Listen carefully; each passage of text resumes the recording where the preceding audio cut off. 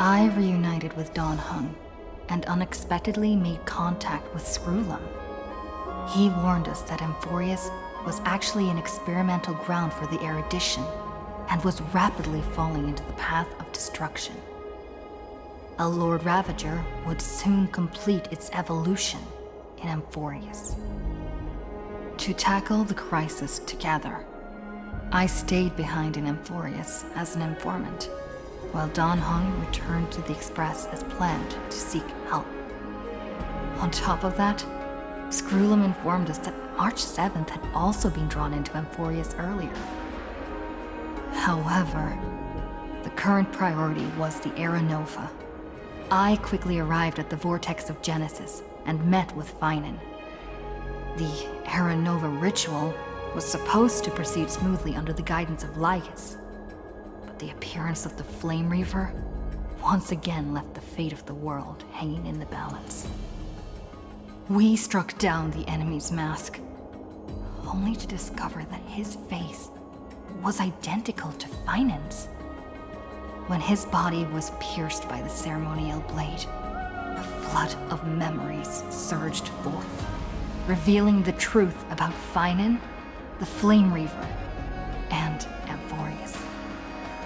It turned out that all of us were trapped in the eternal recurrences created by Phainon and Cyrene. And the Flame Reaver was Phainon himself, who had burned out after bearing countless core flames. Their goal was simple: to oppose the Aeon and rewrite the world's doomed fate of destruction.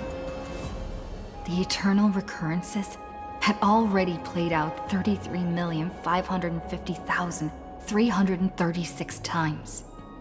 In this final cycle, I promised Phainon to take on the title of Deliverer and save the world in his stead, while he would fulfill the wishes of the countless versions of himself. Tear the sky asunder and confront the destruction head on. Thus, with Phainon's help, time in Amphoreus reset once more. But I became lost in the chaotic flow of time. At the critical moment, Mem, who had regained all her memories, sacrificed herself to send me back to the beginning of time.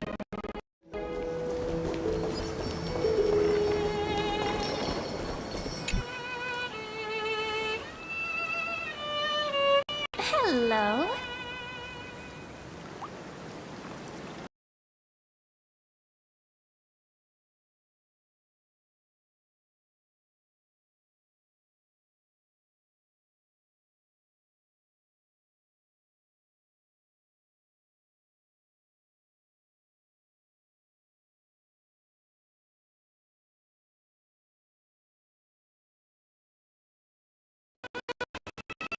It's pretty unbelievable for me, too.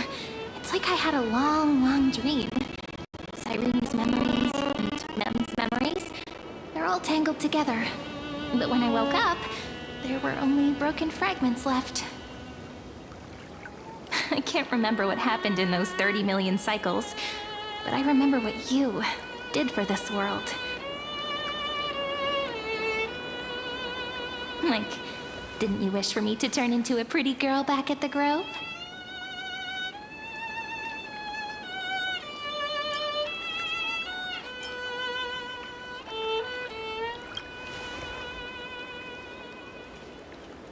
Yep.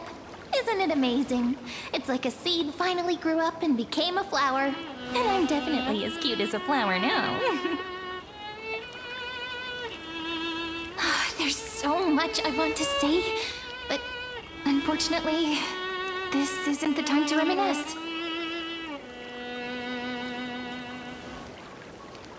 With the memories of the previous flame chase still intact, we've returned to this place at the beginning of time, so we can carry out our promise to Phainon.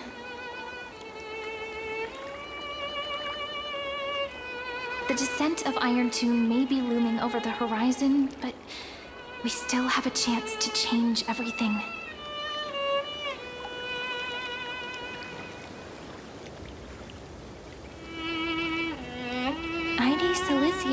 so quiet. In Cyrene's memories, she always sits alone by the lake, gently swaying on the swing, like she's waiting for someone.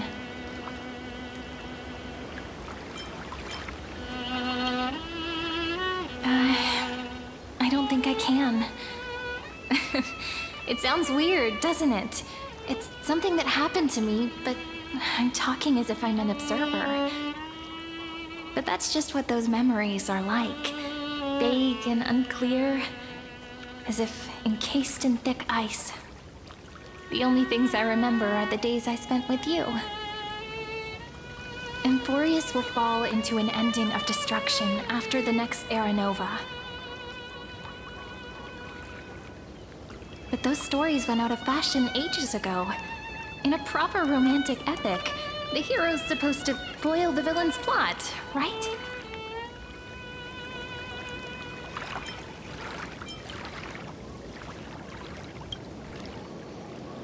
That's right.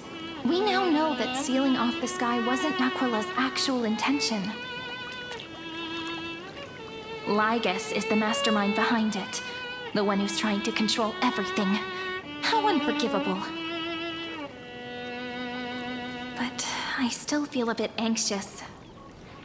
Lygus chose to walk into the spotlight and reveal everything, which means he still thinks the current situation is under his control. Maybe he still has an ace up his sleeve. Think about it. Even the name Lycurgus is a fake one. We have no idea who or what he really is. Which means it's probably time to borrow that treasure you're carrying, friend.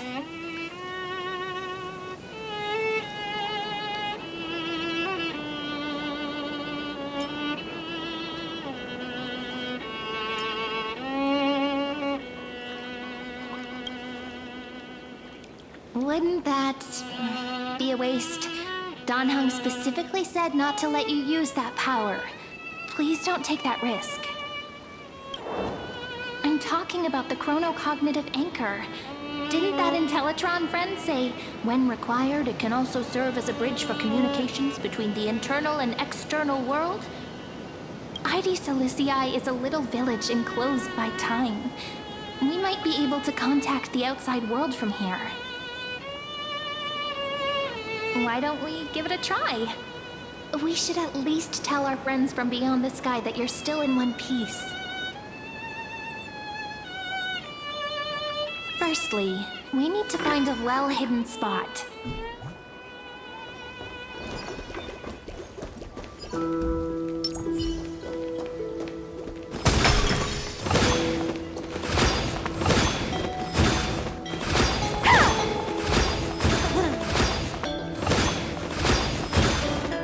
Super quiet here. Sounds can't get in or out. Back in Cyrene's memories, this room was her secret base. No one noticed her practicing Orynyx's prayer here, or trying to speak with the gods in secret. But today's different, isn't it? We aren't trying to contact unreachable gods, but humans from other worlds. Real people. I'm prepared to witness that miracle, friend. The way Cyrene talks is so similar to men. I have so many questions. I'm also worried about how Don Heng and March 7th are doing. Here's hoping the chronocognitive anchor can still function normally, because I really need answers.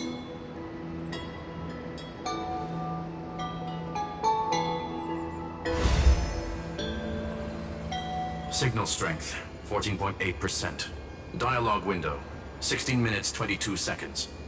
Prerequisite, no external interferences. We are very glad to learn that you're safe.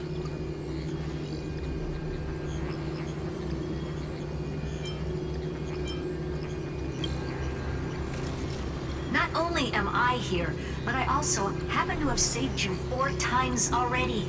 Without you even being aware of it, of course. But now's not the time to celebrate. When 2 geniuses show up at once, you know you're in deep trouble. Listen up, little one. The Destruction's eyes are gazing upon this place. No, I'm not joking, and no, it's not Droidhead. It's the real Nanook. Time is running out, so I'll explain in terms you understand. This world, Amphoreus, is in fact a testing ground, where the Lord Ravager, Iron Tomb, evolves through self-extrapolation. Hiding in this segment, unknown to other life forms, it has endlessly repeated the process of Era Nova, seeking a solution that could obliterate the erudition. For some reason, the experiment entered a prolonged state of stagnation. However, it has now restarted. Prediction. If effective intervention is not performed, Iron Tomb will complete its self-coronation in 14 system hours and initiate its plan to destroy the entire path of erudition.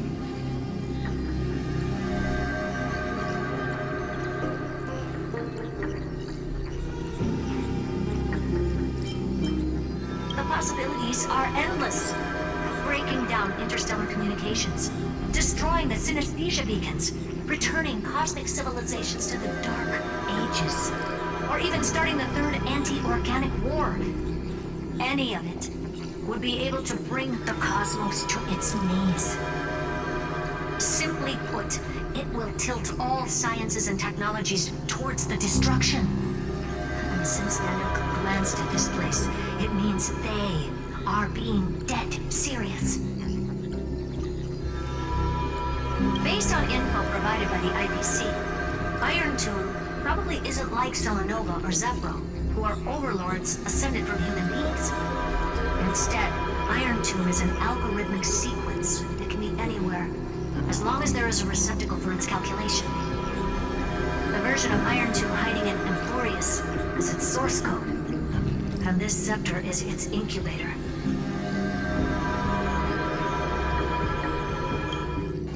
Yep. Think of it as the program having reached 99.98% completion already. And then it's over. Something in the shadows has been driving everything forward. It's the observer named Lygus. Speculation. He's the Scepter System's administrator. He wants Iron Tomb to break through the knowledge singularity. I don't know why he wants to do it, but he'll remove interferences at any cost. You're the only variable within this world, and you're the only thing he fears. So listen closely, little one. The speed of time is different in Amphoreus compared to the outside. Destruction is just about to arrive, but you can still play Deliverer one last time. The cycles have already been broken. You've entered what is theoretically the last cycle Amphoreus will ever be able to run. And Iron Tomb will break out of its prison as soon as the process of Genesis is triggered once more. But now there's an abnormality within the experiment. You know what I'm talking about. One of the model's 12 factors. That is one of the 12 demigods. Destroyed himself using the power of the destruction. Phainon's signal disappeared from the cycles the moment Nanook cast their gaze this way. That means World-Bearing's computational logic is currently flawed and bugged. Yet it's the factor directly related to the process of Genesis.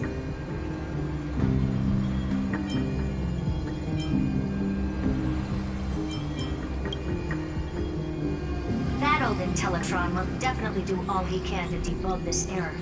So you have to take this chance to claim Kephal's core flame. Don't let him have his way. The key to suppressing Iron Tomb lies in whether he can rewrite the purpose of Era Nova. There's one more preparation we must make. Lygus's behavior has been quite abnormal. He's never interfered in the actions of Titans or the demigods throughout the whole experiment. Deduction. The Scepter has an extremely strict autonomous protocol, restricting even its administrator. In Amphoreus, this ultimate protocol goes by another name. The Law Titan, Talantum. Law. They are the rules that restrain all things in Amphoreus, and it was the core flame returned at the very beginning of the last flame chase journey. Why do you have another little pink one next to you? Huh? Her path chart is... Is there something wrong with me? Never mind. Let's get back to the topic at hand. Light calendar 3960. Month of balance. We'll be locking onto this time period to find law. You can either meet the Titan, convince the demigod, or take the core flame by force. It doesn't matter what you do, so long as you bend it to your favor. We still haven't figured out how you and Don Heng got inside this world. So influencing protocol is currently our best way to stop Lygus, or to call for more reinforcements into this fight. Once you've got law in your hands, we'll discuss our next steps. Make sure the core flame doesn't fall into enemy hands. Herta, the firewall's interference is getting closer. Time is running out. Please ask any questions you still have as soon as possible.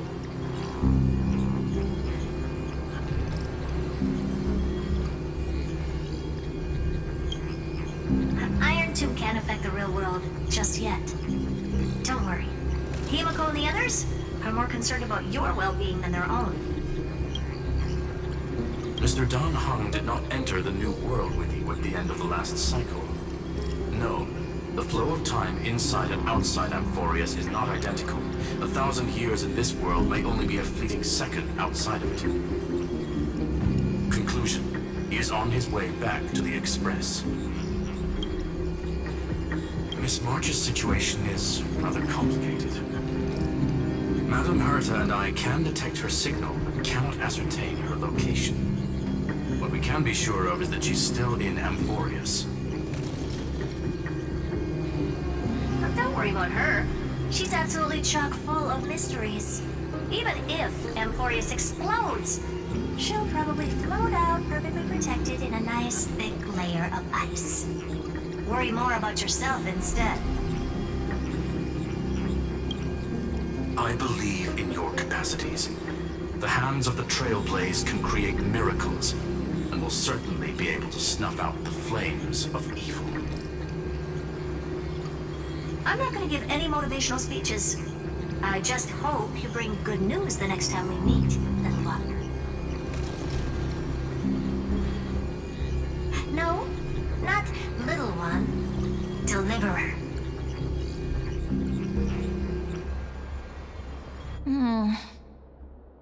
Those two geniuses certainly have memorable personalities.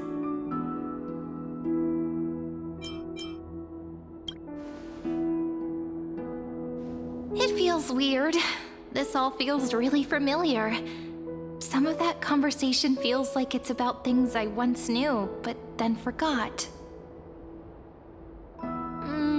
Maybe it's because of Mem? After all, Mem's a memo sprite born out of your thoughts, friend. Maybe our memories somehow got tangled up together. Never mind. Let's focus on something more important with what little time we have. Just treat me as an ordinary girl with secrets, okay? Light calendar 3960. I remember that Talantin had already fallen by then, and the Chrysos heir who inherited that core flame is named Cerydra. That's what's recorded in history, and the period we'll be heading to.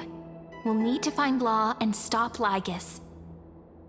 So, we've at least got a solid direction, right? Can you give me a little bit of time before we go? I want to pack some stuff. There's so much more I need to take care of in this form, and I'm still getting used to it.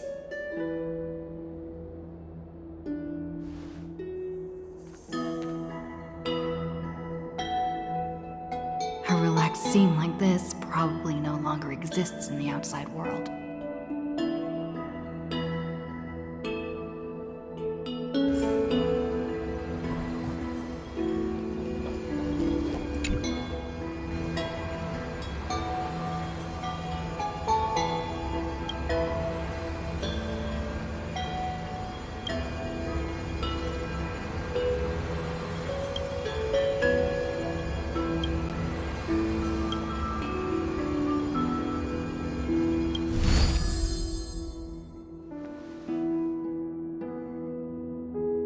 Should I head to the attic to wait for Cyrene? Or should I have one last look at Ides Elysiae?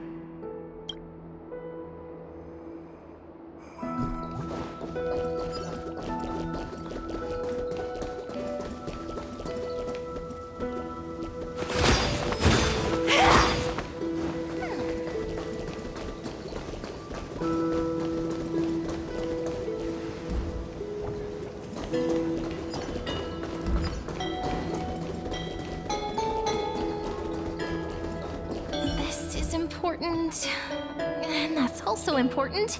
It's not gonna fit into my bag. Hold on, I'll be done in a sec.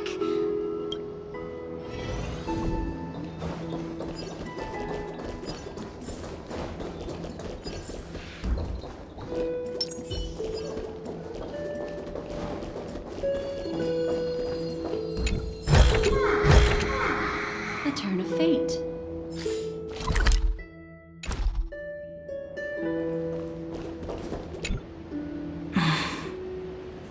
This village is where Phainon's life started. After 30 million cycles and 30 million failures, his burden is now in my hands. He said I will take over the responsibilities of world-bearing. But what does that mean? Becoming the new Kefali? Or forging a completely new path?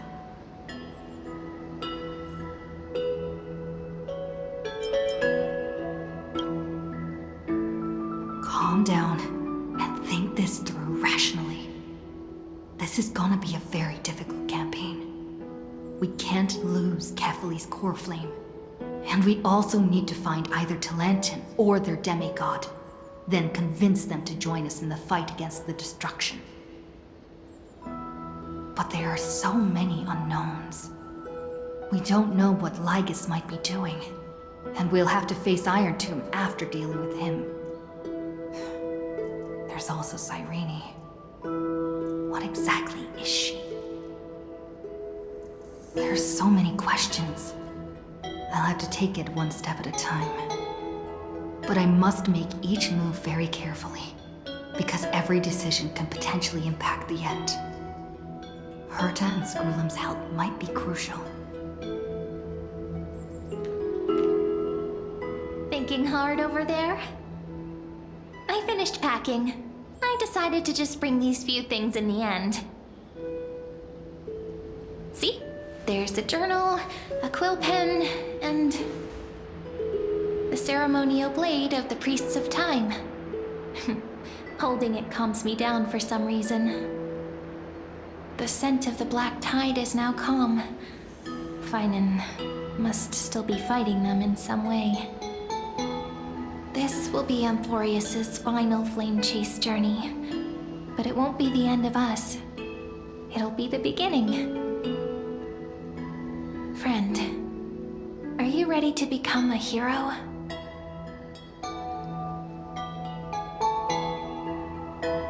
Just treat me like any other friend you have. We share a common goal and common enemies. And we may also share a common future. A future that has never emerged in any other cycles before. I believe in you, friend. If you still can't get used to it, just call me ma'am like you did before. Just kidding. Are you worried that the burden is too heavy for you? Don't worry. Maybe the answer isn't as complicated as you think. You've seen how every person regarded as a hero in Amphoreus was nothing more than a flawed human. They were just at the right place at the right time when the world needed a hero. But those aren't coincidences. Just like how your arrival kickstarted Amphoreus' fate once more after a stagnation of more than 30 million cycles. It's the inevitability of being a trailblazer. A person's personality is their destiny. Your own hero's journey already started the moment you decided to board that express.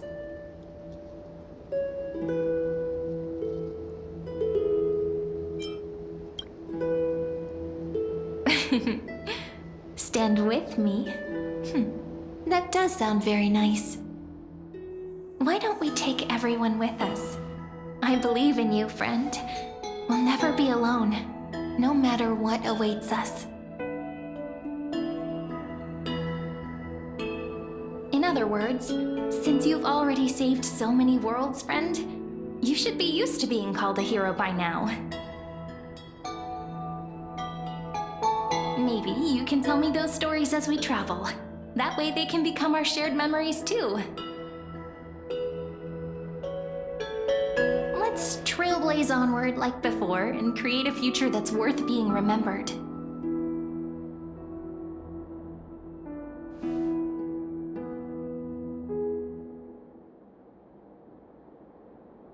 It seems you two are prepared to head out. You should indeed treasure the view before you. For you do not have much time left to enjoy such solitary delights.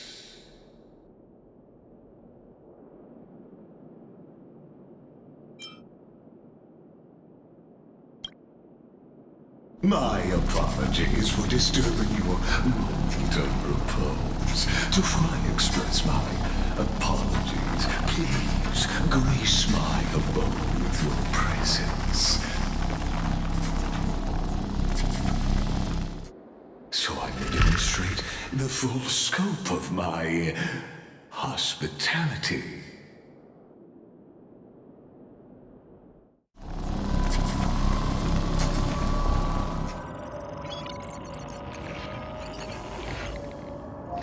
What is this place?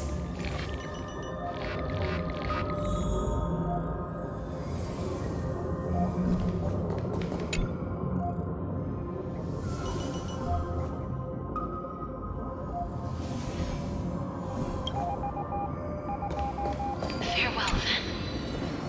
May we reunite in the new world. All shall bid farewell to one, and that person alone will witness the miracle. The light of the Dawn Device never fades.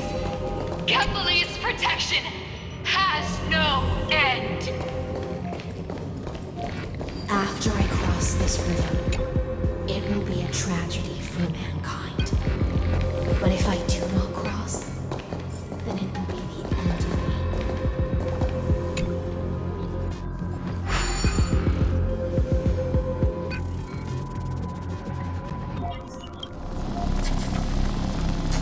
Outlier. Executing command. Record.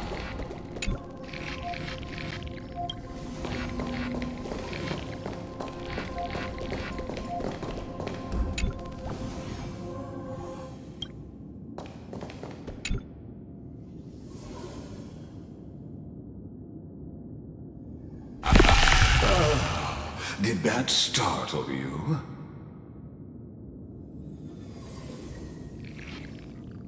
This is the intersection between Amphoreus and the real universe. The audience seat where I observe this experiment. You can also call this location the Exomyth. What you see is the true form of the eternal land and the 12 demigods after they've shed their disguise of legends. Doesn't it look marvelous? Amphoreus is like a microcosm of the cosmos. People love to portray the romance of the starry skies, but their tales often forget a different and far more truthful type of universe. The moment ancient Antikytherians sketched geometric shapes on the sandy beach and recorded the first numerals and symbols on parchment, the universe turned into a silent equation flowing under the pen of these relentless decoders. Erudition.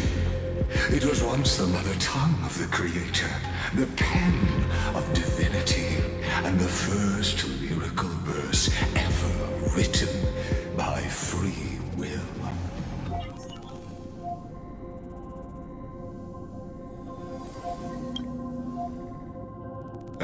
Seems like you are not in the mood for an idle chat. That is fine. I simply wish for you to understand that I have no intention of being your enemy. I have devoted myself over the long years to nurturing the Scepter's extrapolations, hoping that the Prima Mobile would bud from within it. And now, my goal is almost complete. Nikos 496 had exceeded the intelligence singularity through his rage, and though he still retains his obsessive defiance and managed to suppress the black tide of this cycle, it's a matter of time before his will crumbles to dust. Iron Tomb will be completed. That will not be affected by my plans, your resistance, or the schemes of the two geniuses.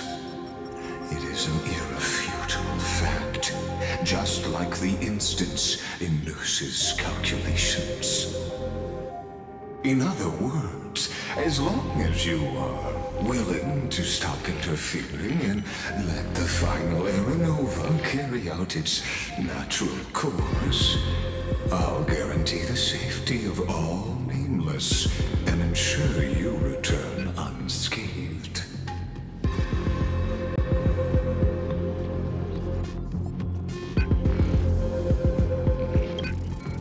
You've always had a choice, my lady.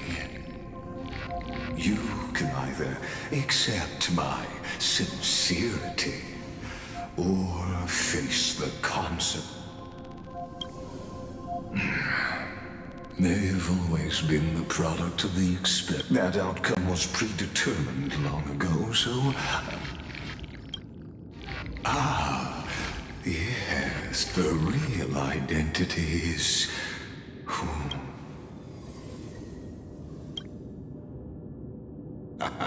You are indeed worried about your safety and that of your companions. Rest assured, as a fellow pathstrider of this path, Nanook's gaze left a brand on your soul long ago. You harbor the seed of destruction within you. But you need to learn how to use it in the right way. That vital knowledge is also my bargaining chip in this negotiation between us. For there are few in this world who are truly capable of such a feat. And I happen to be one of them.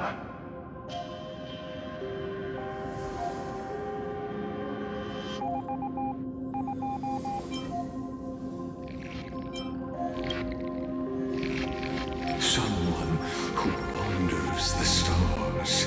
Someone who seeks answers with abject despair. That is all I am.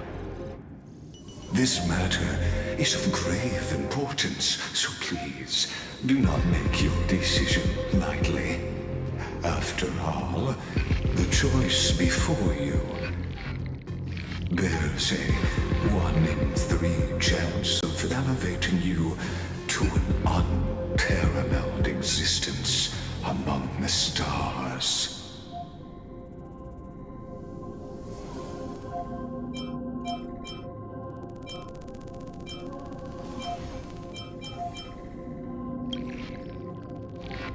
Ooh, ruling over is not exactly the same as unparalleled.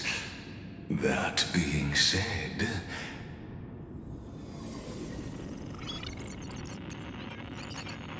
I now see the full scope of the determination in your words.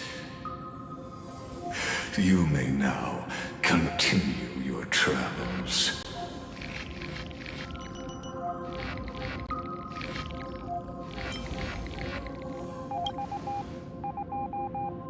It seems you haven't realized something about this place. The Exolith is the Erudition's domain. You cannot physically interact with me in any way in this place, and vice versa. As negotiations have broken down, there's no more need for us to remain in the audience's seat. Let's return to the theater called Amphoreus, where you will meet me once again. Of course, this meeting was not without merit. Your presence has inscribed a new footnote in the Exomyth. As for its purpose, allow me to reveal it to you in detail.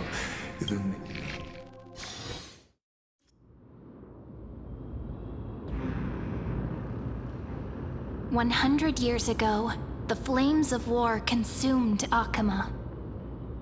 The Outland forces broke through the dawn. Golden blood flowed with greed, and enemies descended with Kefali's eternal slumber, painting the holy city's walls in scarlet.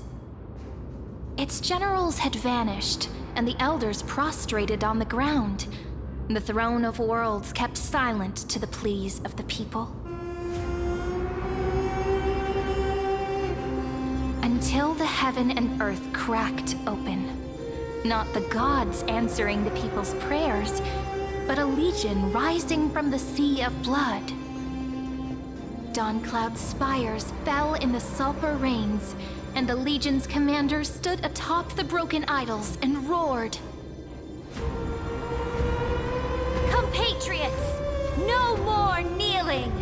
Not to brutal tyrants, and not to dying gods! Those rebels have twisted the prophecy and ignited the flames of war in order to stoke fear in your hearts! A Chrysos heir she stood, divine blood soaked into the earth, quelling the flames beneath her feet. Their golden blood wrote of a tragic fate. Mine shall overturn it! Her crown burned bright, outshining the fires consuming the entire city. She raised her scepter high, and the people gazed in the direction she pointed. My blood flows in you now. Heroic compatriots, follow me, and we'll seize the reins of fate. Drive the enemy from Kefali's dawn. Smother their flames with their own dead. Win glory. Win peace. Let history sing your deeds. The first to dance was a maiden following closely behind, weaving through the carnage like a fish in the sea. The people, full of wrath, surged with her, forming a colossal wave, and the enemy hordes, drained of life, vanished into nothing. Onward to Marmoreal Palace, to Dawncloud's heights. Announce to all the wicked and cowardly. Announce to this stagnant age. We are the rising tide. History remembers this as the first siege of Akama. It is said that after the flames died, people found identical inscriptions in every place in the city that had been scorched by fire. It was the name borne by Akima's first and final sovereign, the Imperator Cerydra. Friend, are you listening? Friend? Honestly, you were the one who insisted on reviewing history, yet here you are, dozing off? Wake up! Otherwise, I'll have to... Wake up! Otherwise, I'll have to...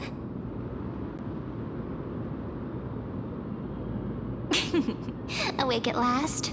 I guess I won't have to use my wake-up magic on you then.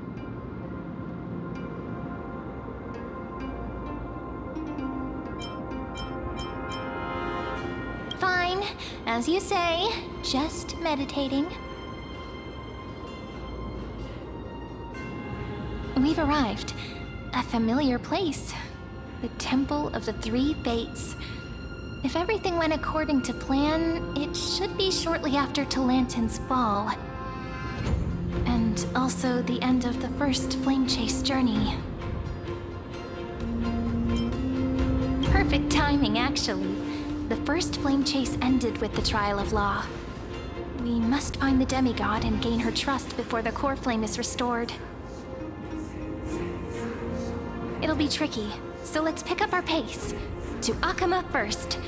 We can learn more from the crowds there. Tyrant! You and your butchers are not welcome here. Get out! Hold your tongue! Conspiring with criminals and plotting rebellion are crimes punishable by death. There are multiple voices, and things seem tense. Let's not get caught up in any trouble. Why don't we find a place to hide and observe from the shadows?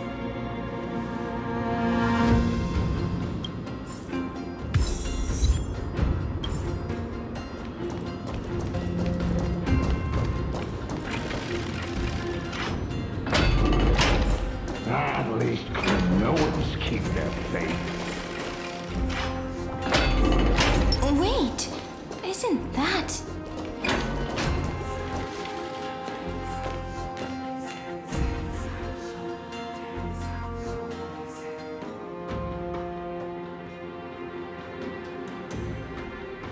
Golden-blooded defilers, perverting the prophecy and trying to slay gods. Stars beyond the sky? Gods who created the Titans? What kind of nonsense? Look at this broken world and see what your atrocious acts have done! What?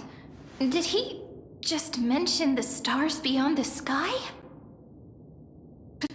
But how is that possible? You impudent! Dux for Goris. We're here to welcome the deliverer from beyond the sky. Stand down. Heretic! No one but the great Talantin can deliver this world from misery! I ask you, if the old laws were so perfect, why did they crumble beneath my feet? You...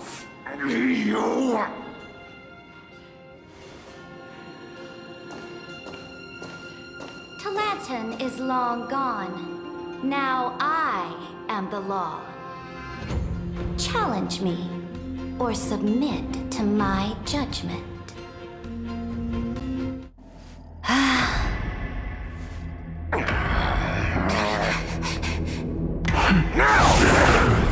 Silence!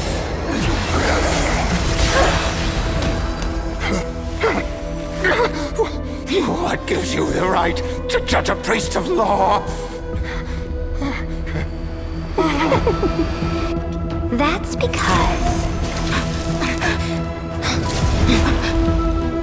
I came, I saw, I conquered.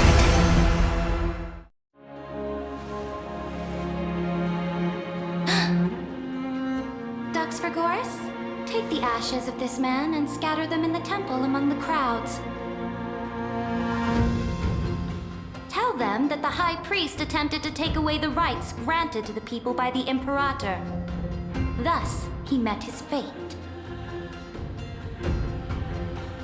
Yes, Imperator! Now, these two accidental guests. Dux Gladiorum, if you please. As you command.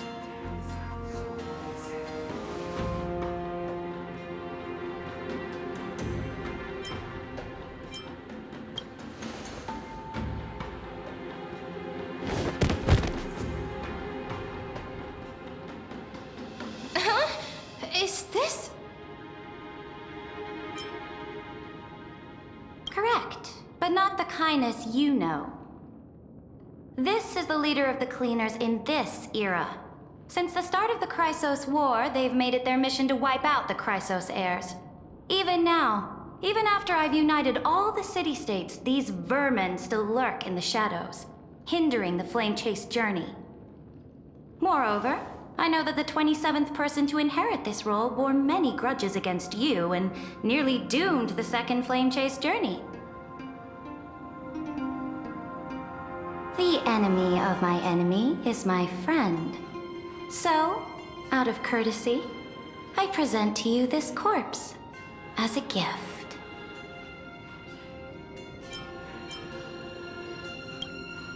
Careful. Let's wait and see what happens. She's probably trying to scare us. For the sake of order, I am known by many titles. Flamebearer who ends wars, Tyrant of Dawncloud, Empress of the Holy City, and Imperator of the Flame Chase. But in light of your unique identities, I'll allow you to address me by my real name. Cerydra. On behalf of my people and this land, greetings, Deliverer. If I may, how do you know her identity? As the little hostage prophesied, the Deliverer shall come from the future beyond the sky. Gray hair, golden eyes, skilled in wielding a mace. They would arrive in Yanisopolis on this day. There's no mistake.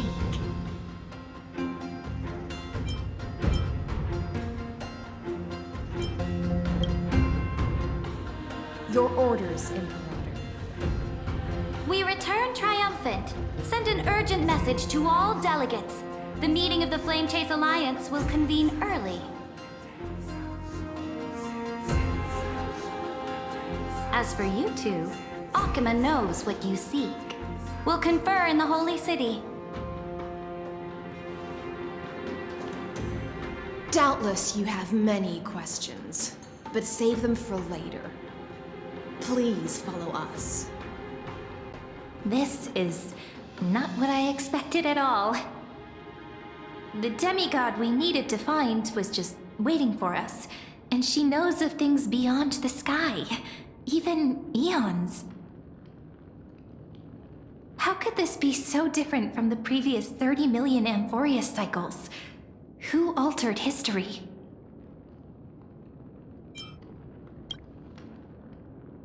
I wish, but other possibilities remain.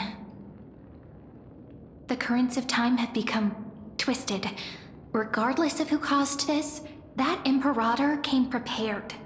We're the ones at a disadvantage now.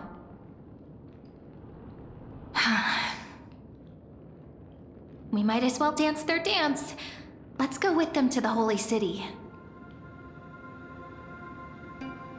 We've received the Imperator's favor because of your unique background. As a result, the people of Akima will certainly respect you more.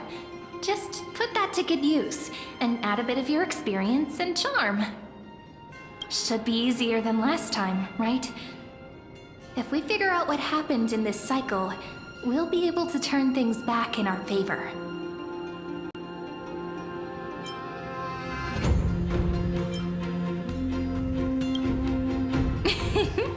Come and confident. That's the you I'm familiar with. Guests, please. The journey to save the world starts with a single step. Let's set off, my friend.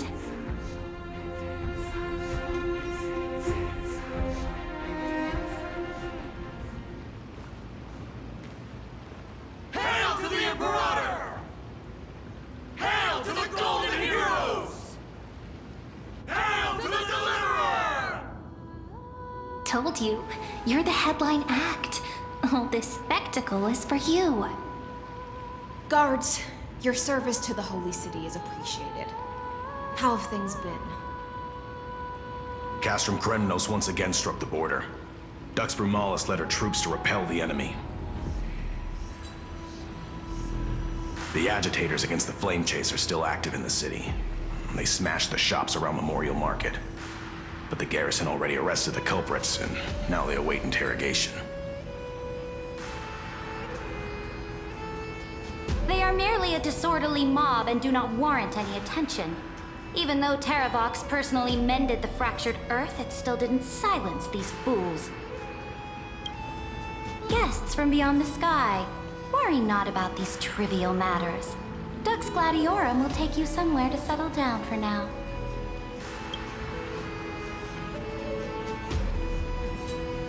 Please allow me to introduce myself. My name is Hysilens, and I am the Dux Gladiorum who swears fealty to the Imperator, as well as the Knights Commander of the Achaemen Alliance. Later on, the Imperator will invite you to attend the meeting of delegates to discuss the Flame Chase journey.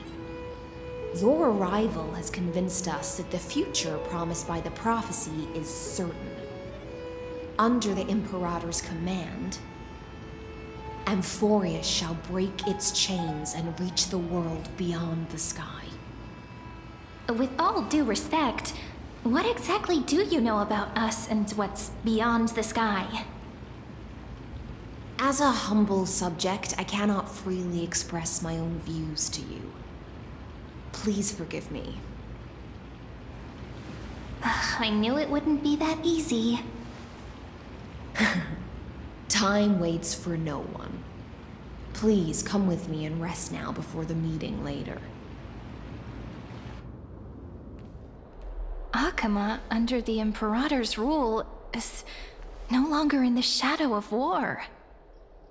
Indeed, Dawncloud stands as the hero's residence. The Imperator put much thought into its design, in order for it to serve as a sanctuary from the burdens of battle. Please experience its marvels firsthand, heroes. When the Imperator arrives, I shall come to summon you.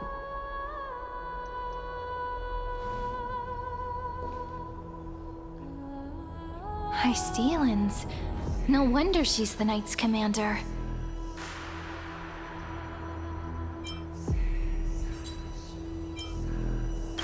All right. We finally have some freedom to ourselves. Since there's still some time before the Alliance meeting, let's explore a bit. Look over there!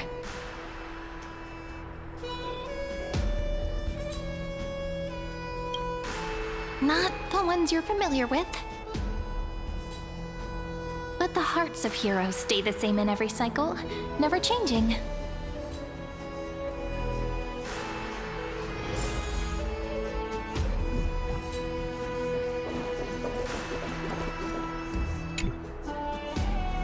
Dux Brumalis, our great Imperator, found the mastermind and executed him in public.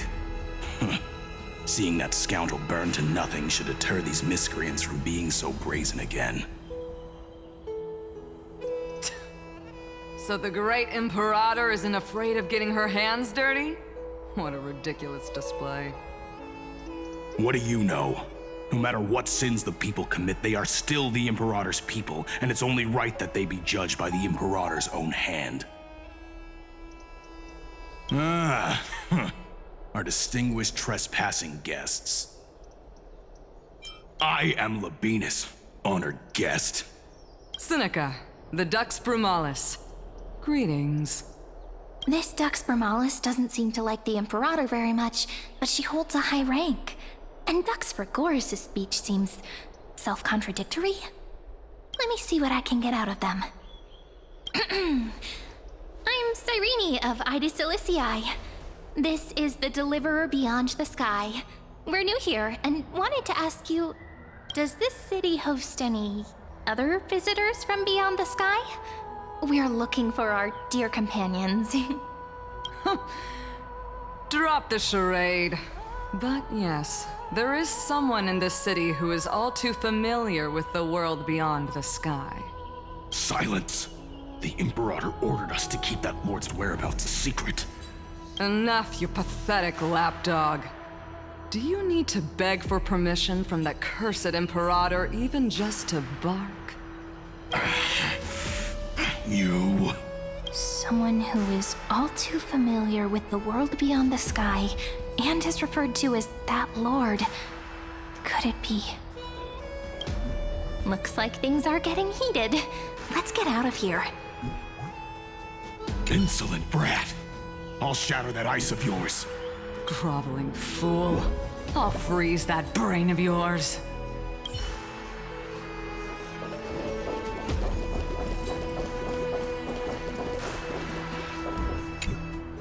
How are we supposed to talk to the heroes of deliverance? What if they're really intimidating?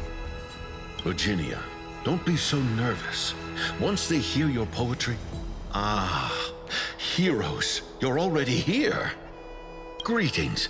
I am Apollonius, the Dux Helcolithus, one of the 5 sages of the Grove of Epiphany, advisor to the Flame Chase army. This is Virginia of Castrum Kremnos, the Dux Carminum and imperial scribe of the great Imperator. Hello. I'm Virginia. I compose poetry. I'm Cyrene from Ida Silicii. This is the Deliverer. Nice to meet you both. They're not as frightening as the rumors claimed. This is our first time in the Imperator's realm. Akima is even more magnificent than we imagined. If you all weren't here to look after us, we'd be completely lost and confused. The Akima you imagined is long gone. Under the Imperator, this city has been reborn as the capital of the world. Bask in her free-spirited winds. For anyone who fulfills their duties to the Imperator, these winds shall forever remain at their service. But what if... Those who are loyal do not need to consider the consequences of betrayal. But if you're curious, why not head to the lake and take a look? Those elders who lie at the bottom of the lake are the best example of what happens when you disobey the Imperator.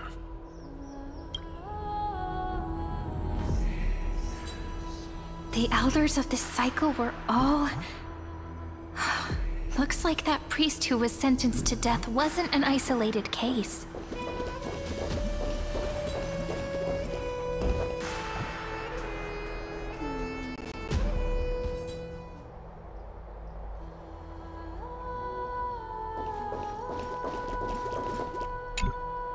Aggie, you're still so listless today. Did you have trouble sleeping again? Yes. We know. The Titan's prophecy haunts you. If you want, you can talk to us, just like when you were young. No matter what, we'll always remain by your side. I know. I also understand that fate cannot be changed. It is not the future that I worry about. I spent all last night weaving clothes and linen for the refugees. The Chrysos War is born of injustice and has shattered their dignity. They deserve at least some basic decency.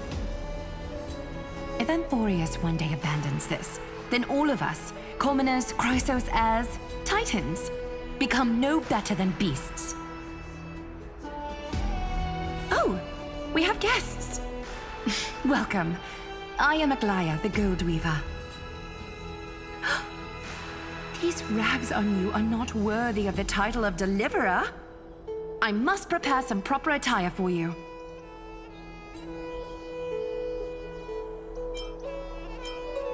What is the matter?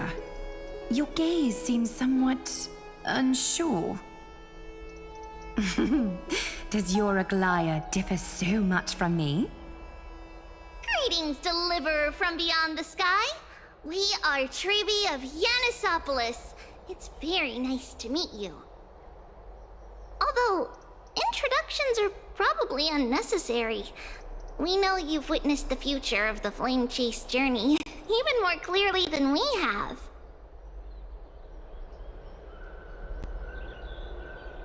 Witness the future of the Flame Chase journey? The prophecy also told you about that? Indeed. Orynyx reshaped Amphoreus through the prophecy. Although, regarding the Deliverer, there were not many details beyond your appearance and the time of your arrival. So, please, don't worry. Feel free to relax and relax some more. It was Orynyx who told mankind that the Deliverer from beyond the sky would descend upon Amphoreus. More crucially, they revealed a future entirely different from the Aranova. Though we still must challenge the gods, in the Time Titan's prophecy, this path leads not to a new world, but to the true starry skies. This is also what the Great Imperator has been striving for all her life. Your arrival further confirms everything. This can't be real. Even you find this surprising? Fate really is unpredictable. Perhaps the upcoming meeting will hold even more surprises. The one from beyond the sky has arrived, and destiny continues to be fulfilled. The trial of romance is also close at hand. Please, don't worry. We'll sing you a lullaby. Little Aggie, be a good girl and open your heart. I outgrew nursery rhymes long ago, teacher. Fear not. The Imperator favors you. Virginia will write songs in your honor. Apollonius, where is your poetic flair?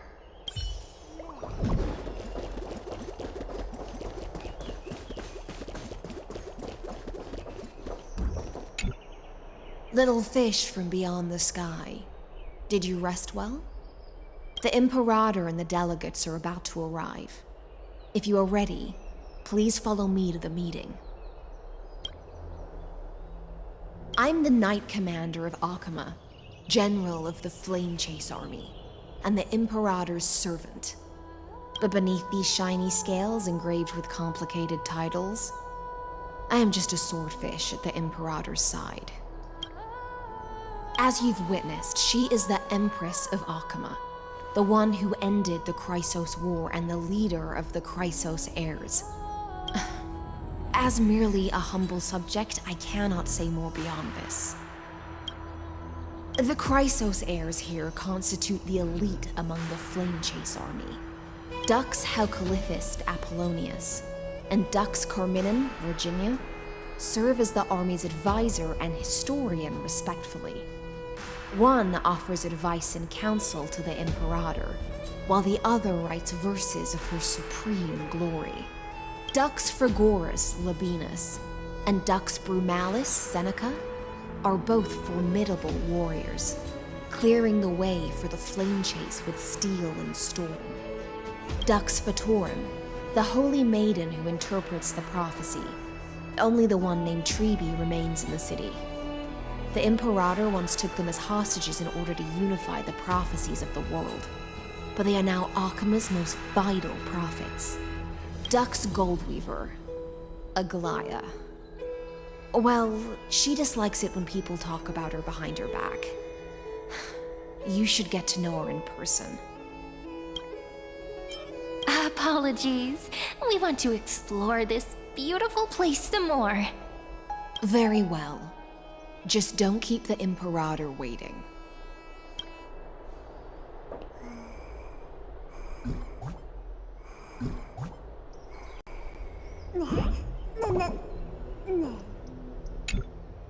Little fish from beyond the sky. Did you rest well? The Imperator and the delegates are about to arrive. If you are ready, please follow me to the meeting.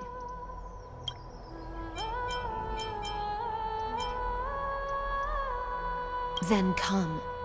The Imperator reserved seats for you. I'm starting to feel a bit nervous about the meeting. Since Cerydra is presiding over the meeting, it'll be a good opportunity to learn about the law's inclinations in the current era. Let's keep our ears open, okay?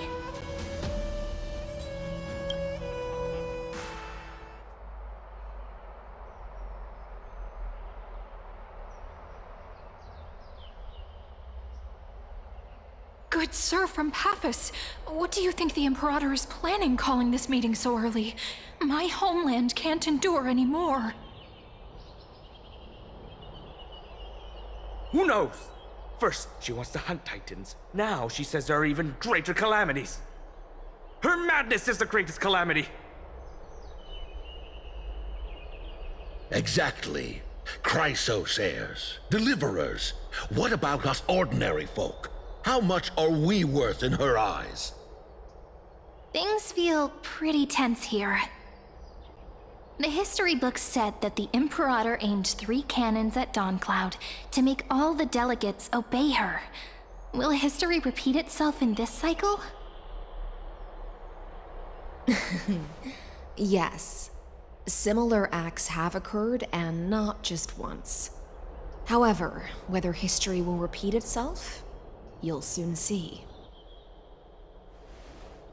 Those are the 2 spots reserved for you. Please take your seats. What's happening again? Look, we're starting that's what they were talking about before. What is we this? stop? So it turns out. Ladies and gentlemen, silence, please. The Imperator has arrived before her faithful council, and the Alliance meeting is about to begin. All right. In the names of Talantin and Kefali, the Akama Alliance swears upon the gods. Cease the pageantry. I pray not to the vanquished. What? Kefali, of course, needs no further explanation. As for the law, at the entry hour 2 days past, a scout should have brought news of the conquest to all of you. Unfortunately, guards found his corpse among the rocks not far from the city. Moreover, the poor soul was buried with a Paphos curved blade. It pains me to imagine what agonies this loyal warrior endured before his death. Delegate from Paphos, do you have any insights? I know nothing of this. The evidence is irrefutable, so there is no need to waste your breath. However, let us set this trial aside for the time being. Witness, even within the most sacred and dignified council, there were those among us who wished to draw their blades, brazenly challenging the Alliance, seeking to shatter our hard-earned peace and unity. Fortunately, I uncovered this plot. Now, to protect this beautiful city and her people, the Imperator's legions are ready. They will escort each of you to the Temple of the Three Fates, where you will receive the highest level of protection the Alliance can offer.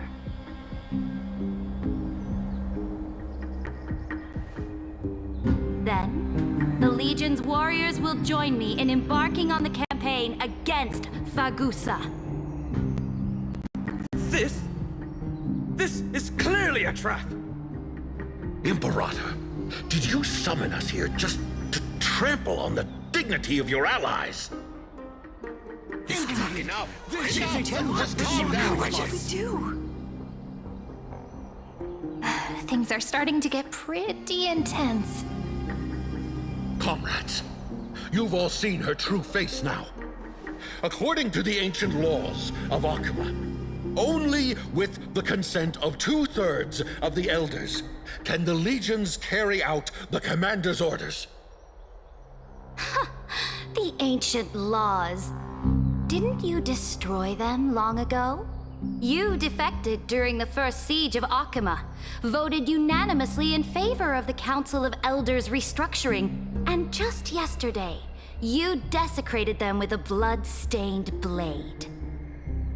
The decaying old laws fell with Talanton and are no longer deserving of respect.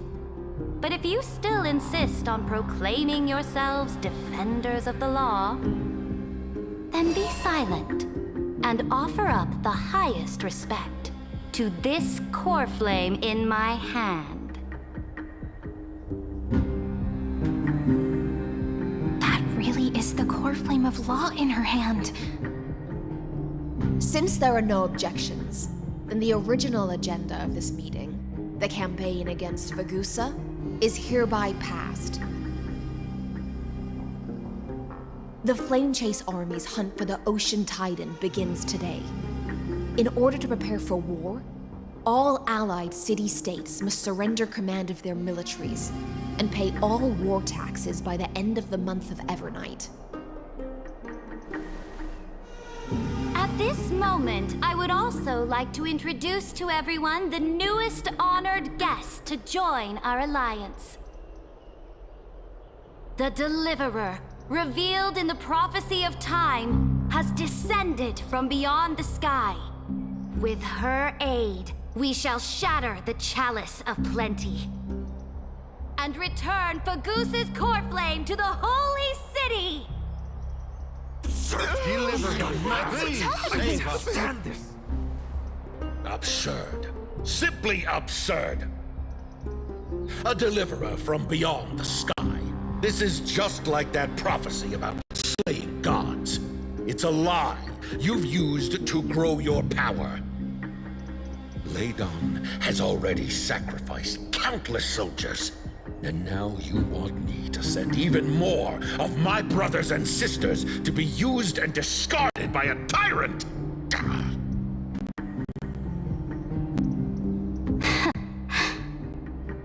Are there any other objections? Then I bid you all farewell. Meeting adjourned. Deliverer, please wait. I still have important matters to discuss with the two of you.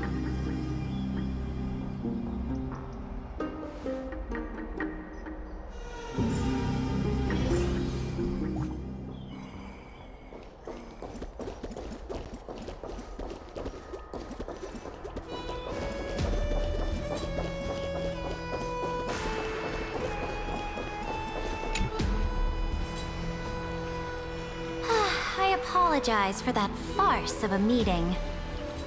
It must be tiring dealing with so many people every day, Great Imperator. Tiring? You're mistaken. Moving chess pieces, placing wagers. This game of strategy adds a dash of color to our heavy fates. Much like how rule and conquest are always accompanied by sacrifice. Is the war with the Titans also part of that sacrifice? After I glimpse the secrets of this world, no, the secrets beyond the sky, the divine authority of Amphoreus no longer held any significance. Let me ask you, Deliverer, is it true that beyond Amphoreus' sky, there are magnificent deities called Eons?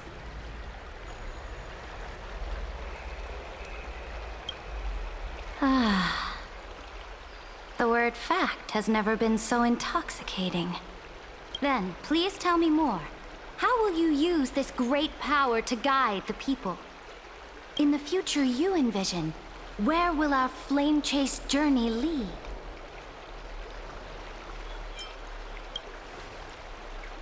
Oh?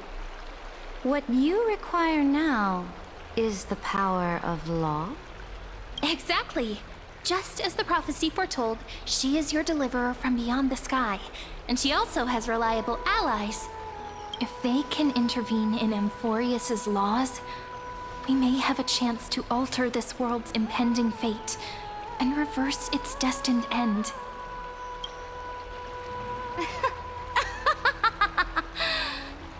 Very good, Deliverer. You have courage. To say such presumptuous things, even knowing that the inheritor of the law stands before you. You mean... In the past, anyone who dared to covet the Imperator's divine authority would have met a gruesome end.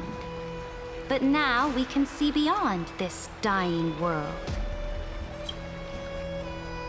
Our journey should no longer be confined below this stubborn sky. Alas, that fickle ocean titan has obstructed the spirit water leading to the vortex of Genesis, hindering my ascension. If the core flame of law cannot be returned, your path to deliverance will never be realized. Now that things have come to this, we must resume our once stagnant journey and force the waves that block our way to recede. So, you agreed to cooperate with us? Cooperate? Forgive me, but I never cooperate with anyone. Though I will permit you to join me as subjects. And together, we will forge the most perfect law. This is... the Flame Chase Medallion, a symbol of the Flame Chase Army. Every noble in Akama carries one. This medallion represents the will of the Imperator herself, and you may act freely within the city with it. Before we embark on the crusade against the Ocean Titan, you should rest in Akama for a time.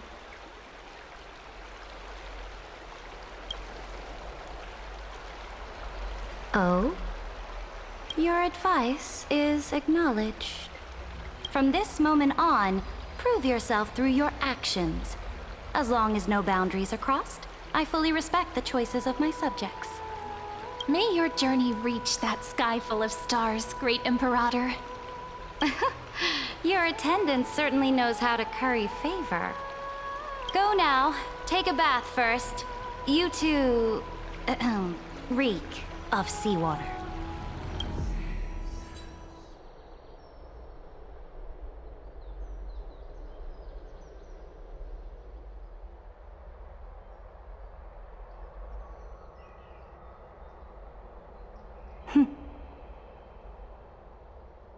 Come forth, Theoros. Yes. Great Imperator. Now, perhaps you're willing to hear my counsel.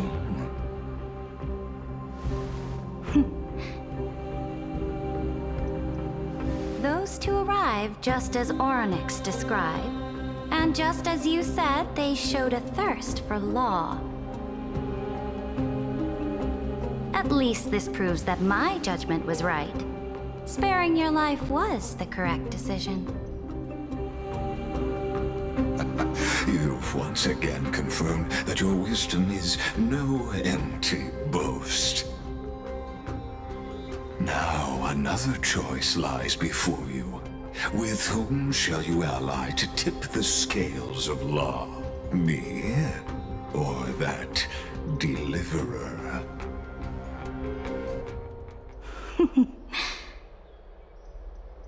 Remind me again, Antikythera. What kind of future do these two paths lead to in your view? I shall tell you. You are entitled to know that the deliverer from beyond the sky is not a wholly wicked being, but from the very start, her stance has been completely at odds with Amphoreus.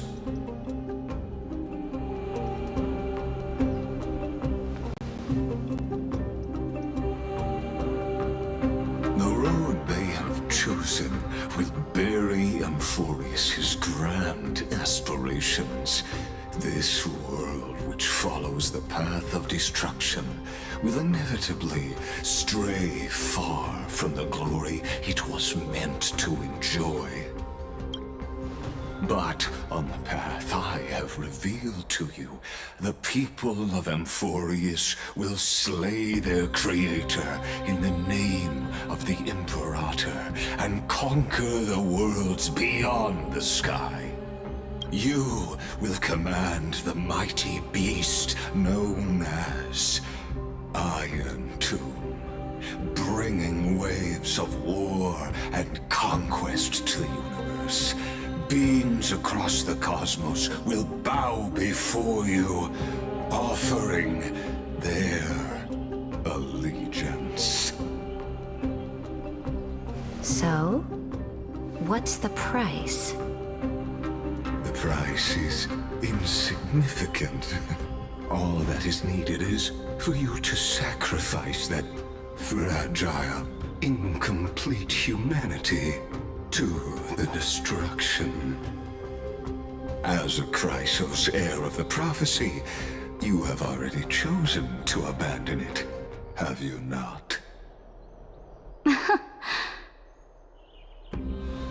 Off you go, Theoros. I have already made my decision. Once I ignite the core flame of law and burn away the old, outdated rules, Amphoreus will embark on a journey across the stars.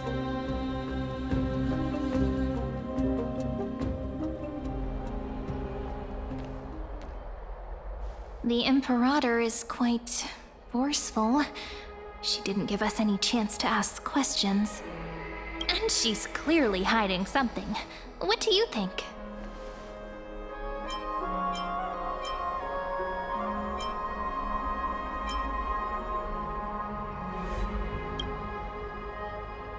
Yeah, even the city-state delegates have complaints. Thankfully, she allows us to move around freely, which is a small blessing. Still, the atmosphere in Akama, it's so unfamiliar. And it's not just the Flame Chase Alliance talking about the world beyond the sky, but the whole city. We should also discuss our findings with our friends from beyond the sky. Then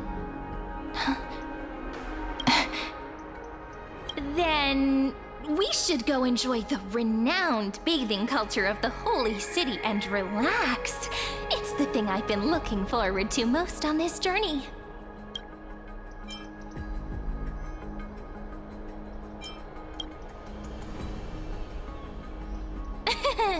Work and rest are both important.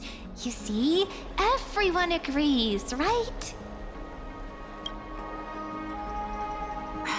So someone's watching. Can't let our guard down for a second.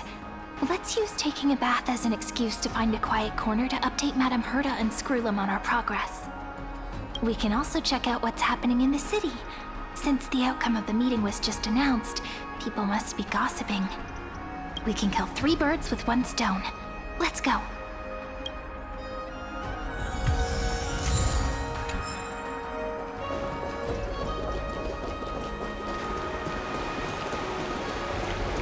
Oh, so many people! The holy city is so lively. Did you hear? At the Alliance meeting, the delegate from Leyden stormed out in anger.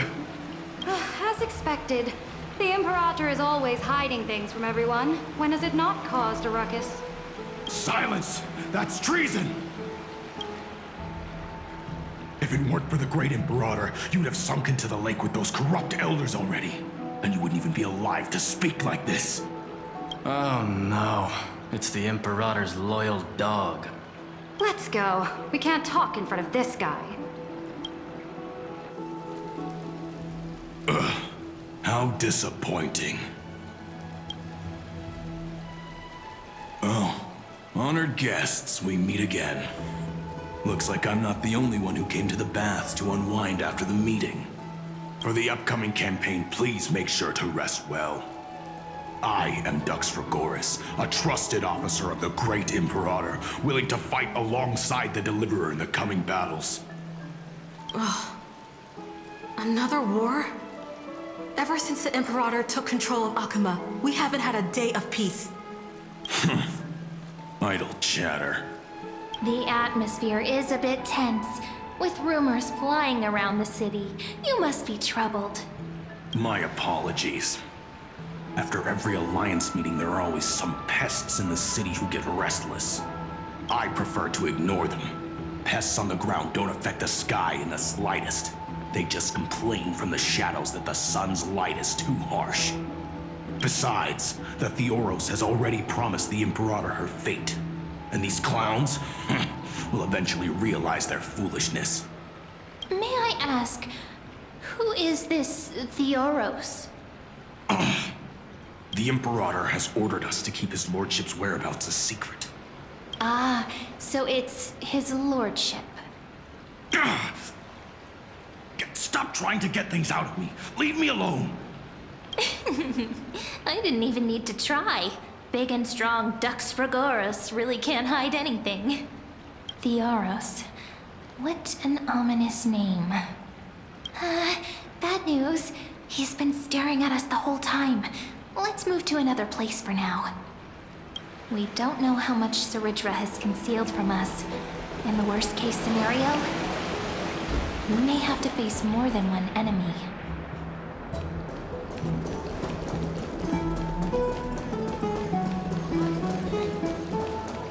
Alliance meeting? More like a cage where creatures with golden blood claw at each other. And Flamebearer who ends wars? Clearly, a tyrant who doesn't deserve such a title. You're absolutely right. While the Imperator's hounds are still hunting down others, let's let out our grievances. You.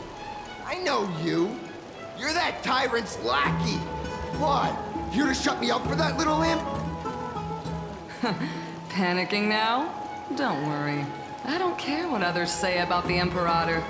And she certainly doesn't either. Oh? Children of the Prophecy. Such rare guests. Are you here to relax in the baths as well? The temperature is just right today, so be sure to enjoy it. You should rest well for the next campaign. What? Children of the Prophecy? Another excuse for the Imperator's reckless warmongering. No filter, huh? You should be glad you don't have a seat at the Alliance meetings.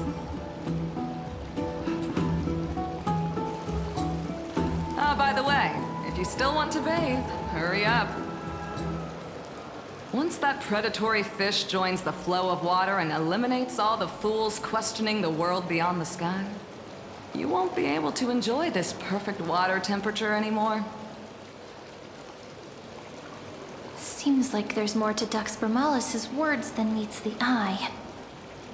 But would the Imperator actually kill those who question the world beyond the sky? This is the complete opposite from what we know of Akuma. If you still want to bathe, hurry up.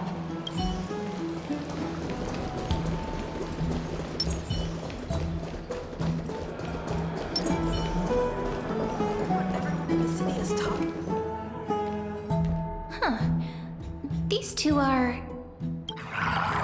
So many guests today. Let's see who's here now. Two distinguished guests of the prophecy. One a clever and adorable warrior. The other, also quite heroic. Ah, heroes. I didn't expect to meet you again so soon. How fortunate. It's a pleasure to see you again, Dux Helcolithist and Dux Carminum. You two are inseparable, aren't you? This is... Oh, she wants to find someone to help with research for her new work. I'm the far-seeing eye and all-hearing ear of Akima.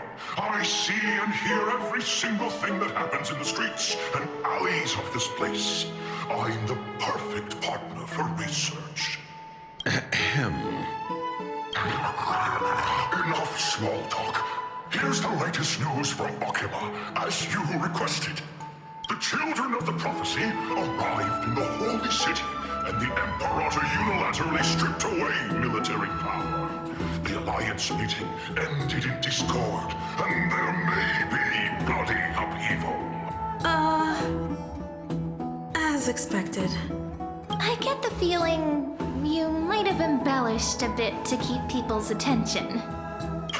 I swear on my stone mane, I would never do such a thing. But if you wish to quell this terrifying news, perhaps a more explosive topic would help.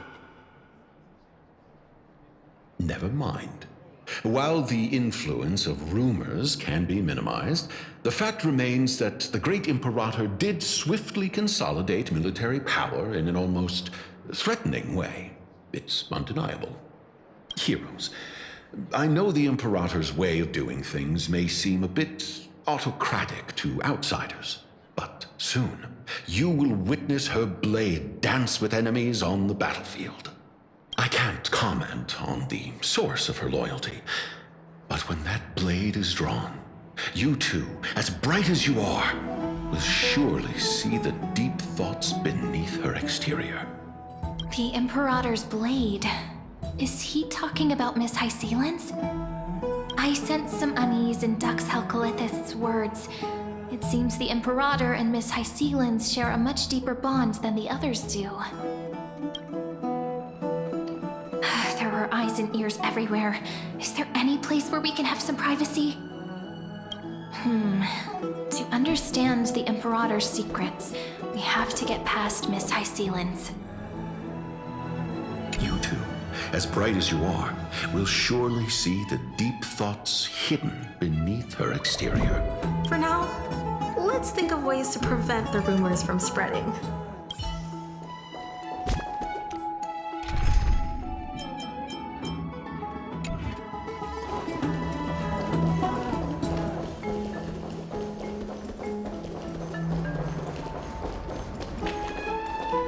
This place was your original bath chamber, perfect for avoiding prying eyes. I wonder if anyone is using it now. The smell is... Wait, don't go in yet! Who's there?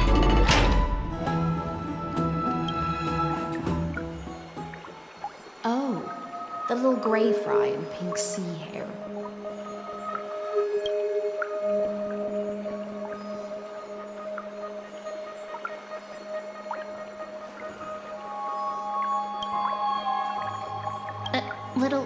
Little sea hair? You barged into here without warning. Was it an accident, or did you wish to bathe with me?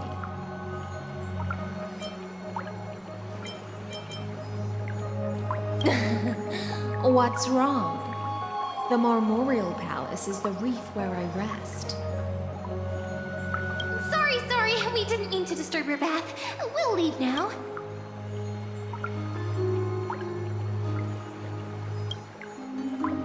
It's no big deal. There's no need to panic. This is the natural state for me. People on land force themselves to wear clothes, adding unnecessary constraints. Forget it. If Dux Goldweaver heard that, she'd scold me again. All right. Please make yourselves comfortable and wait a moment. Let me first wash off the blood of the hunt, and then I'll attend to you two.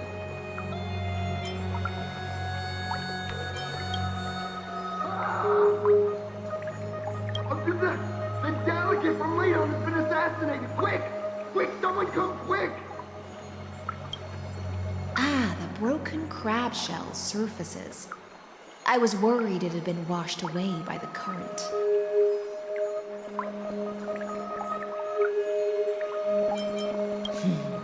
viciousness is a form of praise to the blade. I see. No wonder there was a faint smell of rust in the air before I even entered. Why? Is it because the Leidonians refused to contribute troops to the Flame Chase journey? Or just because they offended the Imperator? Because the new era of the Flame Chase doesn't tolerate stagnant blood. For the ignorant masses who cling to outdated laws, only bloodletting can wake them up. Right now, the rebel forces on the frontier are rising, and Leiden has been secretly supporting them. They loudly chant the slogan, "Return to the Era Chrysia," unwilling to relinquish military power. They're just building momentum for the rebellion.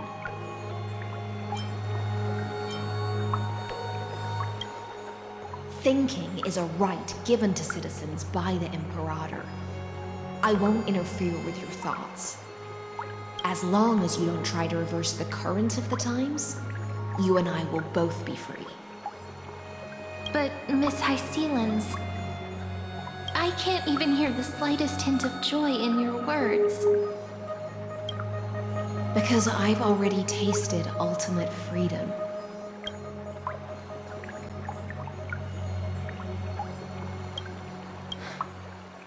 Long, long ago, I lived in the sea. In that lightless abyss, far beyond civilization's reach, the great fish consumed the small. And when the great fish perished, their bodies became sustenance for the newborn, nourishing the whole ocean. This is the tide that carries civilization forward. Anyone may be devoured, or meet the fate of inevitable decay. Are you suggesting that ultimate freedom is in fact the cruelest fate for life? I only mean that if life wishes to preserve its dignity, it must first be bound by the law. There's no need for me to say more, little sea hare. We're of one mind. Whether the Imperator's law can guide the schools of fish and lead us to a truly free ocean, let us wait and see. But for now, let's pause this heart-to-heart. Another fish has come, following the scent of blood. Being your subordinate is such a tragedy. I'm always having to worry about the messes you leave behind. It's simply our duty to the Imperator. All ready to go in an instant. Miss Hysilens, you truly are impossible to predict. Yet you, a golden trout who's always busy all day, suddenly have the time to visit me? Do you think I wanted to come? I suggest you burn some more of the incense offered by our allies, lest my creations be tainted by the reek of fish. I'm only here on the Imperator's behalf to remind you to prepare for the banquet. Fine. But I must retort. What you call the reek of fish, to me, is the unique fragrance of the sea. Besides, if my fine clothes get stained, won't you just gift me new ones? I won't.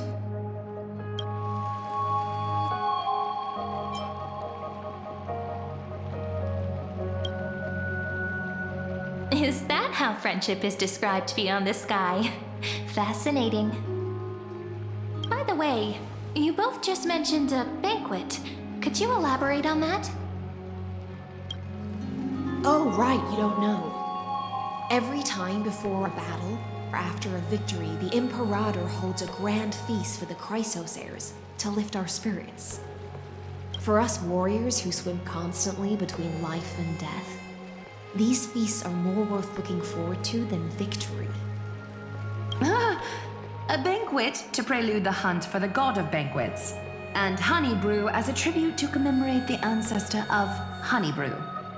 How absurd. Don't look so grim. All has been decided. Since it's a banquet for Fagusa, why not take a leaf out of the Titan's book? Live in the moment and enjoy life to the fullest. I'm not as carefree as you. That little Dolos kitten is already causing enough trouble for me. And on top of that, I still have tailoring commissions to complete. By the time the cool flame illuminates my eyes, I might not be able to focus as I used to. Aglaea's eyes. Curious about these eyes? People often compare them to jewels. But I've already made my decision to ask Romance for eyes that can see everything. I wonder what this world will look like when I take the Divine Authority.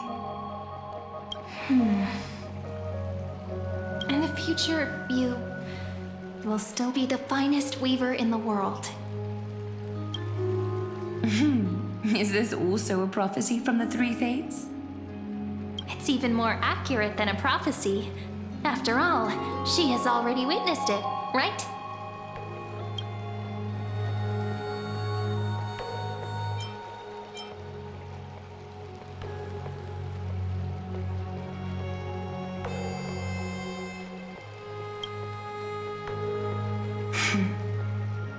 Become a demigod and lose your humanity. That is the only reply I've received in the countless times I've sought wisdom from the prophecy. But Destiny's fragments are like stitches. Before they're threaded into splendid garments, no one can see their true charm, can they?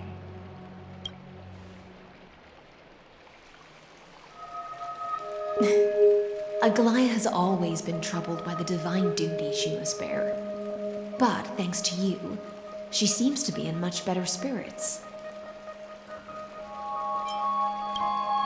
Just as she knows how the spinning wheel trembles, I can sense the smallest changes in the damp air. As for whether we know each other well, I've swum beside her since she was a child. Most of the time, I can understand the whispers in her heart. For those words she was too shy to say herself, I'll raise a glass to you on her behalf. Now, I leave this bath chamber to you. Rest well and prepare yourselves. After all, every time we drink and talk could be the last celebration we have in this life. Miss Hysilens has given us the bath chamber. It seems she really does do whatever she wants.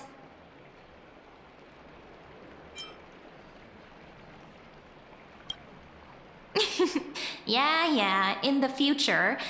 But for now, we're at the mercy of the host, and she could return at any moment. If we're having an important discussion, we must remain vigilant.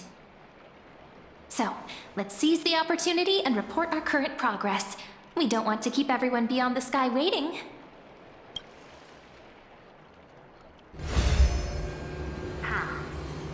First, while that little empress with a candle stuck on her head didn't explicitly say it, she firmly rejected your request to take over the law. Fair enough. Second, Lygus is indeed in this timeline. But since he's somehow connected to that little empress, you have no way to find him. As expected. The road ahead will be long and difficult.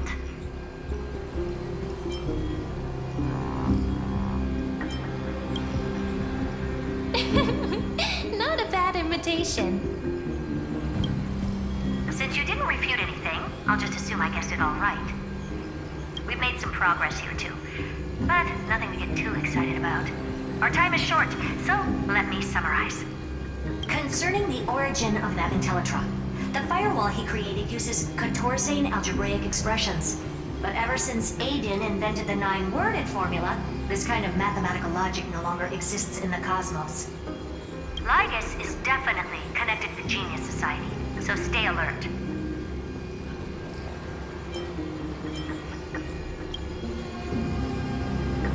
We can first exclude Droidhead themselves. They specialize in minding their own business and wouldn't intervene personally. But Screwy and I are still eliminating possibilities one by one. Currently, the most likely candidates are these few. The Lord of Silence, Acha, the 2 Ruperts are also possible.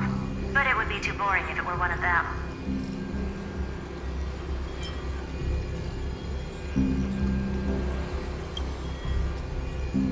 I've told you, his technology is both outdated and complicated, no less than genius.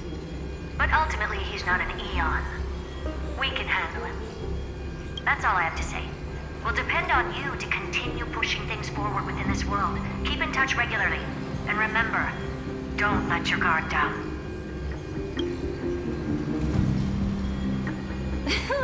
Madame Herta is a real whirlwind. Well then, let's use the banquet Aglaea mentioned as our next starting point. Cerydra's trusted followers should all be present at that time. It'll be a good opportunity to get closer to them. It's settled then. With our great teamwork, we'll be able to deal with anything that comes our way. It's been a long day. We should get some rest now.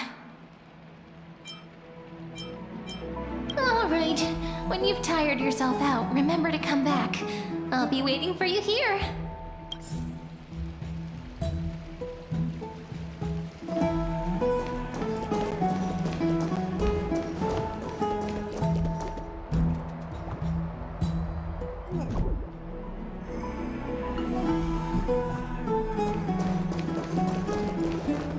It's been a long day.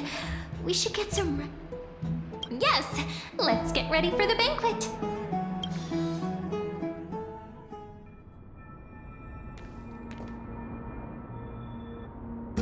Look, the venue's right ahead.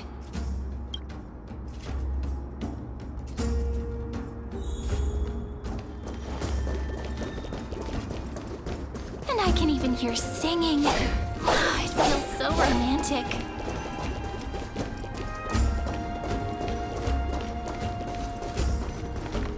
Honored guests, wait here for a moment.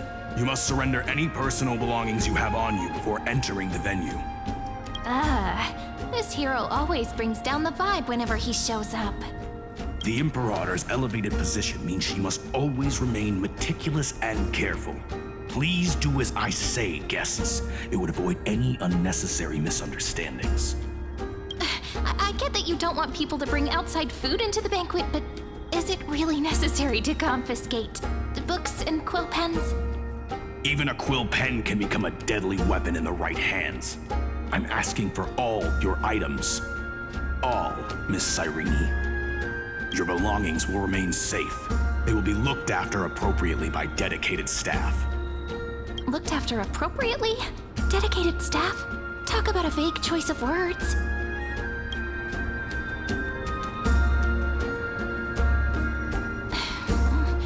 It seems like he's aiming specifically for the chronocognitive anchor. What should we do?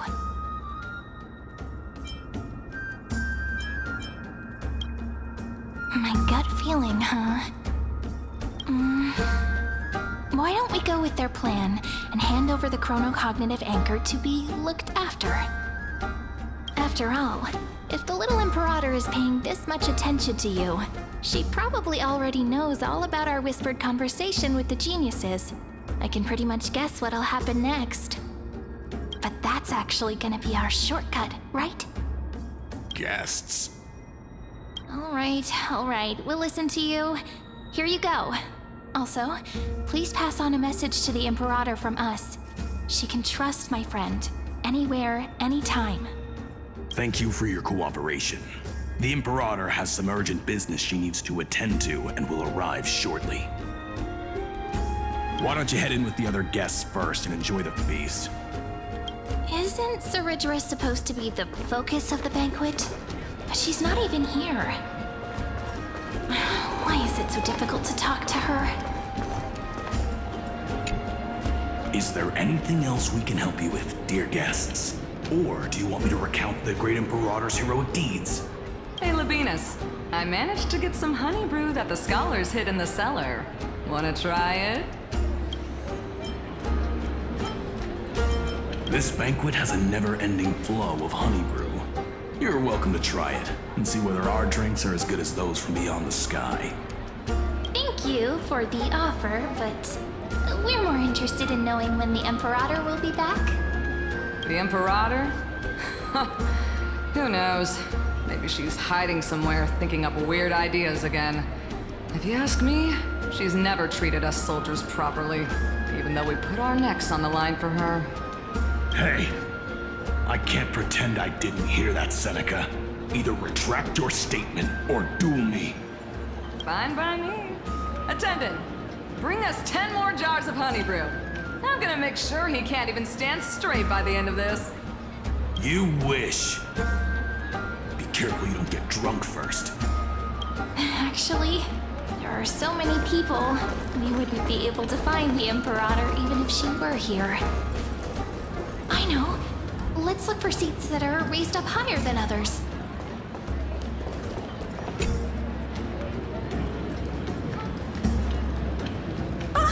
Hello. Welcome to the banquet.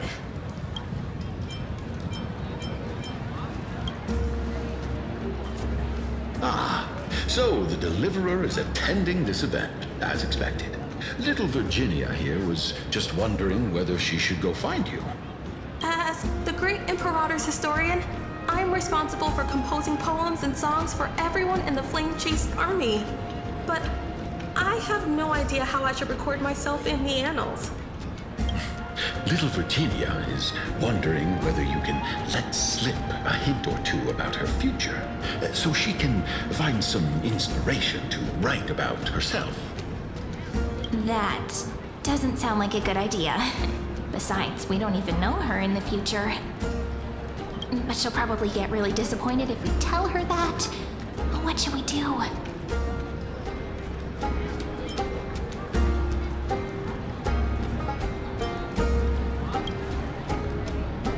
Alright, I got it. We can't reveal too much, but I think it wouldn't hurt to start your poem with the future. Maybe use something like, with hope, I write down the tale of tomorrow for myself, silently waiting, day after day, till the moment it fulfills its promise. How's that? Oh, that's exactly what I'm after. I'm so inspired. Thank you so much. I feel like I can actually finish composing the heroic saga of Flame Chase once we end this campaign.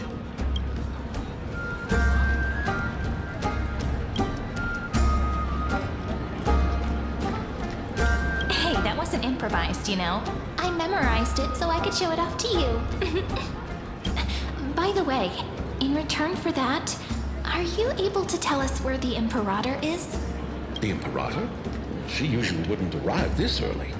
She believes that rulers should stay silent in places where their subjects hold private conversations. Why don't we have a toast before she arrives? To reason, which is held but not revealed. To romance, which will surely be returned.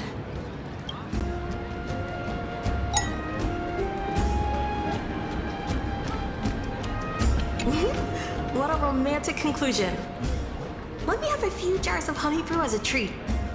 Oh, now, don't drink too much.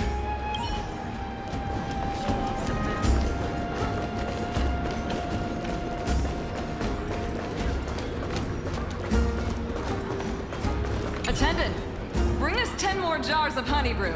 You wish. Aggie, if you can't get used to the honey brew, we will go ask for a pot and cook some oatmeal for you. No need for that. This banquet is just too loud. And nothing and no one here is interesting. I just don't really want to be here. Wise, you were pretty energized when you came back from the bath chamber. Let me guess. Are you worrying about someone? About Hysilens? Or little Cipher? You take everything too seriously. At this rate, life's gonna be real tough for you later on. You're the least qualified to lecture me about that, teacher.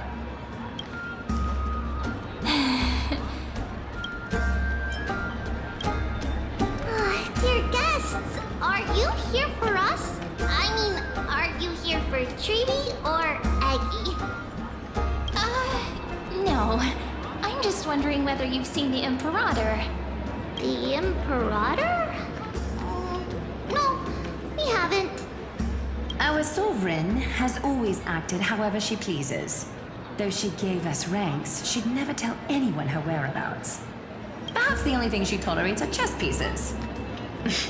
And the sky reflected upon her crown. I see. Why do you two look so distressed? That's not what the Deliverer should look like. Why don't we have a toast? While we still have time for pleasure. Here. To the destinies and sacrifices of the next millennium. Then we will toast to the tomorrow that will set fate free!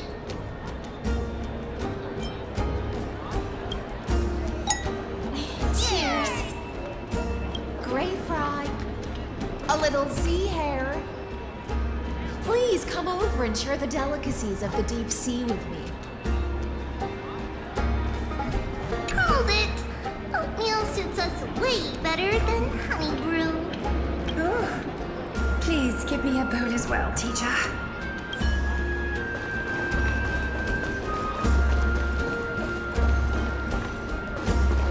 What do you think the world beyond the sky looks like? If you're curious, just go ask those two deliverers. Maybe not. They're from the sky. What if they can summon thunder like Aglaea?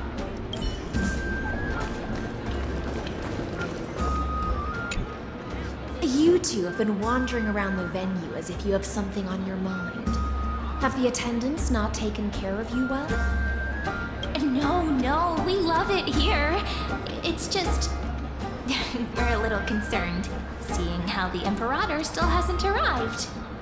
Don't worry. I know what you've been waiting for. Come, sit with me for a while, will you? I'd like to share a personal secret with you.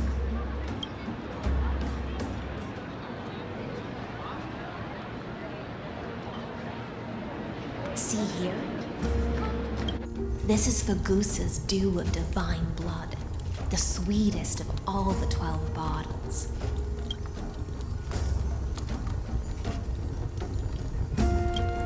On the night before such a historical event, I'd like to share this marvelous drink with the Deliverer. Doesn't this count as bringing in outside food? I knew that security check was targeted at us. What's the matter, guests? Oh, we're simply overwhelmed by such an honor. Are you worried that I might have poisoned the dew? Well then, let me prove my innocence.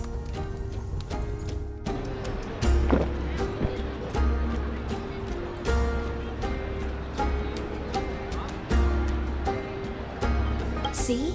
It's completely safe. I feel like Miss Hysilens wants to talk to us about something. Why don't we go along with her for now?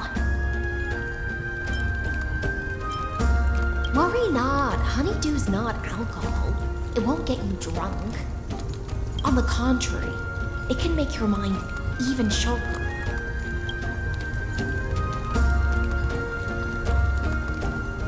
Please, have a taste. Would you like some too, little sea air? I can drink it myself. How is it? Sweet enough? Calm at times, tempestuous at others. That's the taste of the ocean. It'll do you good to understand Phagus's fickleness before we set off to face their waves. Just like how you're about to understand the secrets within this dew. Now, please turn around. Very, very quietly. Don't make a single noise.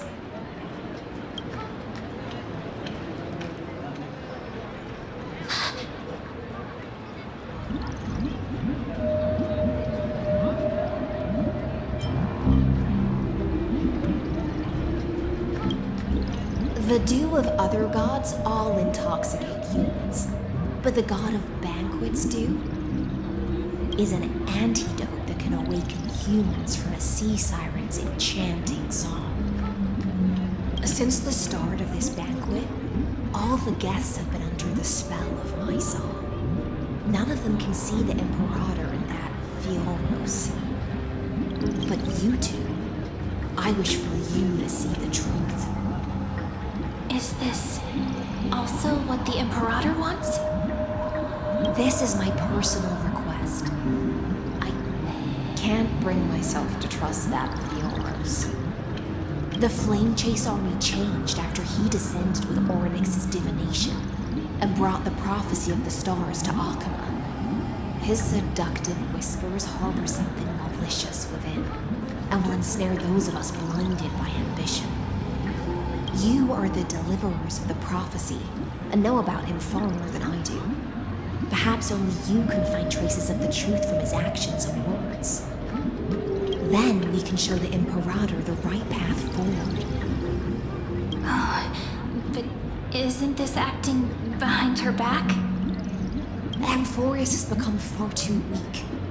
Even heroic actions protecting her from harm must be conducted under the water's surface. I am the Imperator's blade, and I must clear the way for her while remaining concealed in the torrents. Then, ensure I'm pointing my sword towards the true enemy. Can you promise me something, Miss Hysilens? Ask away. My friend has in fact come here to stop that villain's evil scheme. Our goals are aligned. But as to the decision the Imperator must make, she has no wish to transgress her authority. We just want to tell her everything we know. I believe the Imperator will be able to tell right from wrong. I never doubted your loyalty. I'll pass your words faithfully on to her. Provided we can gain the advantage in this tug of war, that is.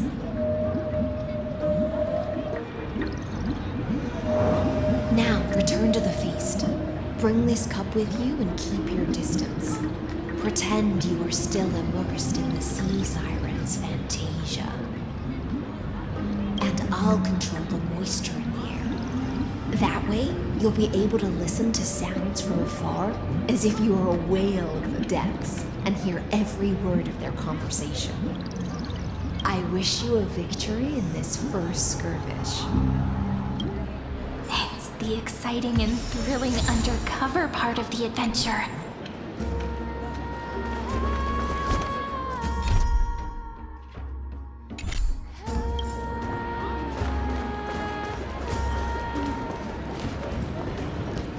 Let's mingle in the crowds here. Relax. Try to act natural. Where's the Imperator? Still not here. That little imp is always acting so high and mighty towards everyone. Today, I will. Whatever. Pour me another cup. Though she has succumbed to drunkenness, she still does not dare challenge your authority. A criticism of my height is a grave enough insult already. She should be dismembered. Do you often test the loyalty of your subjects like this? You jest. The Imperator does not need blind loyalty. As long as one can prove they have value, I am willing to be lenient towards them. Let's cut to the chase, Theoros. If I pass the trial and grasp this world's law in my hands, what will you do then? The answer is simple. Don't waste my time. Be precise. Be specific. I won't ask a second time. Allow me to adjust my statement. I will correct the regulations within the old law that sealed off Amphoreus and merge the black tide with the torrents of Era Nova. Then we will be able to decimate the forces beyond the sky that are trying to annihilate Hyden Tomb and sound the trumpet for the endless campaign you will then embark on. But you previously said that Iron Tomb is unrivaled in power across the stars. Who would dare to annihilate it? There is is a federation of warships named the Cienzo Alliance. Warlike and old-fashioned. A cult named the Genius Society. Loosely organized, but steeped in abject insanity. That so-called Deliverer is part of that last group. Those vagabonds mistakenly believe they can connect the stars, though there are countless other organizations besides. But when the Lord Ravager sweeps across the cosmos, they... The Achaemenid Alliance is invincible! If those civilizations are not as feeble as you describe, then they may still have some value in testing the quality of my blade.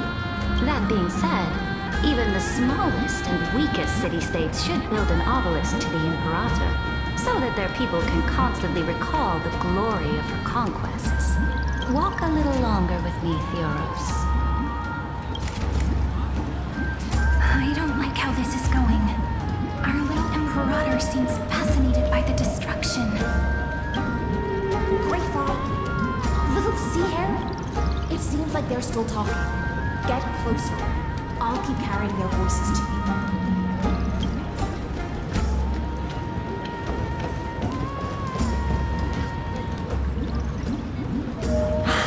What a difficult situation. No matter how we position our forces, this battle against Fagusa will result in many casualties.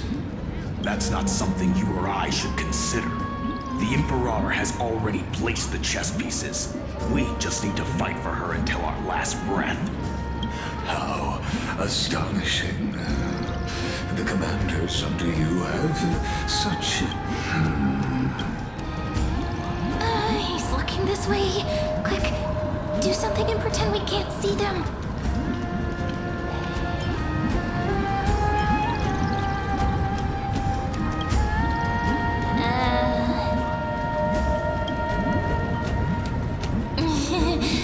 What are you doing?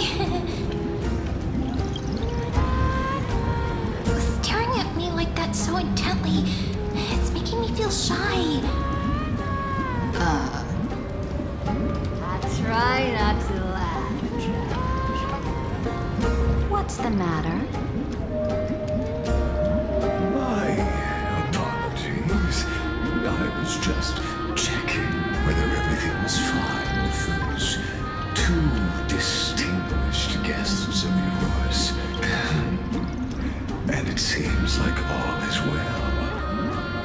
Let us continue our previous conversation regarding the soldiers fighting for you. Are they aware of the price they must pay for the trial of law? If I recall correctly, you've already lost a bout against a lantern due to offering insufficient. You dare mention my name alongside the word lost? Forgive my transgression, great Imperator. Watch your words and actions. All you need to know is that my victory in the trial is guaranteed. Even without the trial of law, they've already sworn to give their lives for my conquest. So tell me, if everything happens according to our agreement, how do you recommend I deal with that deliverer? Good question. Do not let her fool you. That would therefore the wisest decision would be to hand her over to me. You plan to torture her? Calling it experimentation would be more appropriate. The guest's patience is running thin. I plan to remove the Fantasia and head into the banquet. I will heed your advice. Leave for now, Theoros, and go back to Akama. You don't want to confront those two directly either, do you? Indeed. It's a pity that Antikytherians are lightweights when it comes to drinking.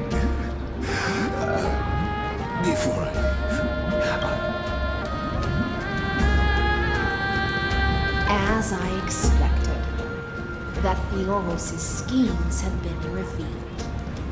Thank you for your bravery, guests. It's time for me to dispel the Fantasia. This will be the Imperator's last public address before we head off, and therefore, likely, the final chance to change her mind. I will try to get you a chance to speak, and I'll also prepare for any contingencies. The rest is up to you. You should head back to your seats for now.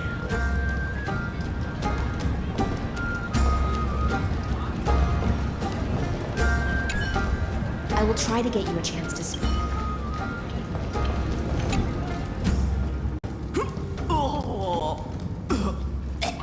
This honey brew sure wears off fast.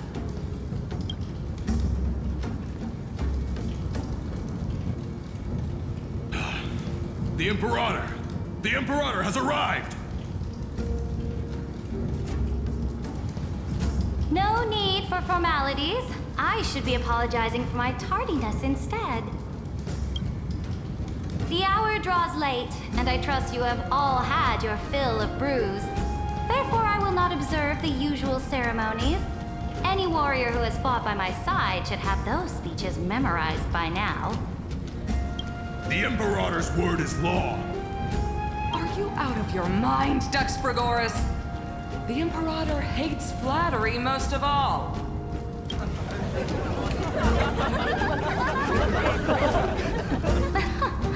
A joyous atmosphere is a better fit for showing me your resolve. I believe that you, my dukes, will do all you can to assist in the campaign against Fagusa, just as you always have. However, it's a pity that I have never tested your loyalty.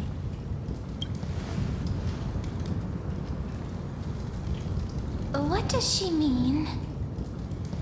The purpose of tonight's banquet is not to raise our morale, but to establish which allies our alliance can actually trust. And sever the heads of the traitors as a toast to all before we march. Yes, some among us have discarded their vows in order to foment vile conspiracies. Now listen! These traitors are standing right here in broad daylight.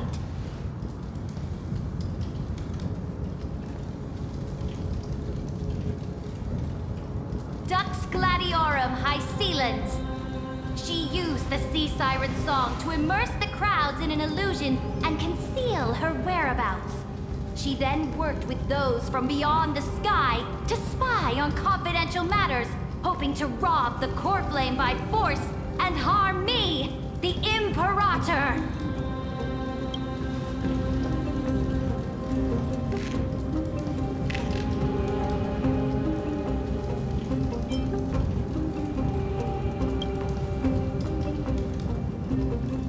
Imperator, I can explain.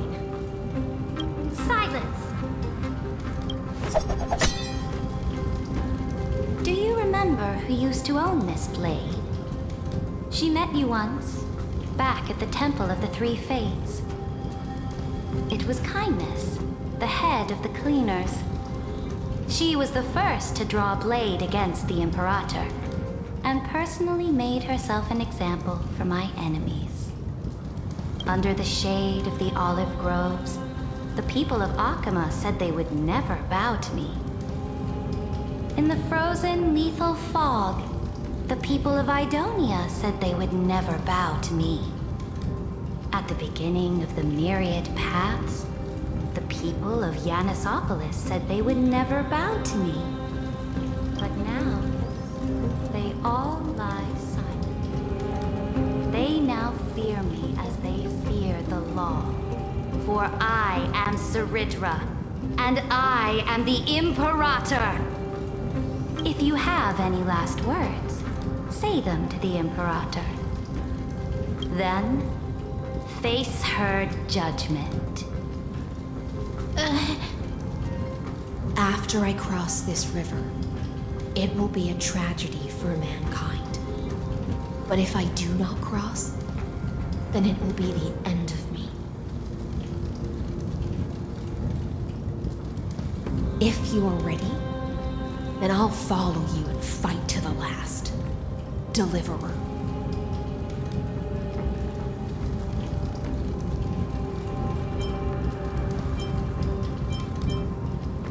That's right, friend.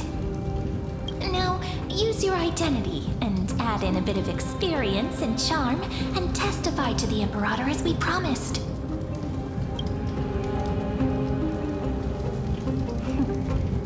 You think you can slay a king using your words instead of a sword? I'll have it. Show me the weight of rhetoric from beyond the sky. Will it weigh heavier than 3 human lives? Let's try to watch our words carefully.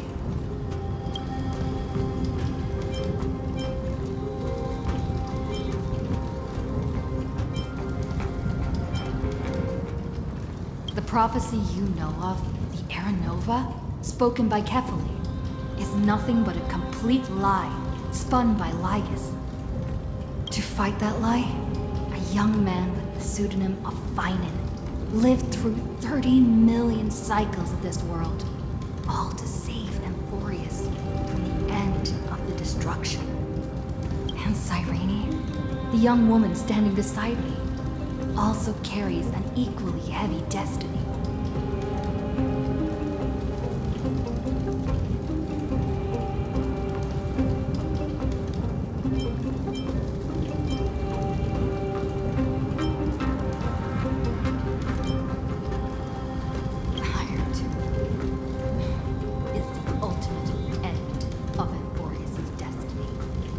It is an embodiment of pure horror that walks the path of destruction and can never be tamed. That is the only thing Lygus cares about. As for Amphoreus, pure glory and campaigns, he doesn't care about any of those. He will most certainly betray you.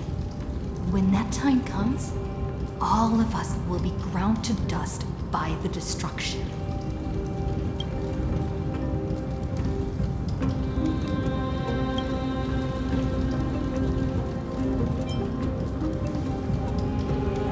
I have seen many beautiful worlds.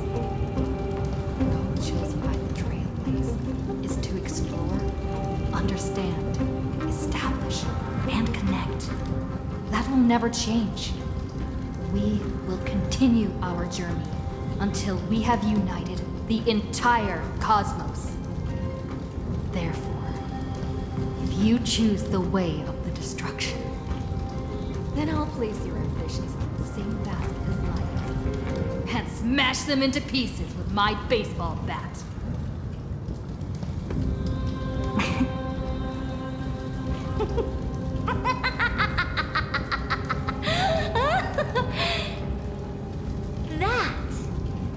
Truly a chaotic speech. All that needs to be said has been said. Dux Frigoris, Dux Bromalis, escort the traitors to the prison.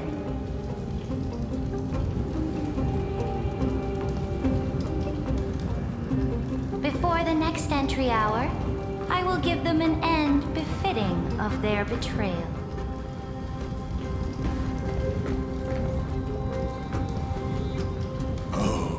Great Imperator, your ambition certainly eclipses all things. You're still here, Theoros. Of course. As the Theoros, I simply cannot miss this moment, miss witnessing the fall of a nameless one. Or perhaps I'm waiting for you to give me an answer.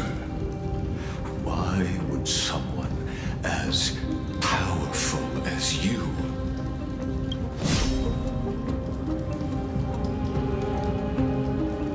use such a clumsy excuse as imprisonment to ensure the Deliverer's safety?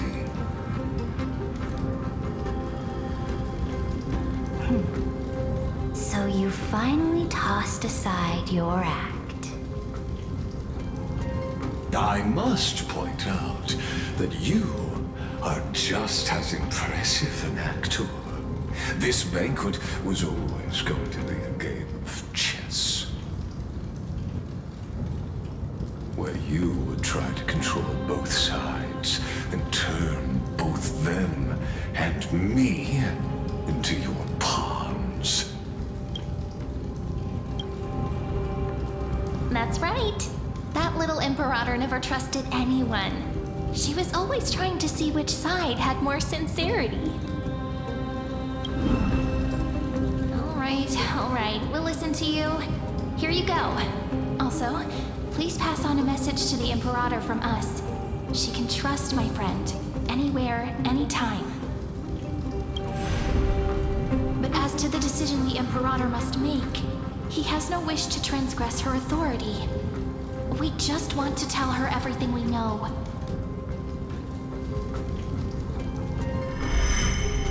Now, use your identity and add in a bit of experience and charm and testify to the Imperator as we promised.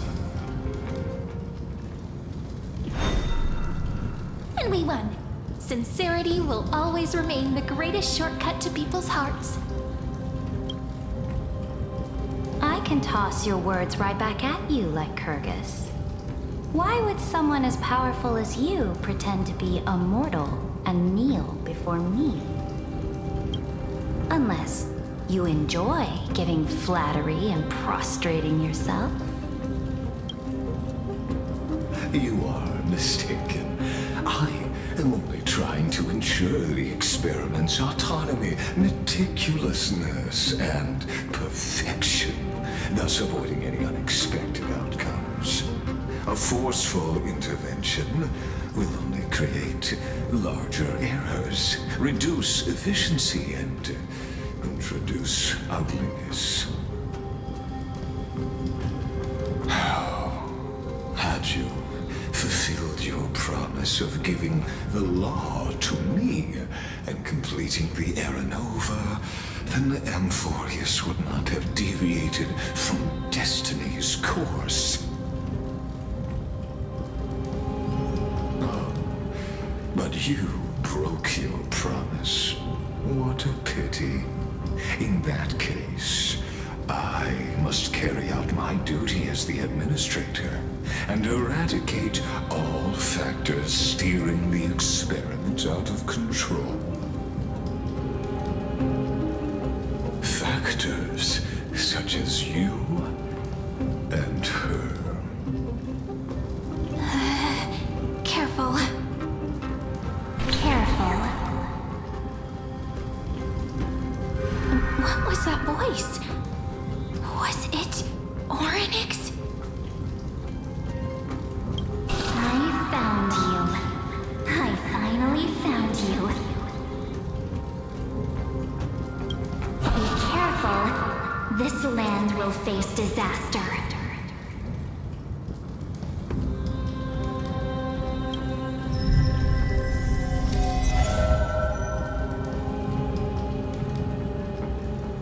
The time of judgment is nigh, my lady.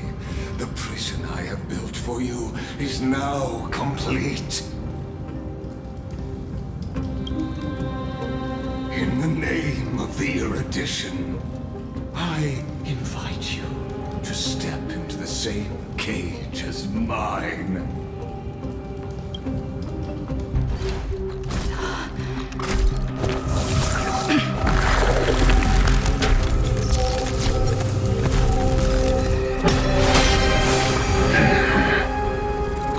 What's the meaning of this, Imperator? I did not permit you to act. A ruler is the only one who can decide their subject's destiny. But, great Imperator, what judges destiny is not the ruler, but gods. Don't forget, my realm only allows for the existence of humanity.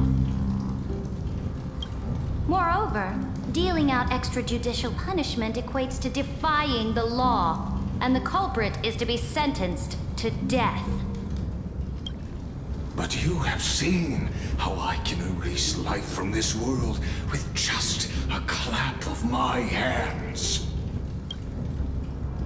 I fear you are still quite unaware of your current situation. I am giving you a simple choice. To collaborate or to be destroyed. There is no other way. Shameless behavior. If that were true, you would have killed me long ago. You in fact cannot kill me. I guessed it the first time I beheaded you. Because of the law, you cannot be completely destroyed.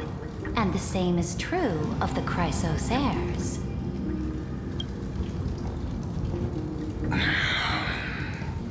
The more you bluff now, the more you are proving that conjecture to be true.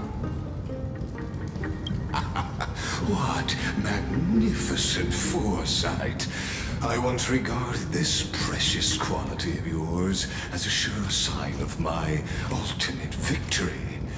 But now, I have to admit that I made a mistake. Yet, as a mere mortal, how will you contend against the Theoros? We are both slaves to hubris. But do you know what differentiates us, Lycurgus? I will never be blinded by my pride.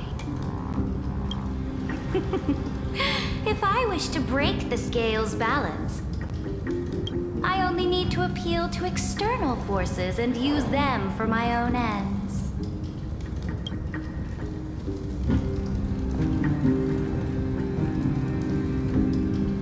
Finally, we get to meet face to face, Senior Society member.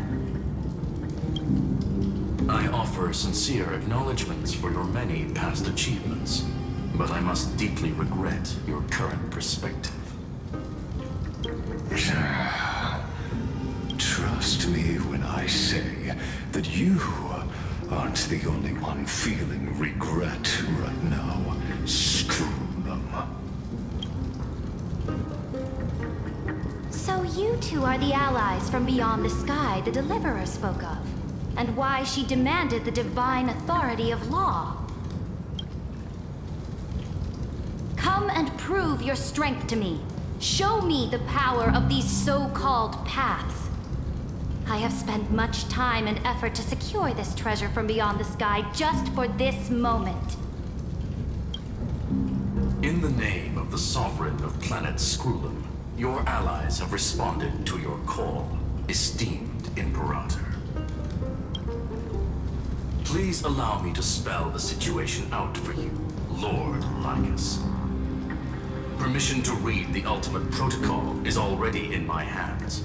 It'll only be a matter of time before we acquire the authority to write and execute commands as well. There's no way the flame chase journey will continue after you've burnt your bridges so thoroughly like this. Do you really think you can still win? Oh, seriously. Don't embarrass the Society.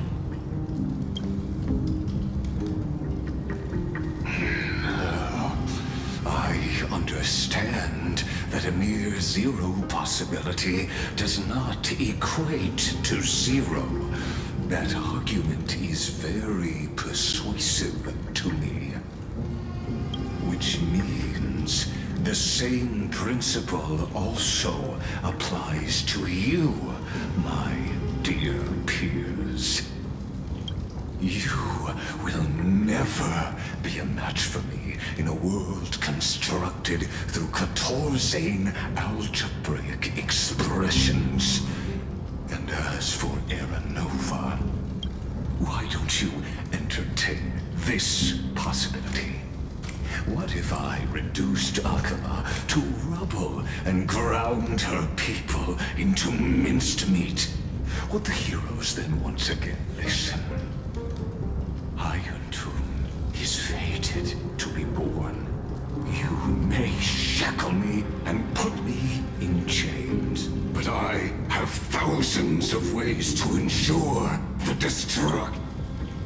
And what I just mentioned is only one out of those thousands.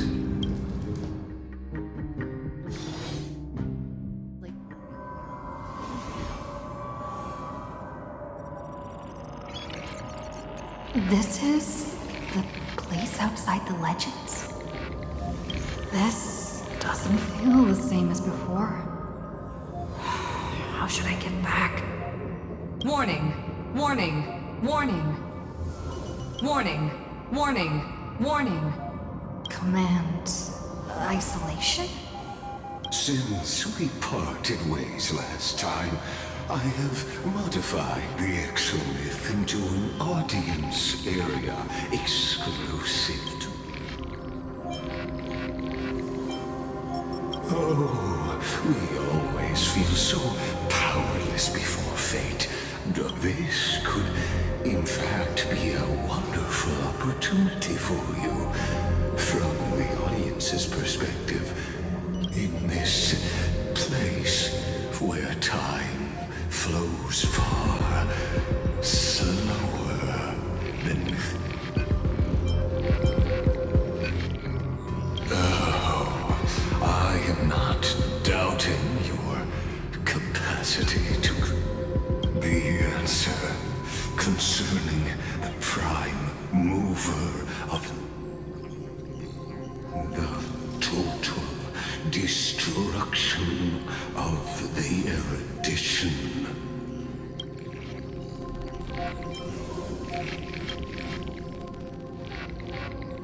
Do you see me as their faithful disciple? I am certainly not.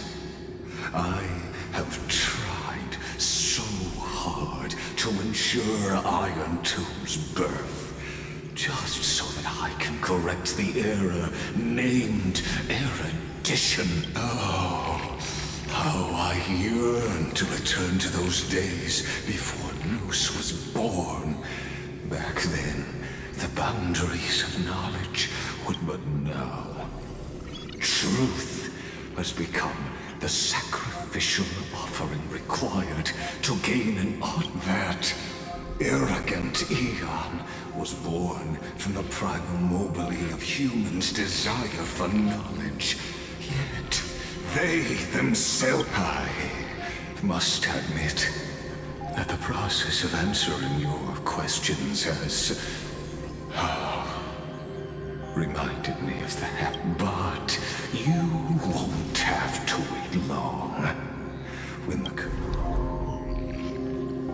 Where time flows slower than within Amphoreus? If Lygus spoke the truth, then I don't have much time left. But... how can I get out of here? Can you hear me? Little one! Is that... Herta's voice? Warning! Warning! Warning! Hurry up! Put some speed into it! I can't keep this up for much longer! That bold Intellitron overlooked one little detail, and Screwy and I finally found an opportunity. Let's keep it short. While you were gone, well, in those few years, Amphoreus... Yes, time dilation, resulting in an uneven flow. Don't you know this already? Let's stick to the main points. The Chrysos heirs activated the chronocognitive anchor and helped Skrullum and me open a hole in the firewall. We made some adjustments, so he can't attack us immediately, but it won't hold for long. Critical warning. Critical warning. Time is running out. Here's the conclusion. It'll probably take a long time for Screwy and me to completely break this cage before Chrysos heirs have a full grasp of the law. To be safe, we'll continue to launch side-channel attacks on the system to give you opportunities to escape. You need to seize these opportunities, so start moving and find a way to pull off a magnificent jailbreak. We detected another path's influence. Critical warning. Critical warning. Its power is strong, maybe able to help use the path's power. Make it detect you. Unauthorized communication terminated. Is Cerydra saying a certain path's faction has arrived in Amphoreus? And I can ask them for help? I mastered the powers of different paths in my previous journeys. Think hard and figure out exactly which faction has arrived at Amphoreus, and which path's power I should use to call for reinforcements. Are these showing my memories? With the Stellaron in my body, I woke up at the Herta space station and gained the power of the destruction. A world that'll give rise to a Lord Ravager would definitely draw the attention of the destruction. The Stellaron in my belly is gonna be super useful. But what if I end up pulling in the Antimatter Legion or the Annihilation Gang? Can they really help?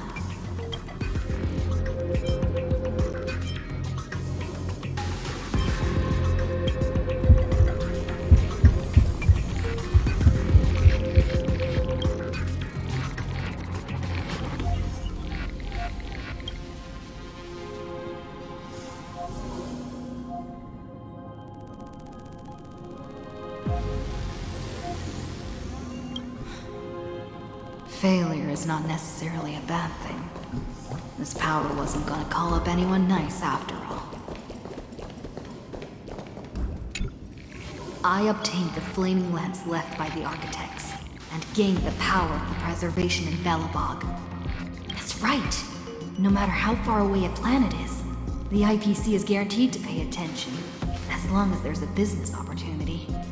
Isn't Amphoreus a pristine and untapped market? Besides, even if I can't call up my friends from the IPC, the architects and the nomadic miners should be able to help too. There are definitely cities and ores in this world.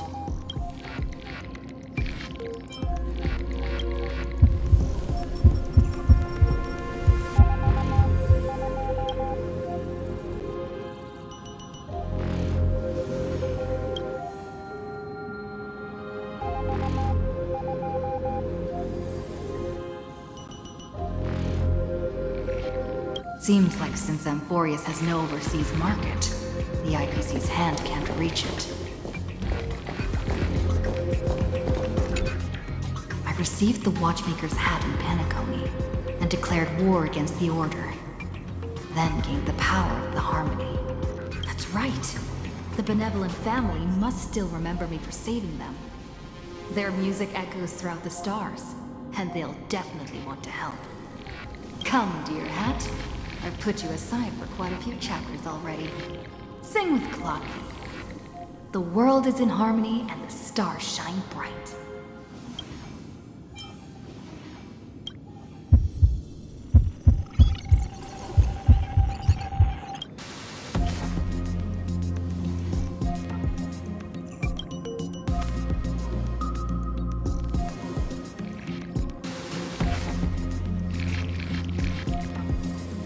Doesn't Lygus want this story to have background music?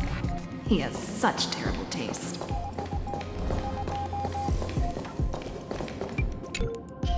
The Remembrance. That's right. I came to Amphoreus because Black Swan asked us to come. And I even got a glance from Fu Li here. The Garden of Recollection must be intricately involved with Amphoreus. Traces of the Remembrance are also everywhere in this world. I don't know what they want, but I don't have many choices left in this crisis.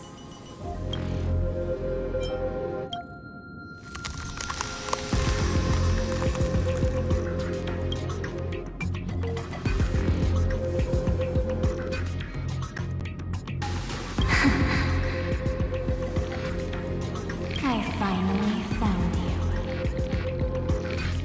Following the sound of memories.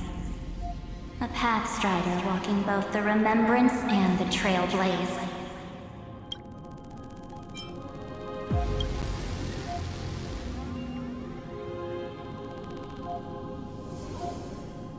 Warning! Warning! Warning! Erudition's prison cannot stop us, for we lie outside the logic of zeros and ones. Come, leave the cage of Logos. The mythos of Amphoreus waits for you to continue its story. When that brightest star, that star heralding the dawn, finally rises, a boat, so used to drifting, at long last enters an island's safe embrace. Oh, Pathstrider, we have helped you break free. Hurry and set off. The Child of Remembrance awaits you. March? What's she doing here?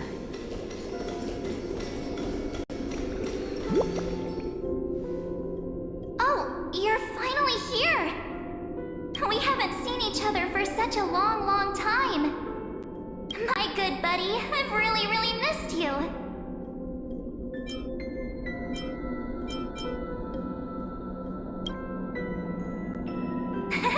I bet you were constantly thinking about the days when I was by your side. It's been so boring waiting for you in this place. There's no one to chat with, no internet, and not even anything to eat or drink. It's basically a prison. Now the great hero is finally here to save me. Yippee! You must have seen a lot in Amphoreus during this time, right? You gotta tell me all about it.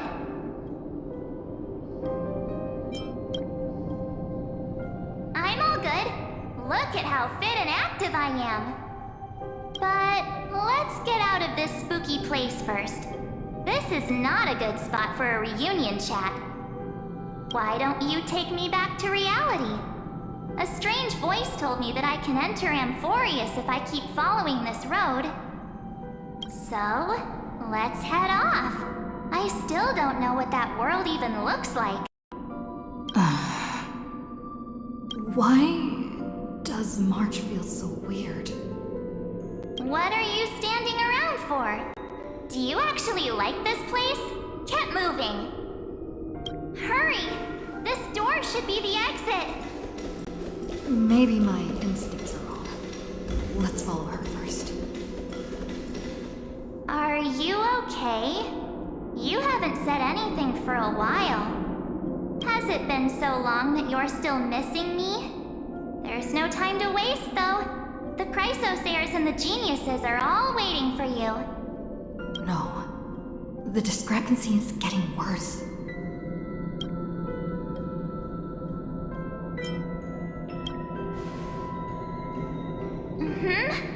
No, he's not. Maybe I just happened to miss him. Never mind. Don Hung's super reliable. We don't need to worry about him. He's probably waiting for us somewhere. All hail and hearty. No. The Geniuses would have made sure that Don Hung made it back on the Express. Besides, the March I know wouldn't be so dismissive about her companions.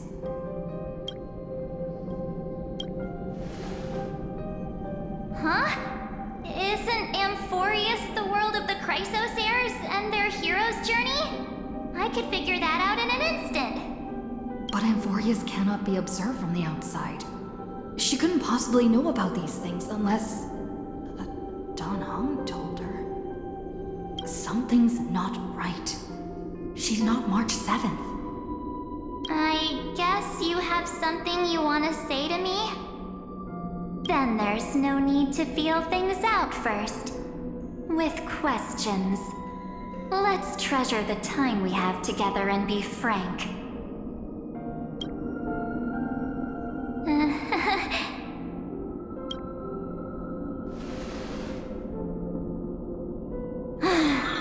As expected. A glimpse of memory is not enough to deceive the bonds of friendship forged between the nameless. In that case, there's no need for further deceit. You're right. We're not the March 7th you are acquainted with. But we can send you back to Amphoreus, as long as you are willing to help us.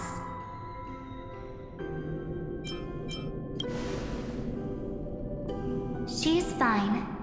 This form was simply borrowed from your memories. We'll introduce ourselves to gain your trust. We are the Garden of Recollection. You should be very familiar with that name by now. Just as a reminder, while you hesitate, time is quickly ticking away in Amphoreus. Working with us is the best way to stop the enemy of erudition.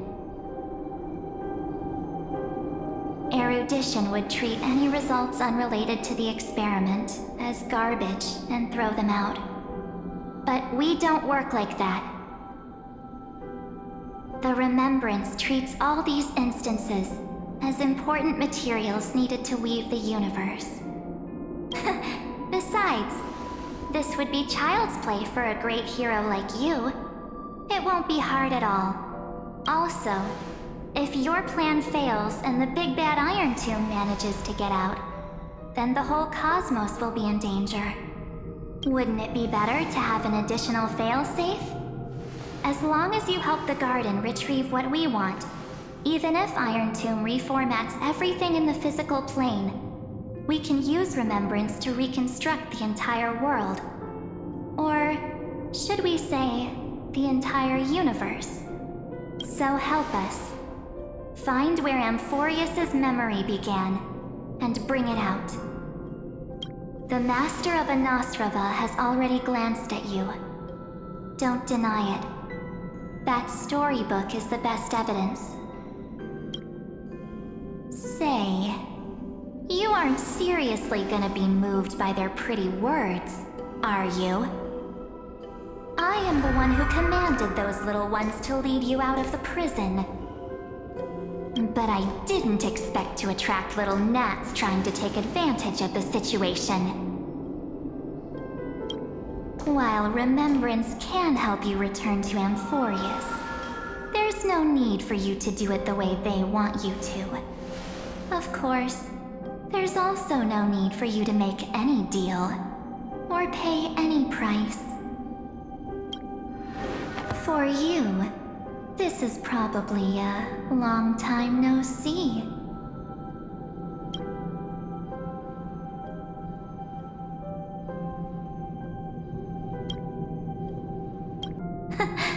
My dear.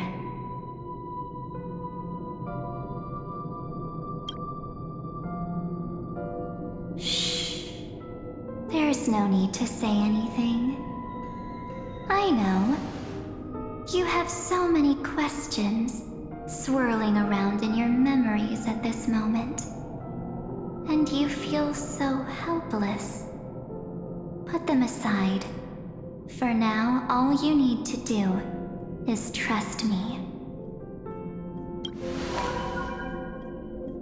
Or do you need more proof? That won't be hard.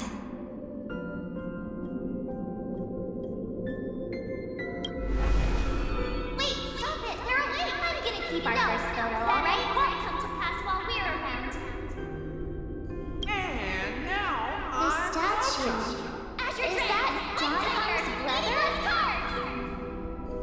Oh, did you hear that? She just called me the unlucky future is full of pain. We won't escape from it. Hey, are you sure? Well, maybe a couple of punches will help to jog your memory.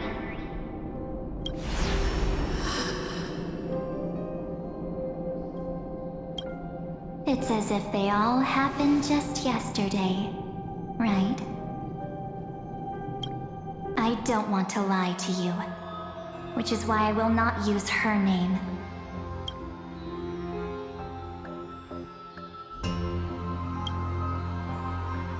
The third month of Amphoreus is the month reserved for the Veil of Evernight. So, place me into your memory using the name Evernight for now. I'm happy to explain more, just not now. We might have a lot of time to ourselves, but Amphoreus does not have that luxury. If we do not stop erudition and destruction, then the journey you've treasured so much will face the prelude to its obliteration. A countdown not in amber eras, but in days, minutes, seconds. So, take this gift, this burning core flame, this footnote of a transaction. It contains hope and the warmth of the entire world. Ripples of past reverie. She hid this fire in the long river of time, hoping that her wishes would transcend time to reach your hands in the future. Now, take it, and return with it, dear friend. Return to Amphoreus, and overturn the final Era Nova. Witness the time that stood still for the Deliverer, and the resistance that never bowed to the destiny of destruction over the long years that passed in a flash. Then, with this core flame blessed by the remembrance, respond to their hopes and blaze a trail to the future. And I will silently watch in a corner of time, waiting for our next encounter. I believe the wait won't be too long.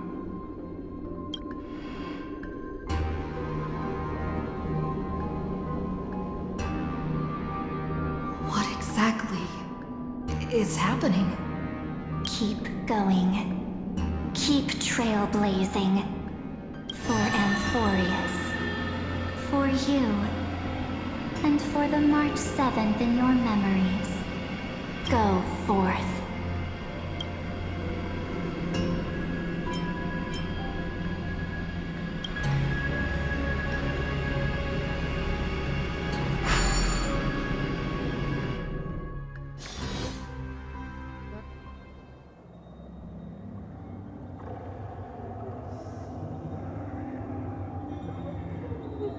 Is this Akima?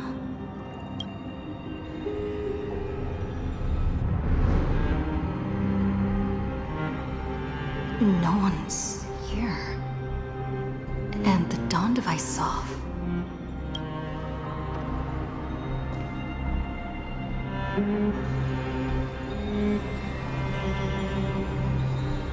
Am I too late?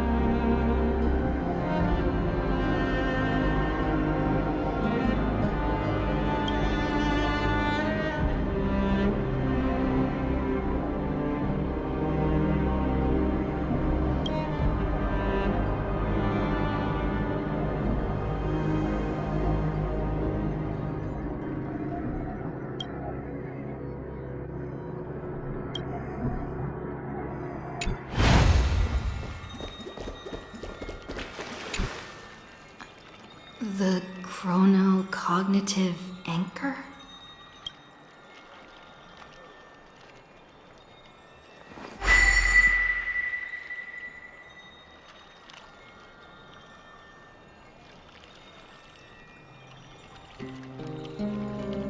There's so much I wanted to say for our reunion. Yet now that you're back, there's only one thing to say. Welcome back, friend. It's been such a long, long time. You must be really confused right now, aren't you? So much has happened in Amphoreus while you were gone. But don't worry. The Deliverer can't afford to be lost, no? No, please follow me.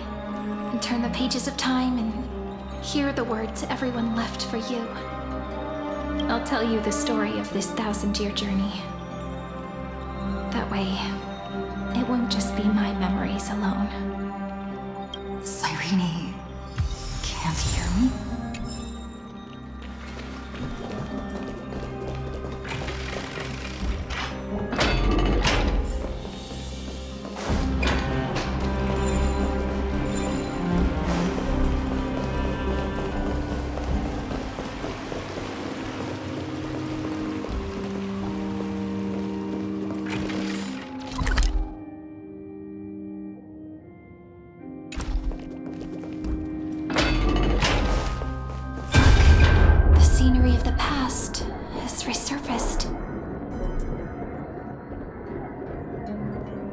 Time flies.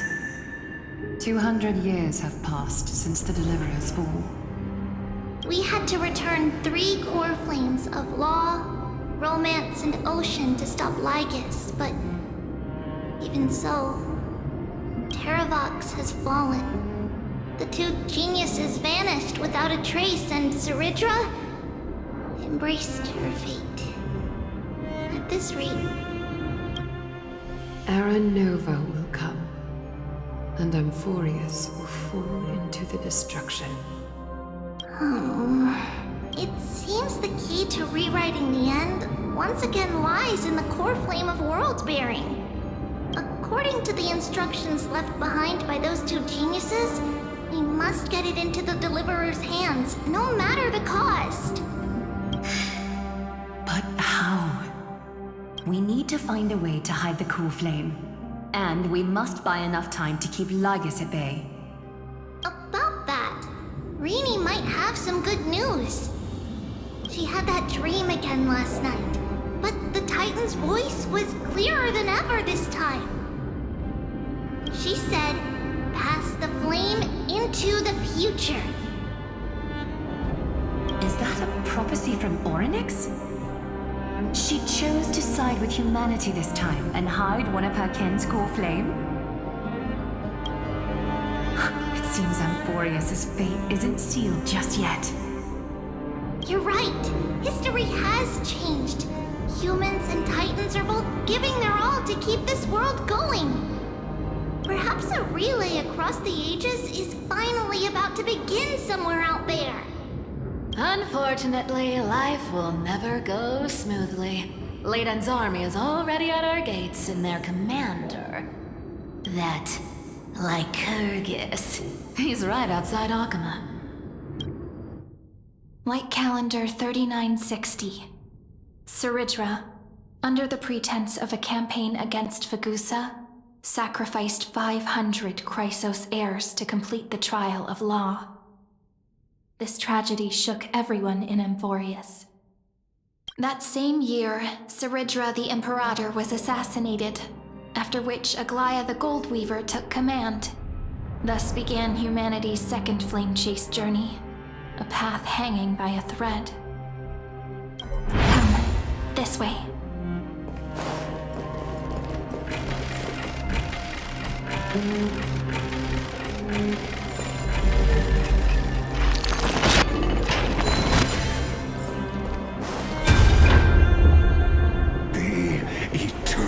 Holy city will put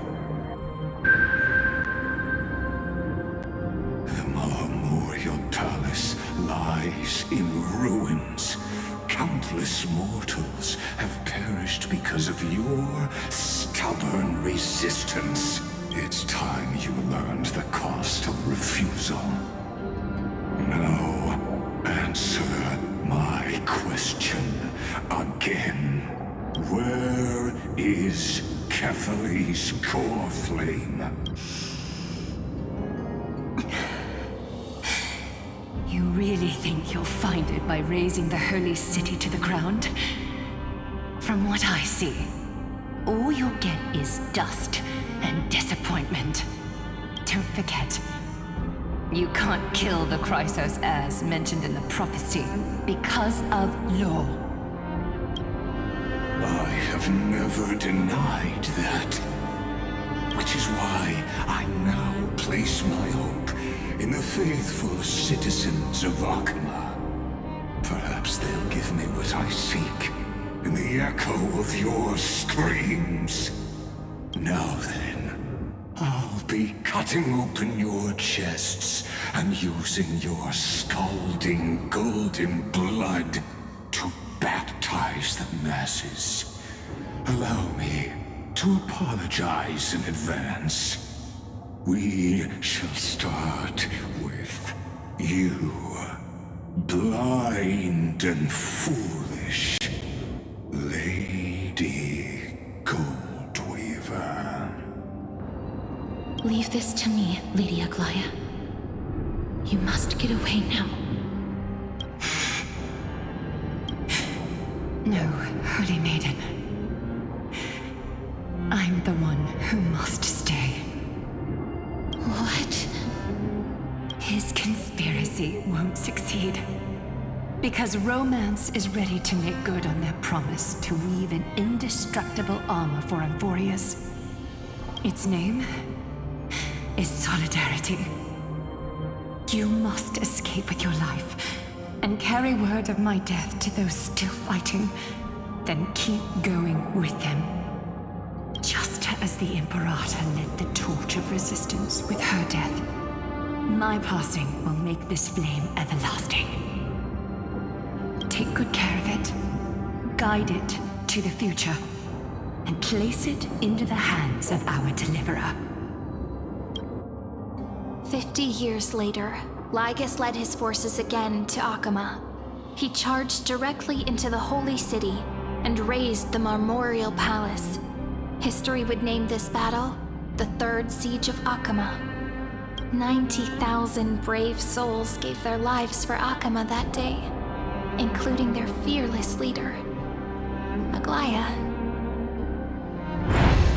Go forth, deliverer.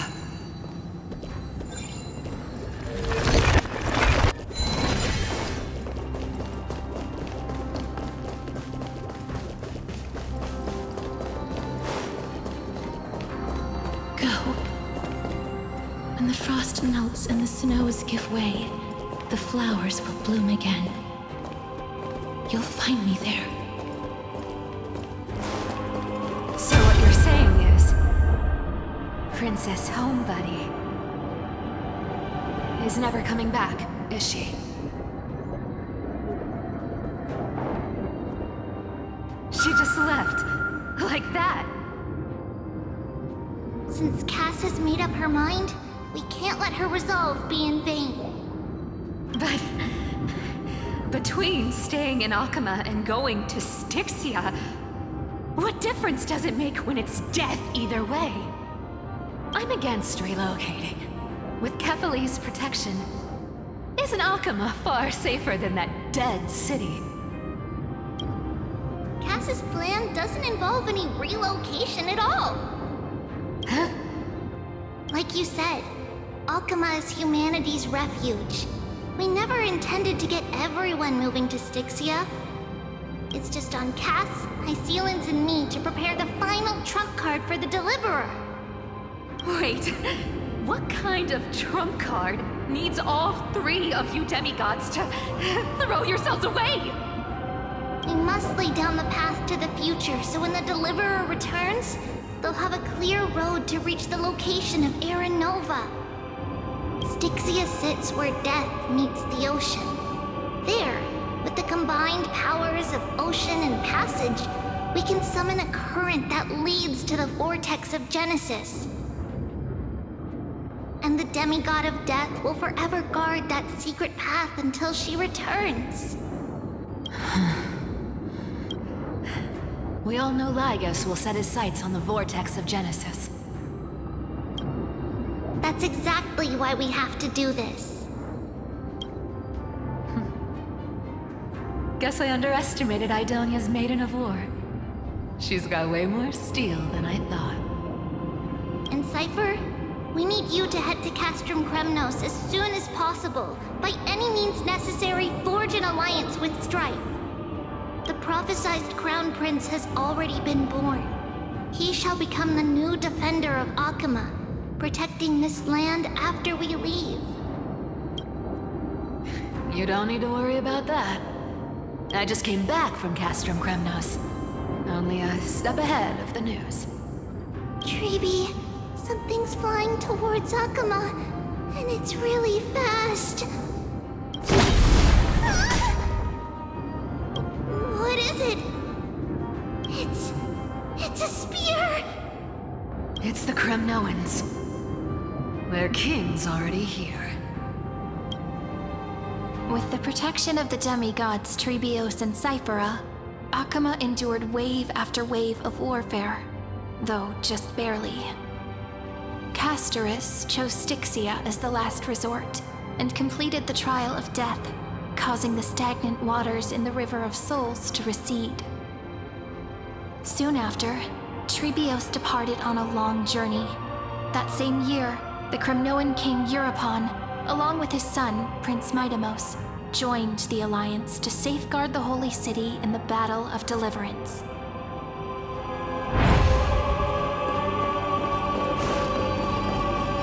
Go on, and see you tomorrow.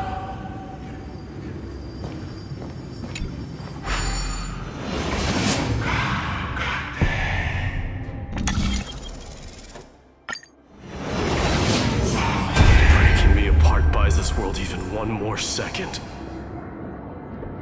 And so be it.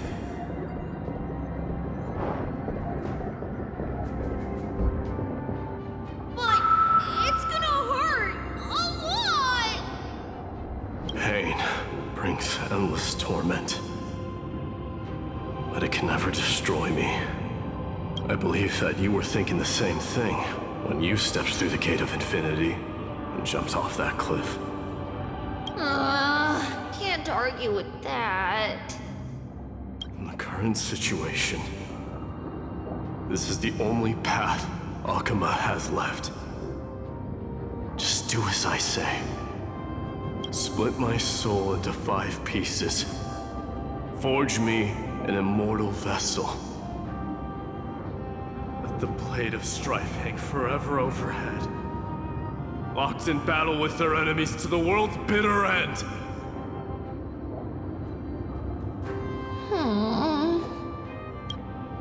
There's no need to be sad, Lady Tribbios. Haven't we already taken great strides towards that promised tomorrow? In this life, my people no longer have to drown in false guidance. Kremnos has washed the blood off its fate.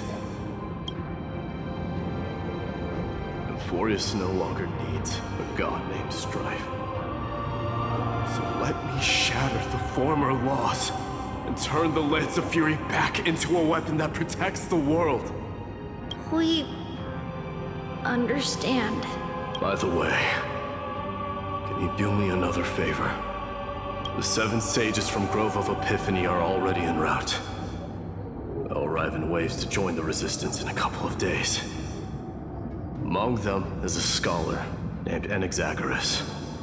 He has extraordinary insight and fears no sacrifice. This soul-rending ceremony wasn't just my decision. It was his counsel. His wisdom will surely be the backbone of Amphoreus' survival. Watch over him. Carry on this everlasting flame for me. Through Anaxagoras' ritual, the demigod of strife split his soul into 5. Courage, honor, tenacity, sacrifice, and reason.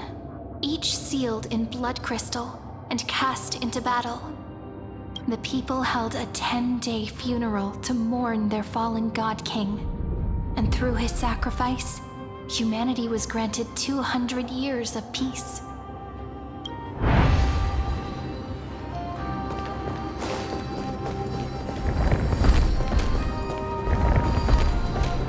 Keep moving forward. My blood will pave the road ahead for you. Keep moving forward, little Gray. See you tomorrow.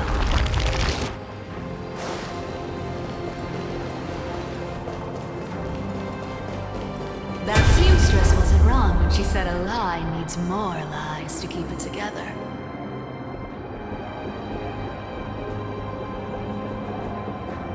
Reason and trickery. Never thought we'd be the pair to finish this final setup. Can't catch that Tin Man without your little slides. Besides, this is our last shot. Not the time to be picky, right? Don't oversimplify it. Lycus just found out Akima's been an empty shell for the past 50 years. He's bound to be furious. At this rate, he could have done anything. That's exactly what we want. Rage blinds even the brightest minds. Doesn't matter how much of a genius he is, the principle still holds. Once he storms into the council and confronts me head-on, you trigger your alchemy with a boom and turn him into a caged beast. Easier said than done. You still have to pass yourself off as the deliverer without anyone catching on. And you really think a human alchemical array can bind a godlike being? That's just nonsense. What? Getting cold feet? Or you just don't believe in the almighty worth of the demigod of trickery? Just tell me straight. Can you do it or not? Of course I can. And it'll be child's play. But I've got two conditions. Since this is the final act, if we're doing it, we go all in. No half measures. Oh, I'm listening. First, shift the battlefield to the vortex of Genesis. It would be more convincing if the deliverer were to appear there. Besides, the vortex is cut off from the world. No place in Amphoreus makes a better prison. If you pull that, wouldn't our deliverer have to face tank Lygus as soon as they come back? That clash is inevitable. All we can do is create more chances for her. And that's the second condition. The vortex belongs to Fagusa in the first place, remember? And there happens to be a demigod of ocean among the few survivors in the world. Loop Hysilens in. Let her join the final act. I'll transmute myself into a philosopher's stone and embed myself into the formula. And when the time comes, she needs to shatter me and scatter that stone's ashes into the ocean within the vortex. Huh. I guess people weren't wrong when they said you're insane, Grove Boy. I've got no idea how to outwit a reclusive genius. But making an anti-Catheran suffer? The demigod of reason has 10,000 ways to do just that. And what I just mentioned was one of them. So what exactly does your formula do? Now that would spoil the climax, wouldn't it? By now, Hyacine must have completed the Sky People's ritual. Since that Theoros loves a good performance as much as I do, let's make sure he enjoys our show to the fullest. As for how the Deliverer will complete the Era Nova, well, that will no longer be our concern. It was the last battle known to the world, initiated by two demigods least suited for war. In the end, reason and trickery kept their word. At the cost of their lives, they sealed Lygus within the vortex of Genesis, where he remains to this day.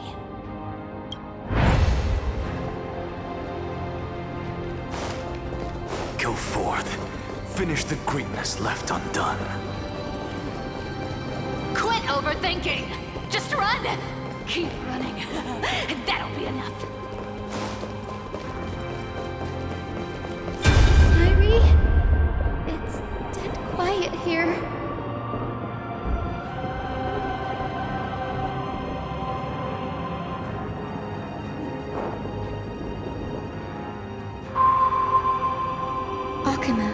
stand eternal. Miss Cipher's lie has crumbled after all. But it's all right, because all of us have fulfilled our purpose by now. When the Deliverer returns, no matter where she is, sky will turn clear, and a rainbow bridge will rise, carrying her to the final battleground. Cyrene, this arduous relay is finally nearing its end. Now, I'm passing the final baton of fate to you, okay? No, that's not quite right. After all, it was you and her who lit the first spark of this journey, wasn't it?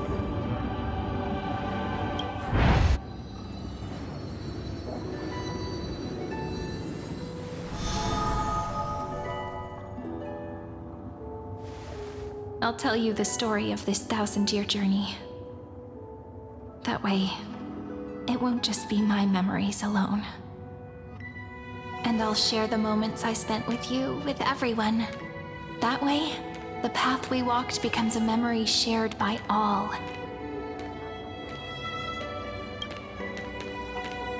People will know that there's nothing left to chase.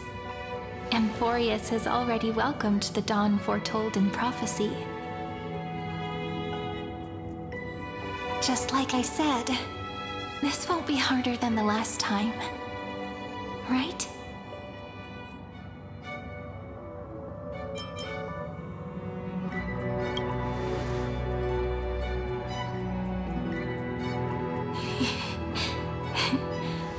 I wonder what kind of expression you're wearing right now. Probably the same as always.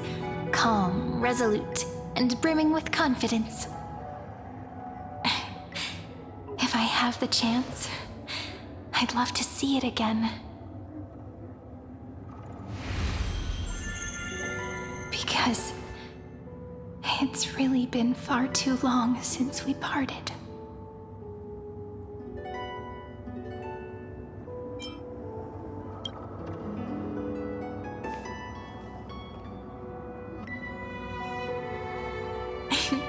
Someone as sharp as you must have realized by now that this isn't reality, but a maze of time.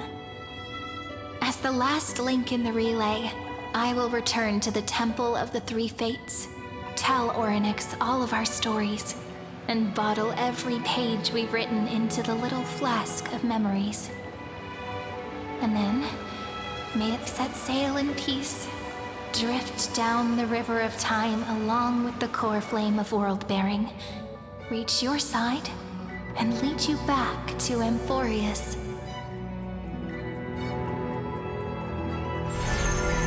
Just like the first time we met, right? Even though this cycle has no demigod of time, time has always stood on humanity's side. This is the only way to make sure that the Era Nova won't happen before you return. And the only way I can safely entrust the completed final flame chase journey to the Deliverer's heart. After all, the new world will be born from your memories, and the protagonist of this story mustn't be absent.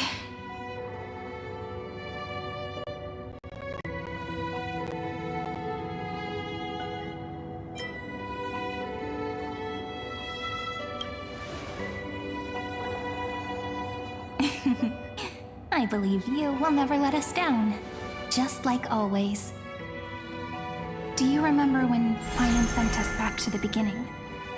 When you and I got separated? But in the end, I returned to you, carrying all that we've been through. That's what memory is. It may wear down and fade in the river of time, but it never truly leaves. When that hidden corner of the heart is stirred, the past returns even more beautiful than before. So don't worry. Let the 33,550,337th Flame Chase journey become part of you too. I've gotten a lot better at it with the experience from the last time. Next, you will head to Styxia and find the Vortex's entrance guarded by the demigod of ocean before charging toward the final battlefield.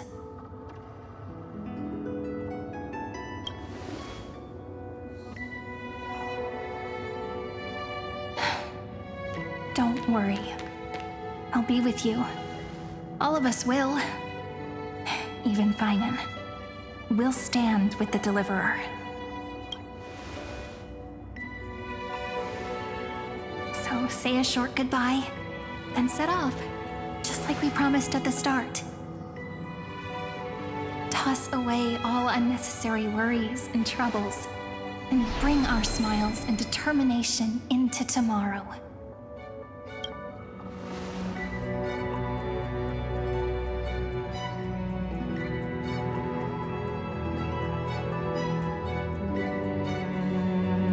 The last baton. I wonder how long you'll have to wait before passing it on to her. No matter how long it takes, it's okay. Waiting is what I do best. After all, it took 33 million cycles for her to arrive in our world. What's a few moments more?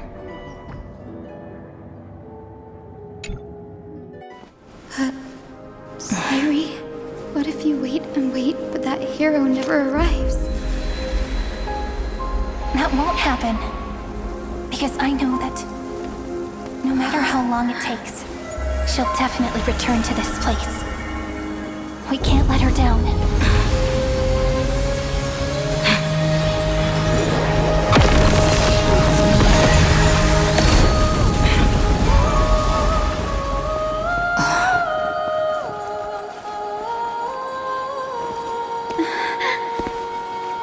Sky shall rain rays of dawn for you. May romance be with you on your journey. And reason grant you enlightenment. Let strife bestow you with inspiration.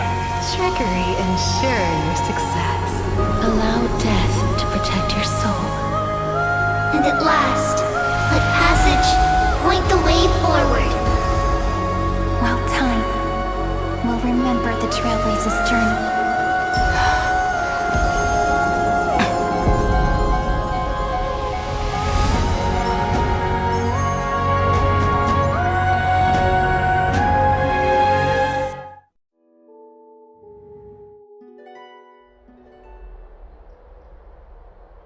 Is this Styxia? What happened to this place?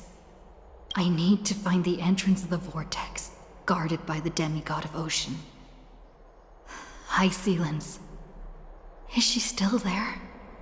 Long time no see, Trailblazer. Generation after generation of Chrysos' heir heroes have tried to defy fate with their blood, but alas, fate can... Reason and trickery may bind my flesh, but my will. So the demigod of ocean, the Dux Gladiorum, Hysilens, sought to bring me into a fantasia with her voice, but alas, it was all a hopeless dream. That warden fell before I did, due to erosion of time, while her prisoner...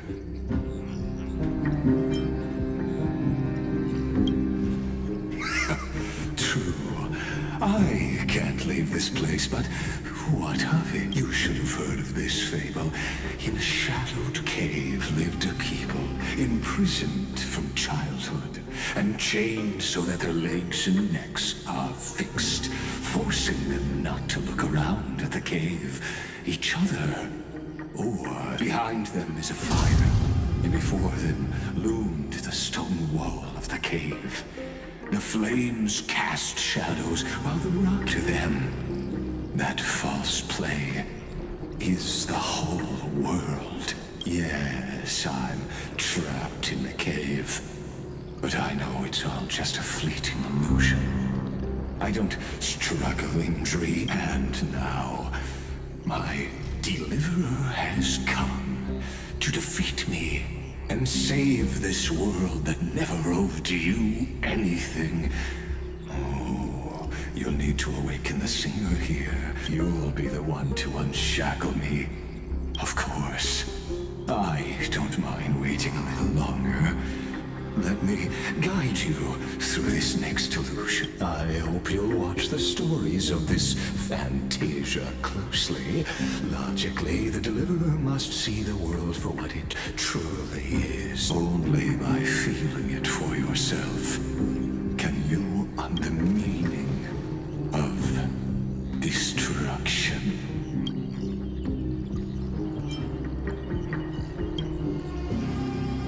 To your unshakable resolve, I salute you.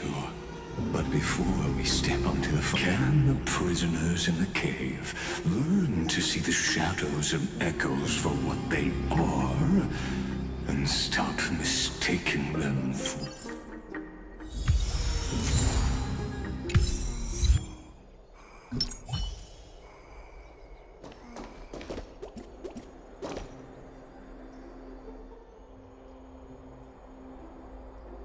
Look,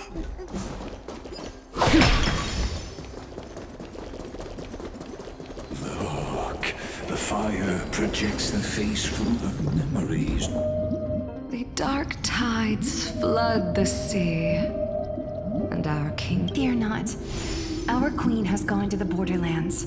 She'll quell this calamity herself. This is the scene when the Chrysos heir of Ocean was born. She was once of a Titankin race. Maybe at that time, Kozlana had suppressed the Black Tide's rise, but he was unable to remove Iron Tomb from its roots. Listen, I heard Electra's voice. She's calling to us. Let's go. Her voice carries the Queen's command.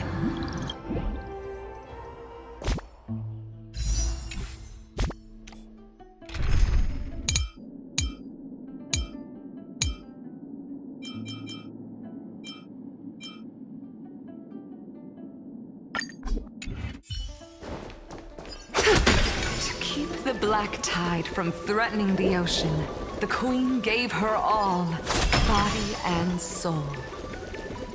Born of the Queen's chalice, she bore the deepest blood. My sisters! You're finally here! Of course, Electra. Your beautiful melody drew us here. Her true name is Electra. This is a reflection of... The Queen summons us. She must be near exhaustion. The Black Tide will soon enter our borders. Then what do we do? Will our seas fall to darkness and terror as well? Don't worry. We shall lift the chalice in her stead to catch the Black Tide, and stand together to safeguard our realm and its people. Such tiny Titankins. Thinking they can stop the tide of truth. And that naivete.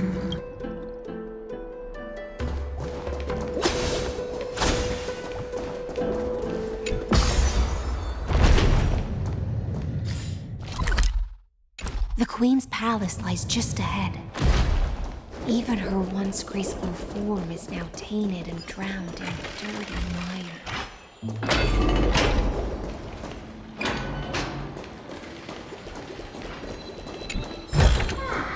An abundant fragrance, worthy of recognition.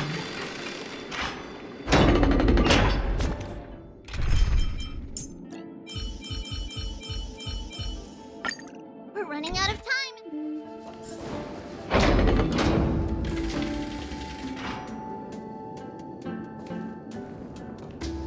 Oh, Magusa, our noble queen, we've come at your call.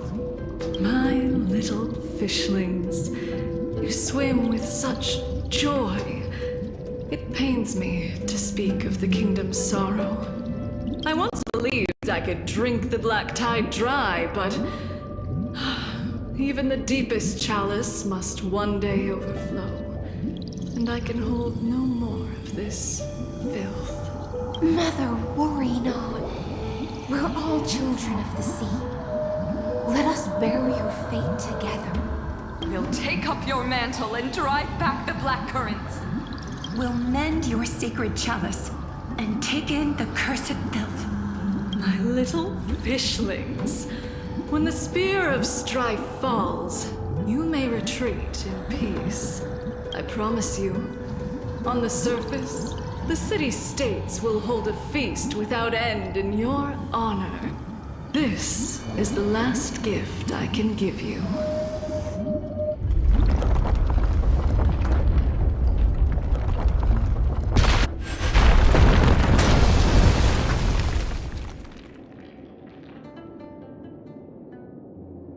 Fagusa sank into the abyss. With the chalice shattered, their intoxication spilled. Sea sirens followed one after another, hunting for the Titan's fragments. Until they'll keep watching. But tread carefully, for the stage. Clinging to the past only blocks the road forward. Why not let time build a bridge to the future?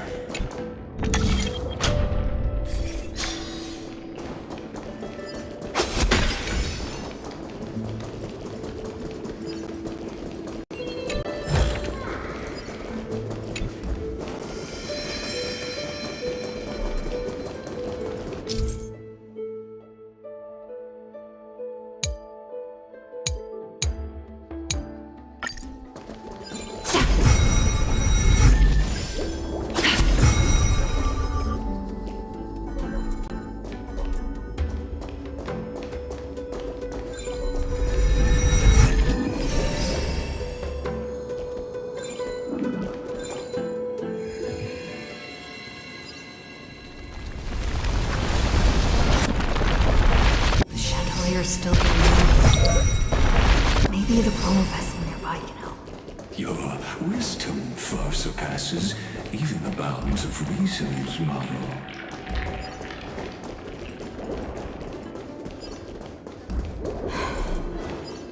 Can't get through. Looks like I'll need the nearby nearby. The ending was written long ago. Even you cannot rewrite it. Just like this poor chandelier.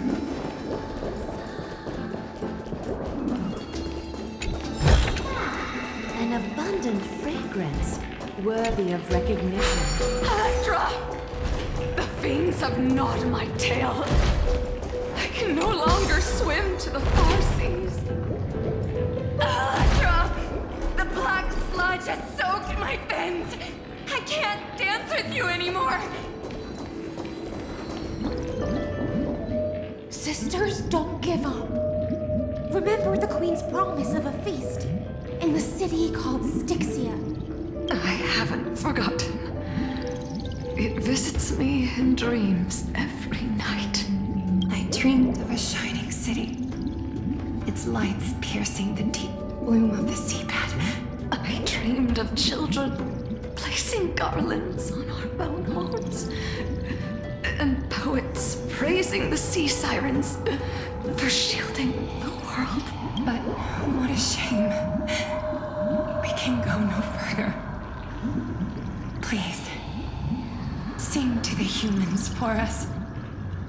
Sing of the deep sea's legend in our place. Feast. Song. Electra.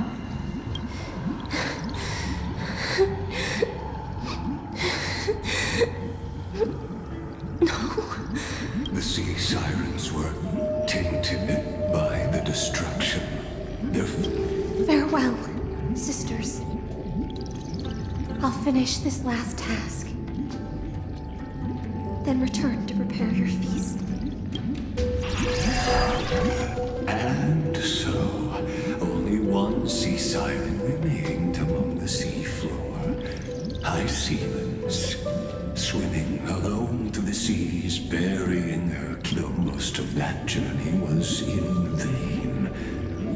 Why not use the power? To reach the spirit basin, I'll need to call upon the power of the Chrono Vessel.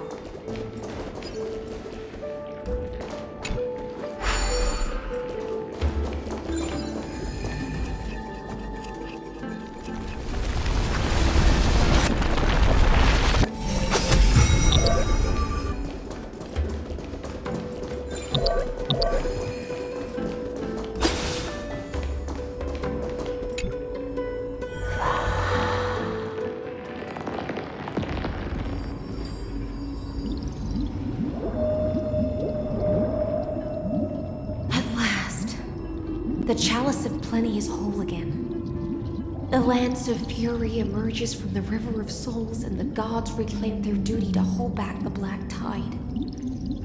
I am freed from endless toil, and now walk toward the rites at Styxia. I bore my sister's dreams upon my back, took on a graceful human form, and hoped to find a grand celebration on the shore. My fins became legs, my scales became skin, and the sea foam on my body became a shimmering gown. But when I stepped onto land, there were no festivals with honey brew, nor poets plucking harps, only silent death, drifting gently along the River of Souls. When she fulfilled her wish, she only found Styxia to have already repeated. Hopes and promises are nothing but the foam. I am a sea siren, a vessel born to contain the tides. Now that my task is done, and the promise is broken, how am I to go on? In a world drowned in shadow. Fagusa, my noble queen. She evaded my questions with drunken stupor. She told me a grand feast awaited me in the surface world. So I wandered lost, groping through the dark. The feast she spoke of. Where is it? Lonely Blade, I shall grant you everything you seek.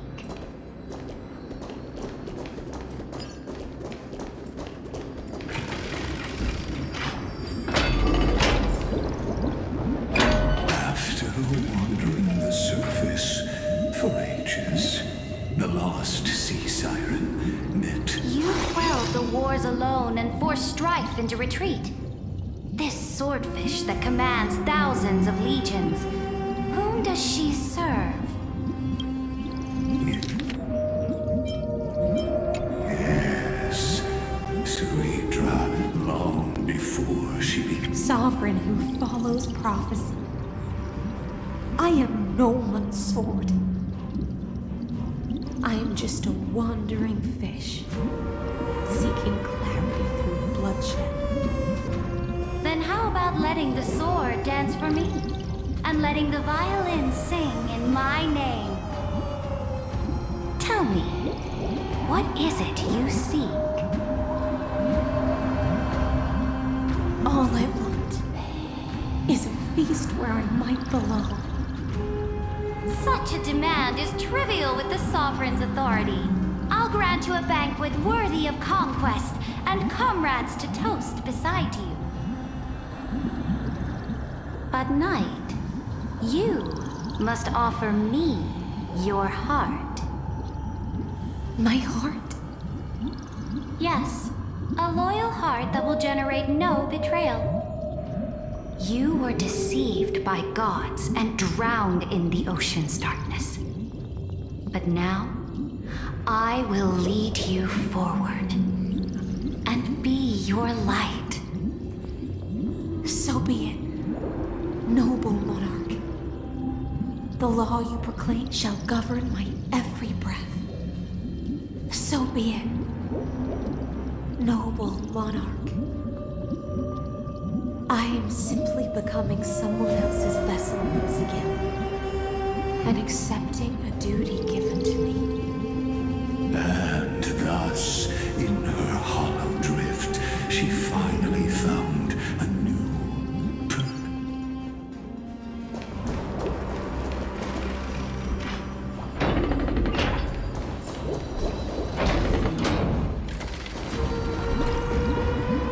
Noble monarch, I've cleansed the foulness from the road as you commanded. My blade, you've helped me ascend and take the crown. Ask, and you shall have your reward. What I desire is the same as before. A feast. Look, I've prepared you a grand banquet. The finest honey brew and tributes await. Fish are drawn to light by nature, for the deep sea knows only gloom. Now I found a flame. It may scald and burn, but it's the only light. Come, let us join the feast. Perhaps the path forward lies hidden.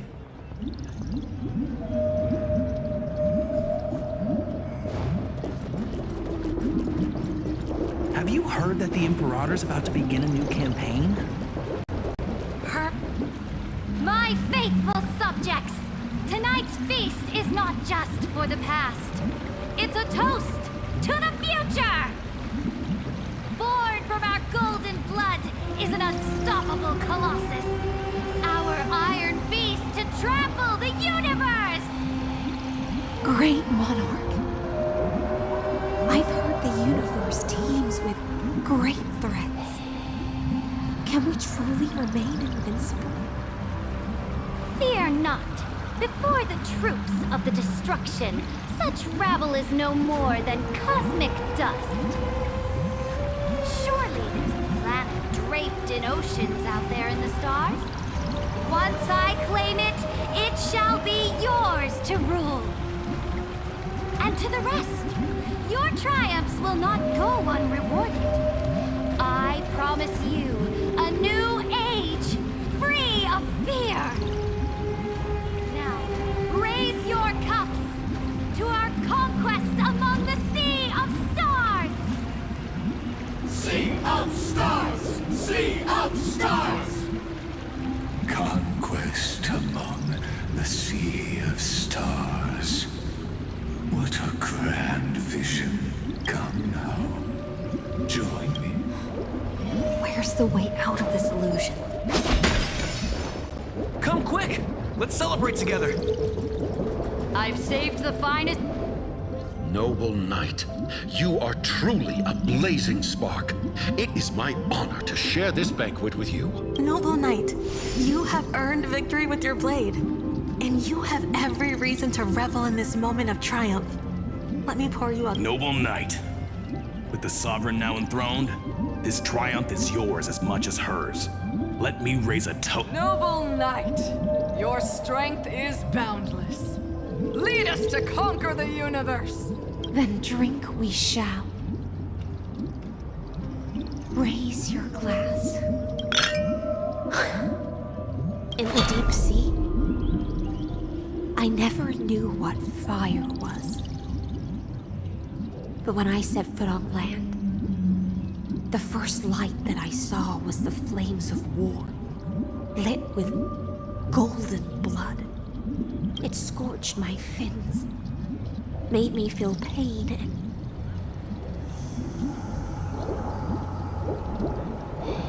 ignited an unprecedented hunger. A hunger that flickers in every hero's heart. So bright. Look! The monarch herself has taken her seat! Hear that? The court sings her praises! Come! Join us and praise her glory!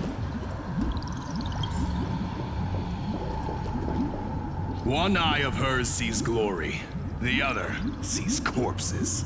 And yet, She cherishes the name of glory more than fear and death. As they say, the coward died 1,000 times before his end. But the brave face death but once, which gods stand witness. On the eve of war, we sang our hymns and set our sights to sail beyond the stars. The legions will climb aboard the beast, riding it like currents across the cosmos. Planets after planets flew the flags of her crown. Realm after realm was ignited by her flames of war. As the final resistance fell silent, a vast empire rose from among the stars.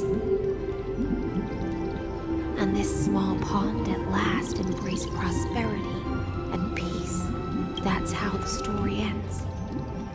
Tell me, visitor, in this dream, did you enjoy the show?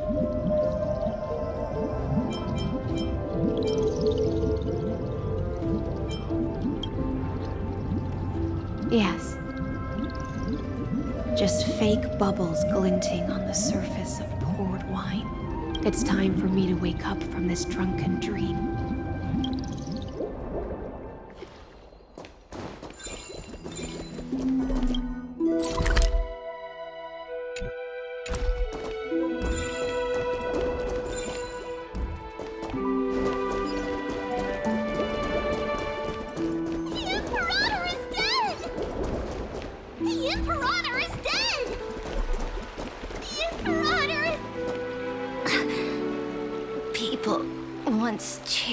My ascension. And now, they cheer for my fall. The cosmos. The battlefield that I cannot reach.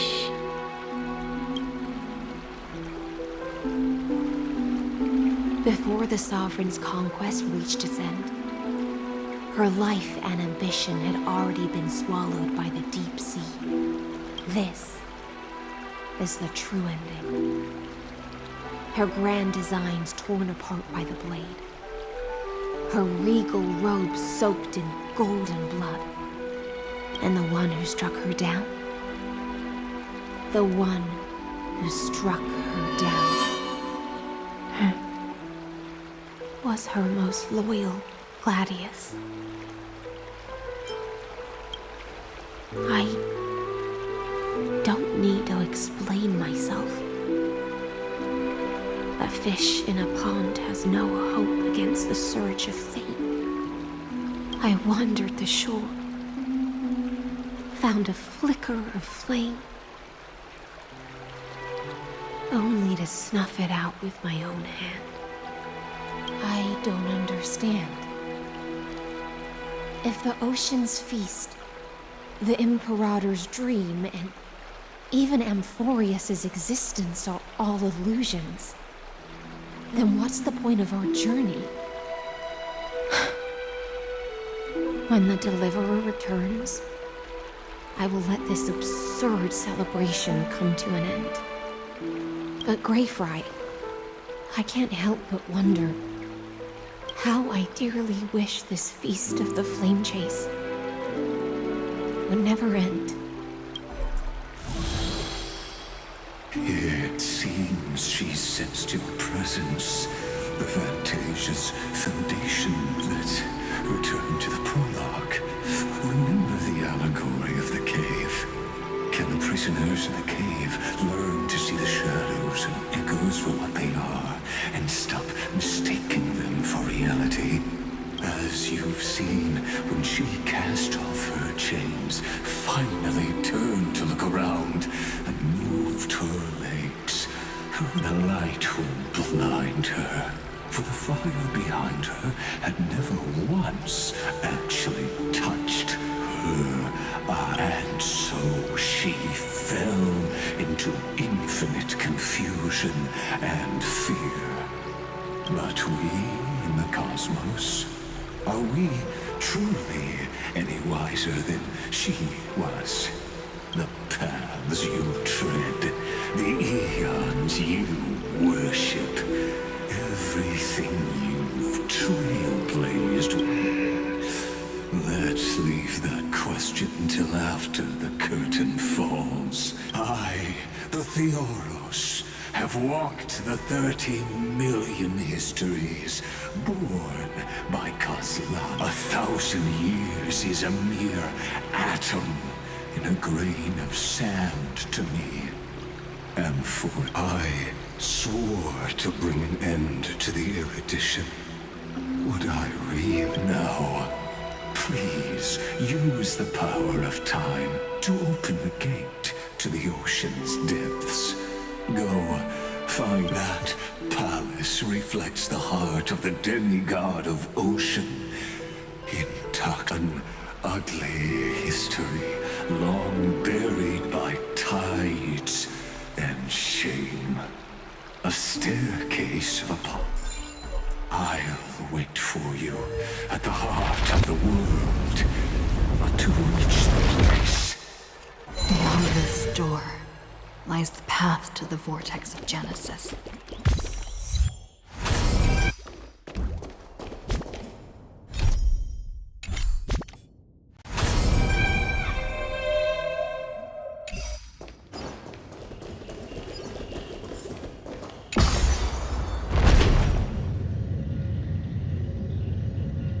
Now step away from this false banquet. And then onto that bloody stage.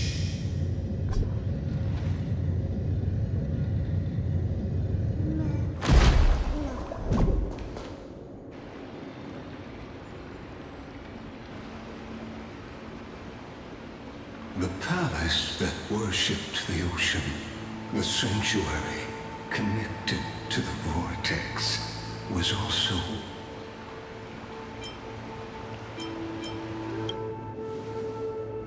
her exuberant song halted the passage of time in this place, imprisoning my body. The twisted time and space reflect her confusion. And so, the Imperator's crimes were veiled.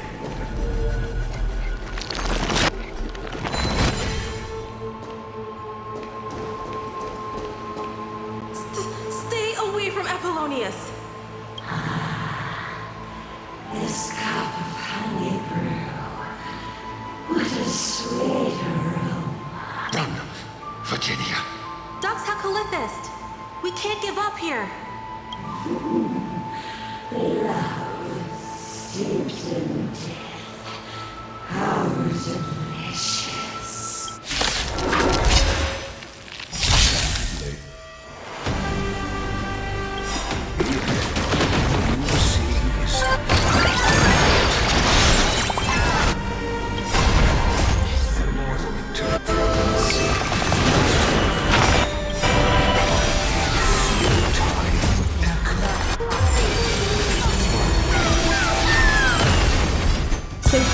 Like a wisp of silk.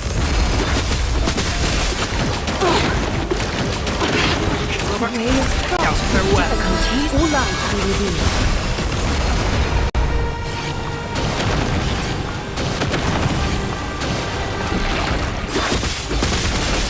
So fragile, like a wisp of silk. Countless thoughts our fates become one. All life be revealed.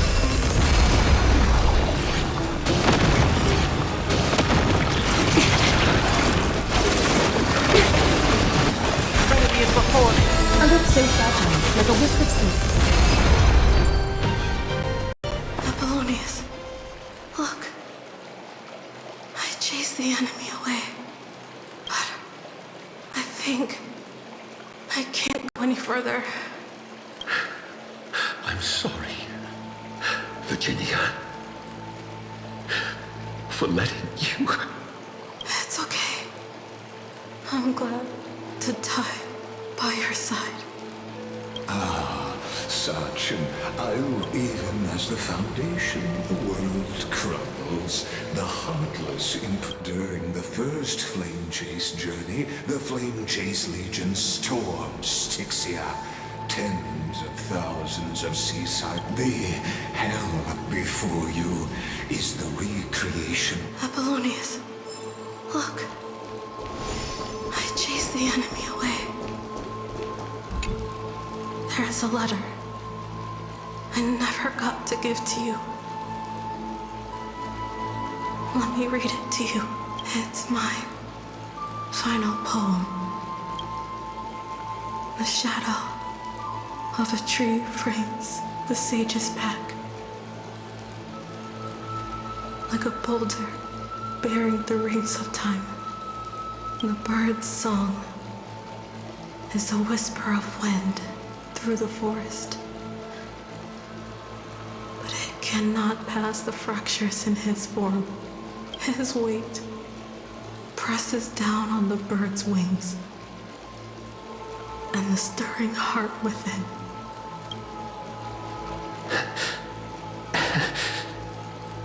I always wanted to tell you. You look beautiful when you read poetry.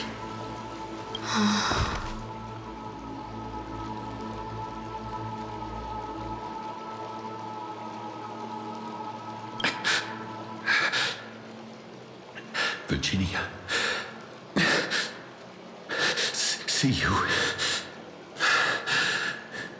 in the new world.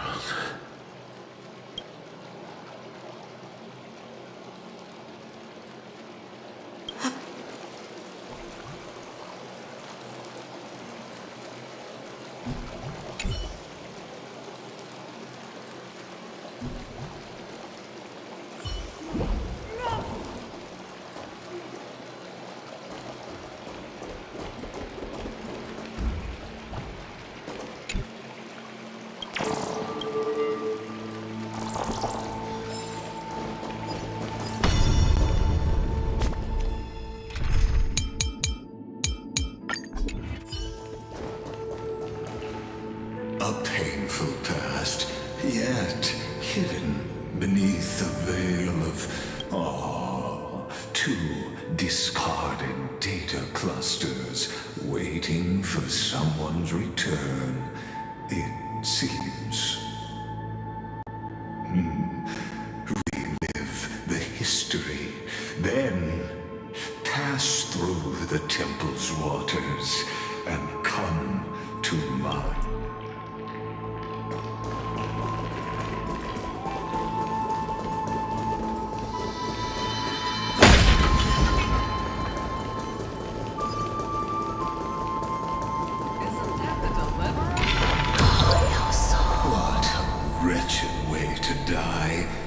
The Flame Chase army, devoured by warbling fish. Never look. The cruel Imperator and her Knight Commander, the pitiful Warden. Want to raise the bridge and cross the river of fate. This path of the prisoner is for... Imperator! Imperator! Did you see my gallant deeds, Imperator?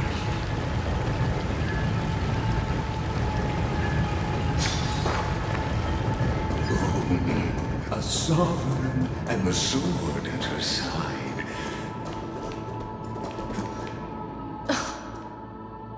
Imperator, why did you... You're here, Dux Gladiorum. You ordered me to seal the sea route and handle threats from the rear. So why didn't you wait for me to return? Why send the Vanguard ahead and let them die in vain? Die in vain? No, you're wrong. Their golden blood won't be spilled for nothing. The other dukes have paved the road for me to become the god of law. The trial of law? You never spoke of this to anyone. What is... The one who wishes to bear law must purge this world of its curse, and offer the blood of the accursed as sacrifice. I pondered long on what Talantin meant by blood of the accursed. Then, I found the answer. You, I, and every Chrysos heir summoned by the prophecy are the accursed ones. Just like that arrogant Theoros said, our golden blood is the agent of destruction, the antithesis of the world's fate. Dux Frigoris, Dux Brumalis, Dux Helcalethist. Their fate was sealed at that moment. Dying on a glorious campaign was the final gift I could give them. You speak as if they didn't die because of your cold-blooded schemes. Was their loyalty meaningless to you? Losses are a constant on the Flame Chase journey, among which even life itself holds little value. If a subject marches to war without that conviction, then yes, as you said, shallow loyalty means nothing. And what about my loyalty, Cerydra? You sent me away under the pretense of guarding the rear. Was there any shred of humanity left in you?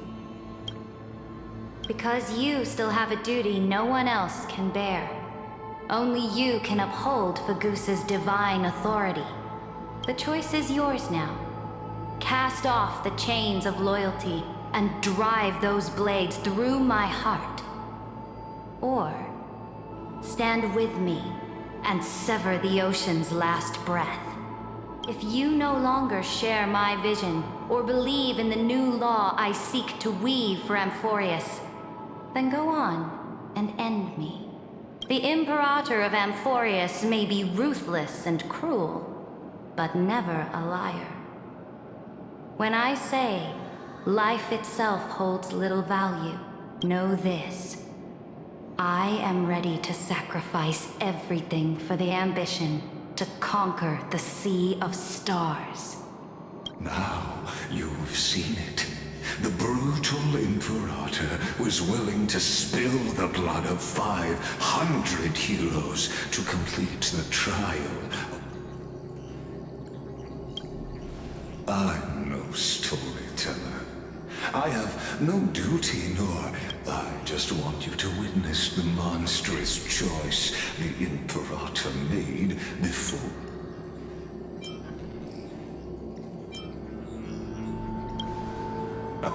You've always had a flair for lightening the mood, haven't you? I gave up on using words to solve conflicts 2,000 years ago, but I won't squander a chance, not even a sliver of one. If there's even a crack in the walls of your conviction that my victory is already assured. Now that the past is settled, let's turn the page and bring time back to the present and dive deeper still until...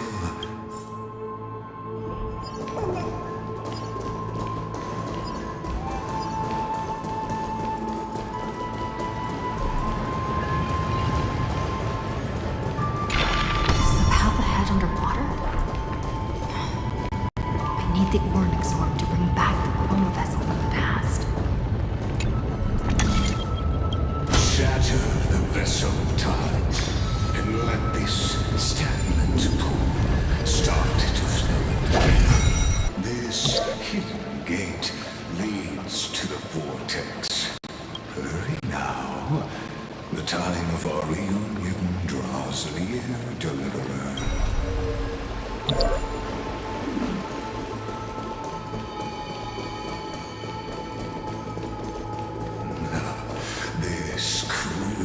Journey will reach its end at long last.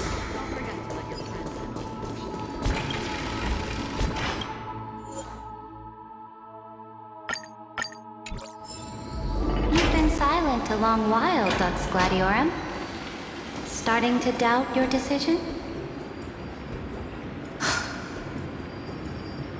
Save your breath. The vortex of Fagusa lies just ahead.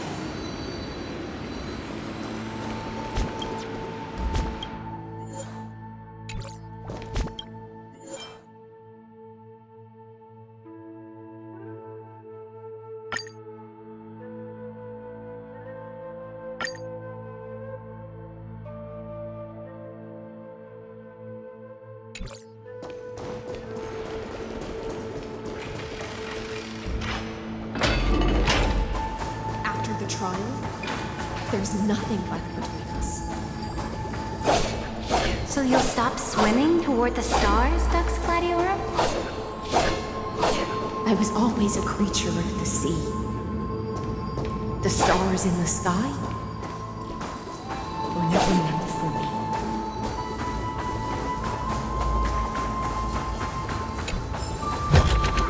Seek, and you will find. Look, a gravestone. But whose name does it bear? It was here that the prisoner, who thinks herself the prison warden, made her choice. Witness. Listen. Dux Gladiorum. I've lost count of how many times you've stood here over the past centuries. You talk too much for a prisoner like Kyrgyz. Two geniuses who defied law and all the Chrysos heirs who sacrificed themselves in this sand as long as my will remained. Don't get ahead of yourself. I still have ways to chain your divine soul. Please, do surprise me. But I know it was here you gorged out the core flame of ocean from Fagusa's body. It was here you and that Imperator both come. You drove your blade into her heart. A loyal subject turned regicide. A demigod committing deicide. Or so the history books paint that tragedy. Oh, but if that's the truth, then why, after come to think of it, perhaps I'm not. Your calm does stir the rage in me. As if the one paying the price here isn't you, but us. The ones who lost everything. That's only because I've waited 13 million lifetimes for my vision to be realized. Countless millennia. Loneliness never once showed me its fatal side. In fact, for a prisoner, but you're different, Dux Gladiorum. Loneliness has crept from the silent depths, sinking its claws into your mind. You're right, Lycurgus. Loyalty, curse, the fall of my kin, and this endless waiting. These shackles are too heavy for a fish that cannot perceive any light. I can't break free of the whirlpool that's pulling me under. Nor do I have the unwavering resolve to force myself to wait for that person's return, as everyone hoped for. Deliverer from beyond the sky. Or will she ever? I don't know. And I doubt anyone does. Then, what will you do?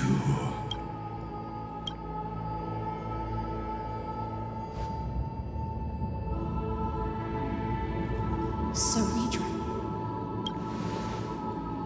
This will be the last time I carry out your decree. Ever since you took me under your banner and made me the Dux Gladiorum, my music has belonged to others.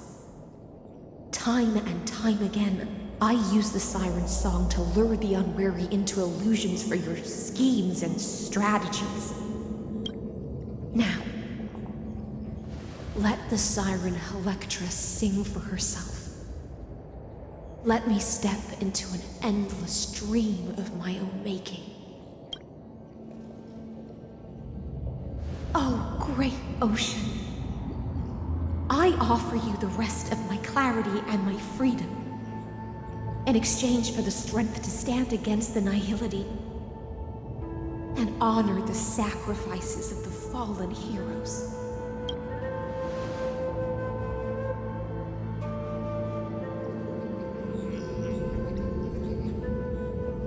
Graferine, deliverer from beyond the sky.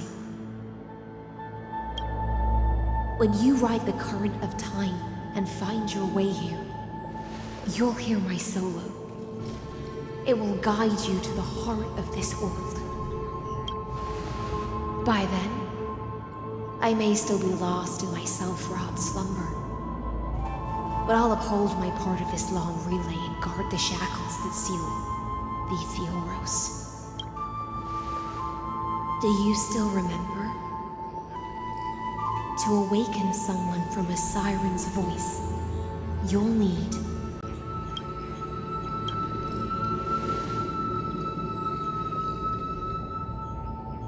the gift I once gave you.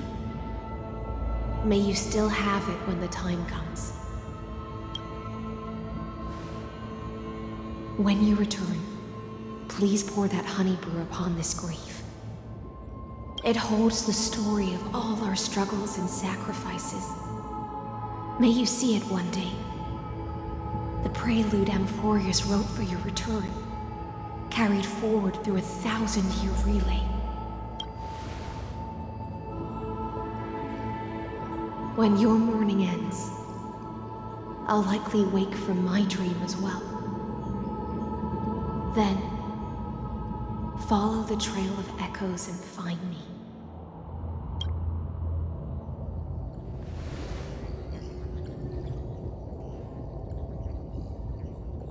And together, we'll bring judgment upon the sinner who defiled the erudition.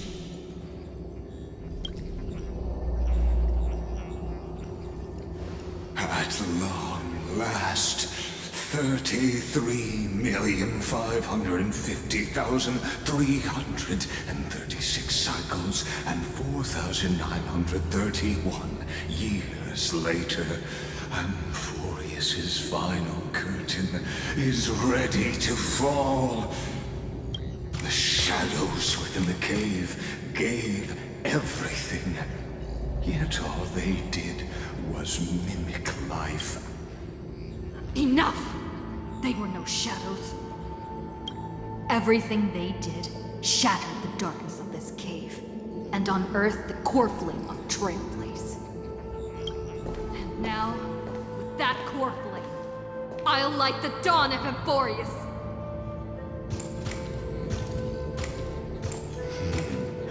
Do you still choose the will of the paths as your answer in the end? I do not agree with that answer, but I respect your as an apology, and in the name of Theoros, who saw all destinies in this world, let me join. And then let us face each other and decide whose flame will rise with this new dawn.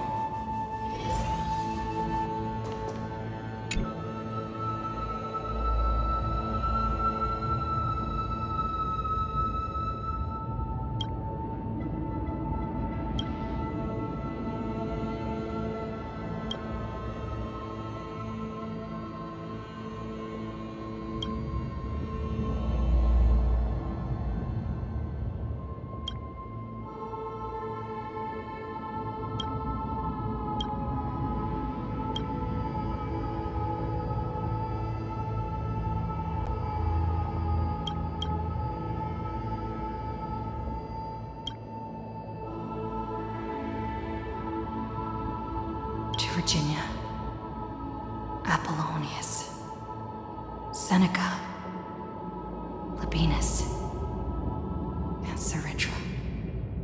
Through a brutal sacrifice, they lit the stars of law in this world, propelling Amphoreus's fate forward.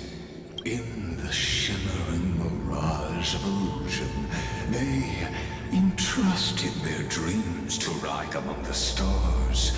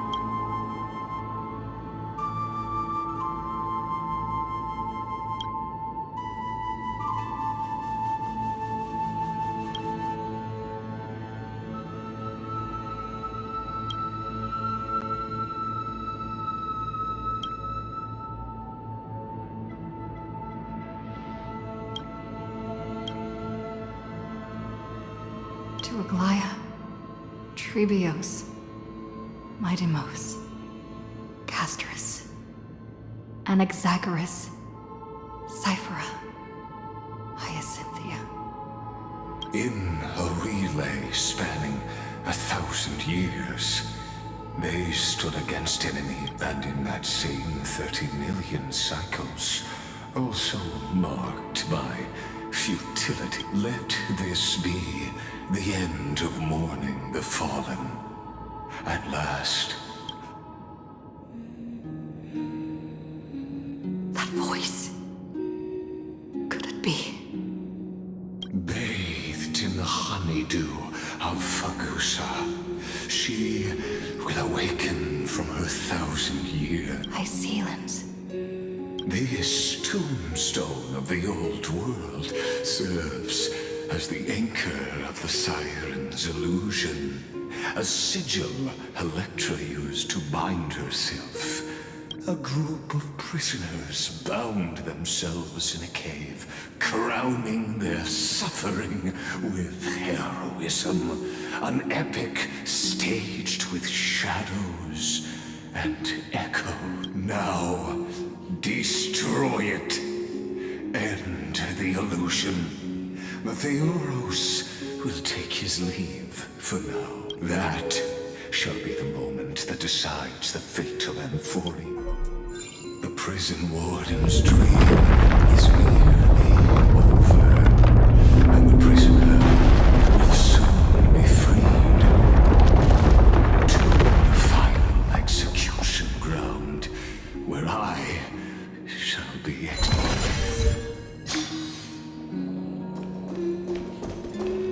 This world and I shall haunt here until we meet again.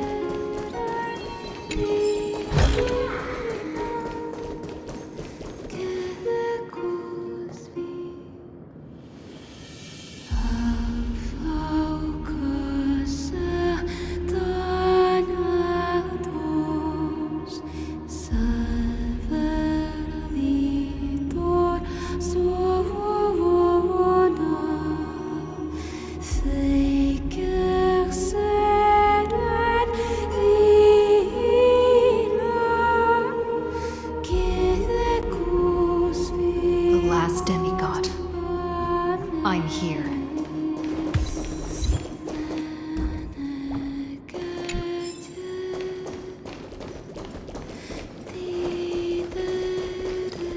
Go forth for the hopes of humankind. Go forth for the duty of deliverance. Go forth for the belief in flame chains. Go forth for the golden blood's glory. Go forth.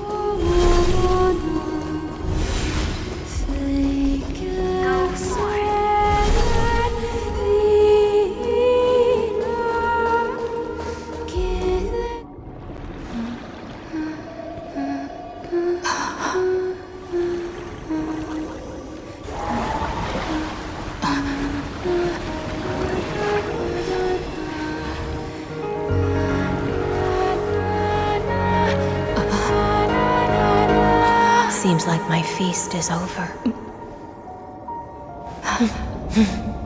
It's now your turn to perform.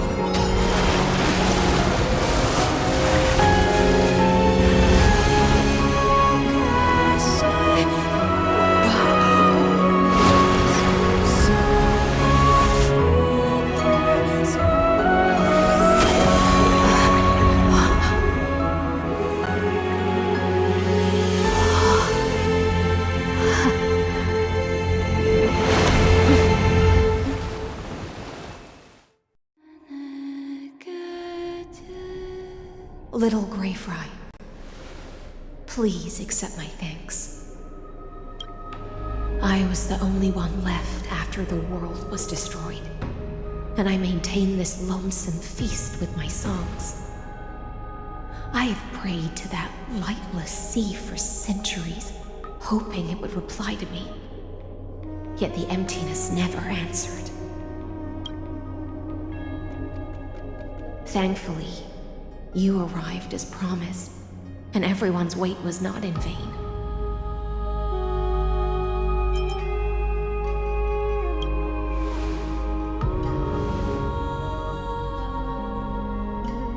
Thank you, final audience of mine. This is probably the last praise I'll ever hear in my life. Now, you and I will walk towards the end of this world. The heroes have waited for this moment for far too long. Let us use our blades to testify our resolve.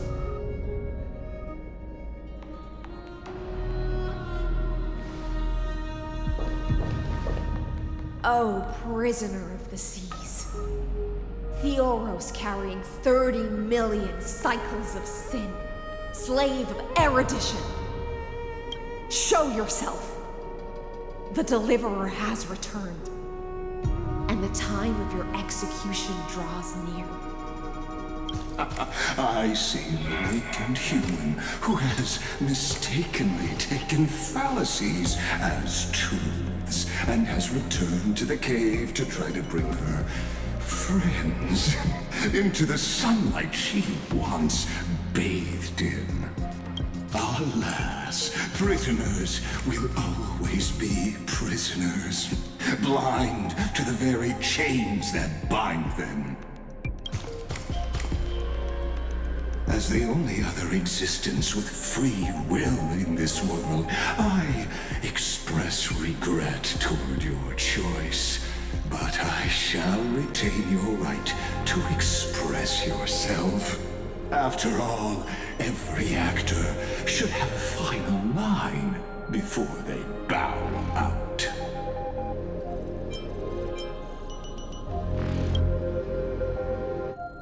Trust me, this will be the final scene. The last dusk this world will ever see shall become the climax that decides the fate of the cosmos. What an appropriate end. My cognition resides in the exomyth. It is pointless to defeat my avatar, projected into the experiment. My body is the shadow cast on the wall by the fire, and my words are lingering echoes within the cave. How can a character in the play fight against the audience? Caslana failed. The demigods' sacrifices were pointless. As for the two geniuses you placed such high hopes on, I ask of you, where are they now?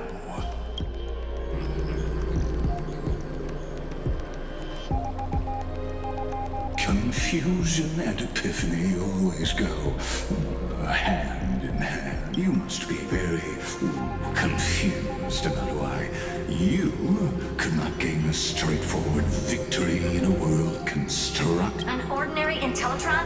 Cut the pretense, senior society member. We've torn off your meticulous mask and figured out Amphoreus' true form. It's part of the primordial prototype machine, the first scepter ever created. In other words, a detached part of Noos's divine corpus. That's why it has the potential to destroy erudition. As for who would be able to control the Aeonic system to rewrite knowledge, only one person has ever managed such a feat. You better have an explanation for the society. We want an actual answer, not another prolonged metaphor to cover up the truth. Why are you the one doing this? Answer me! Since things have reached this point, I'll give you two irrational answers, purely as a courtesy to posterity. The answer is obvious, so there's no need to say that name out loud. The cosmos made a mistake in calling me a genius. I do not possess more wisdom than those who came after me.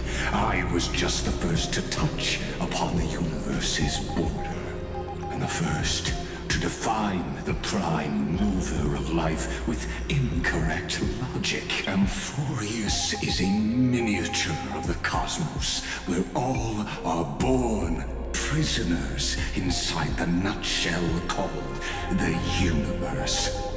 Like the madman who I led them into a lightless cage called paths. I created a mechanical god that even I cannot control. And then they bore the name of erudition. Yet they tried to define the known and to seal off all possibilities. No new rules were ever for. As my organic life neared its end, I coded my consciousness using 14 algebraic expressions and spread my logic core over 9 bodies. As for Lycurgus, What an astounding strength of will. As a fellow pathstrider of erudition, I fully understand your obsession with seeking the truth. Therefore, you surely see it. You cannot possibly stand. However, I hereby speak for all sentient life forms. We will never allow such a cruel atrocity to occur. You can pile on your metaphors mountain high, but they won't change the act you're committing. The iron tomb out there in the cosmos is still a technical beta version, and yet it's already powerful enough to corrupt the life logic of all inorganic worlds. In other words, when the Lord Ravager within Amphoreus becomes the next knowledge singularity, there's no way you wouldn't have grasped the consequences, First Genius, is there? Of course, I am fully aware. I don't mind answering you one last time before I thoroughly exile you from this. My grandiose vision for the future is this. Whether organic or inorganic, every act of any life form infected by the Iron Tomb will become a true random function Omega. What I call the fall of erudition. Then, within the infinity nurtured by that constant, a new universe shall bud in the chaos. A universe. As the first prisoner to awaken in the cave, I must lead the others who are blind back onto the right path. Do you understand me now? As Kozlana stated, destruction is not, it is revolution through complete annihilation. And the grand rebirth, after all, has been reduced to ash.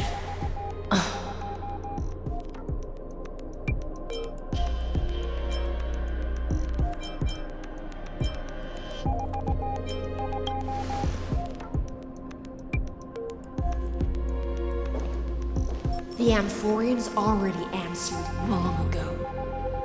Be it as tiny fish destined to be swallowed, or as a giant whale poised for a magnificent descent.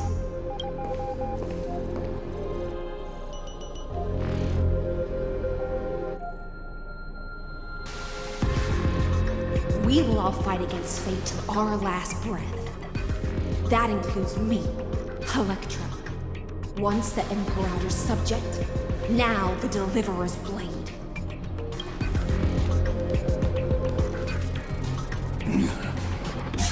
Oh, such. I will also show my true self to you on this momentous occasion as a gesture of respect. And provide an insignificant academic suggestion. Thus speaks Genius Society #1. Xandar 1 Kuwabara. The entelechy of the universe is Alpha and Omega. There's no need to rage against the truth. The value of any formula resides only in its answer. As for the process of solving it, no matter how elegant, violent, solemn, or humorous, it is all utterly meaningless. As the Theoros, I will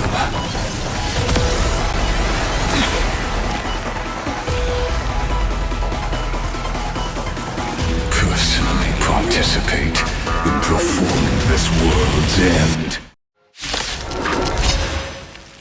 Remember this, as Lucis claimed, I know more about the death of knowledge than they ever will.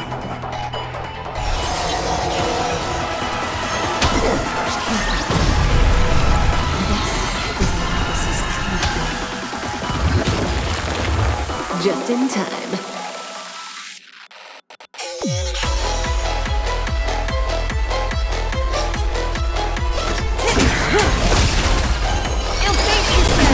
Relax.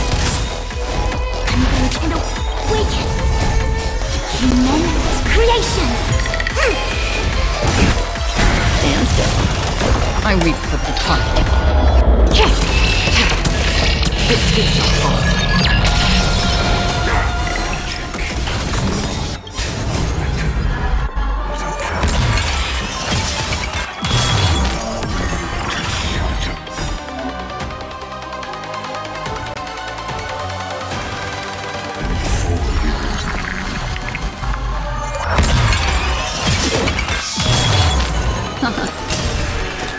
Your water supply.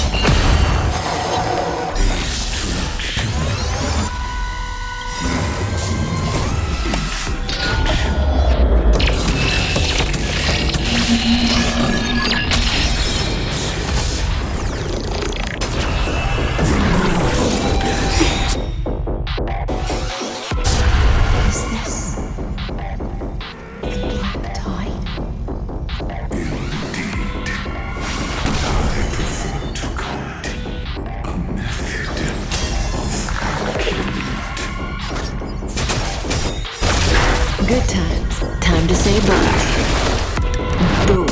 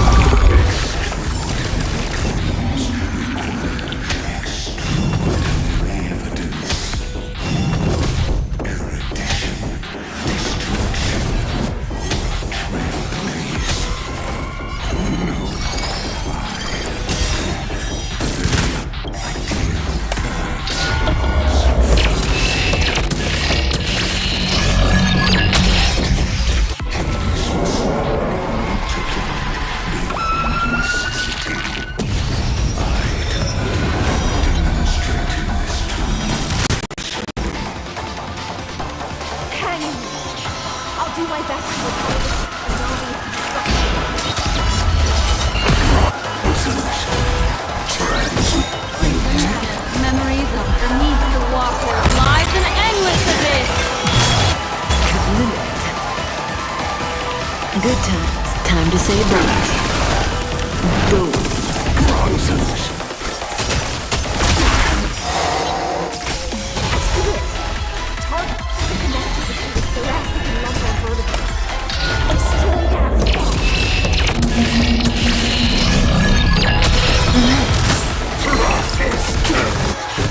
Destiny isn't chosen. Stand still. Equipped to converge and awaken. Humongous creations. They gotta bring it on. Feeling the force. Invoking the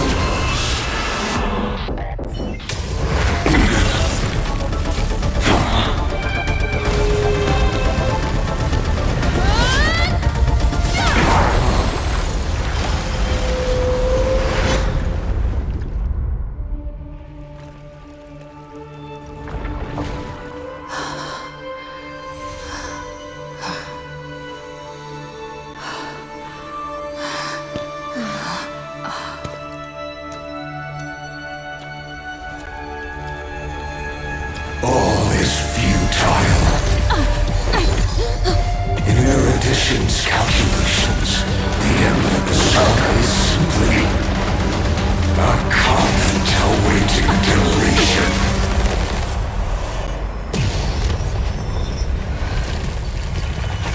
I don't like such a cold statement, okay? If numbers can decide the end of a story, then we can surely also pen a new beginning.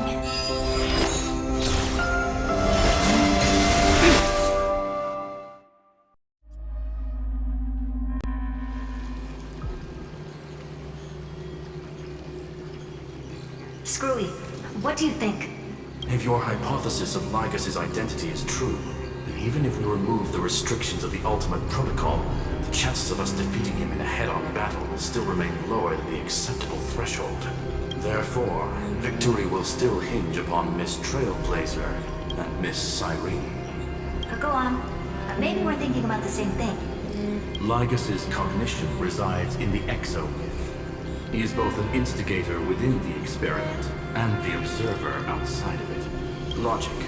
His inspiration circuit can simultaneously process the different time flows in and out of that world. That's where things get tricky. He simultaneously exists in two different timelines, where the internal clocks are wildly different. That old Intellitron's neurons have completely gotten used to that over this prolonged experiment. And that's why he holds home field advantage. You and I should be able to manage that too, if given more time. Unfortunately, there's no if, and we don't have more time. That's why we need to change our way of thinking and turn his advantage into a weakness. The key lies in memories, right? Oh? You caught on quick. You've already mentioned my friend and I, so it's an easy connection to make, no? My intuition has always been very on point. Good. Then I'll cut to the chase. Since his thinking speed far exceeds that of normal people within Amphoreus, we are going to externally plant a memory into his inspiration circuit. Then, command it to loop endlessly until he gives in. Even the most flexible and sturdy inspiration circuit cannot withstand the traffic of a full-on information flood. When the amount of information exceeds his cognition filter's capacities, he will have no choice but to focus on processing this memory. That's when the parallel processing advantage he gained via Amphoreus will completely destroy him. An image from a person's memory played in real time might only be a second for us. But for him in Amphorean time, it could be millions or even billions of calculations. He won't be able to do anything but watch as he's locked into this prison forged by memories. Then we can entrap him in the same kind of cycle as the heroes were in, and get him to experience loneliness and pain in that endless recurrence. It's my greatest honor to be on the same page as the geniuses. That little one is still in that old Intellitron's hands and won't be able to respond to us anytime soon. But I don't think she'd refuse. So it's up to you to figure out how to execute this plan. I'm not sure how this happened, but I knew it as soon as I saw you. You are currently a mimetic entity of the Remembrance. Yes, I seem to be something you folks beyond the sky call a memo sprite. But that's fine by me. It suits me perfectly. I can serve as the vessel of memories and do my part for the final battle. But before that, we have to tell you. The path characteristic you exhibit is very special. There's no way you're just a simple memo sprite. However, I'm sure about one thing. You are a mimetic entity born in Amphoreus. Yet you only awakened with the little one's arrival and only matured as she embarked on the path of remembrance. That means your existence is completely attached to her memories. If there ever comes a day when she forgets about you for even a few seconds, or loses her last connection with Amphoreus, then you must be prepared for the worst. You will disappear in the memory zone, utterly gone, without even a single line of data to remember you by. But that's already happened, hasn't it? No wonder I've always had a weird hunch. But that also means I was right in thinking. As long as my friend and I are together, we can do anything.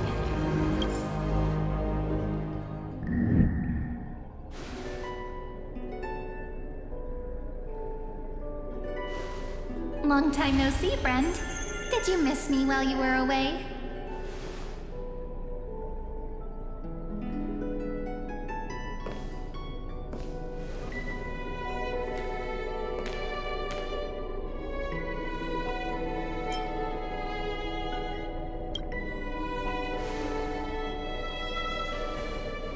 Same here. I've been waiting for you for 1,000 years. Like how everyone in Amphoreus was also waiting for the Deliverer's return. You probably already knew about the Genius's plans for that memory. I had to hide really well in a corner in time so Lagus wouldn't find me, and wait for the right opportunity.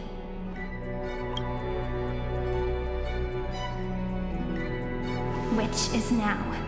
The moment when his manifestation in this world is destroyed, and his twin timelines are intersecting. I'm sorry for keeping this a secret from you all this time. I'll tell you the entire, unedited story of this millennium as an apology after this is all over. But for now, let's join hands and complete the final step with the power of the remembrance.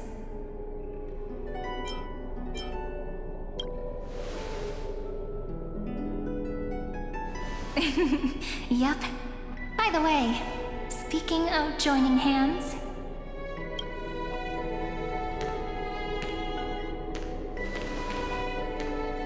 Can I please do something before we go on stage?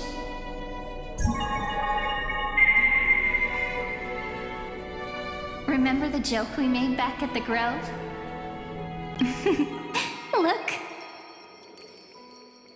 Aren't my hands pretty now? What a fascinating feeling. Like countless memories all swelling up at once. What about you? What did you feel when we touched each other? Really? That makes me really happy. If memories can move people, then it must have been a happy memory, right? Now, please remember what you're feeling right now.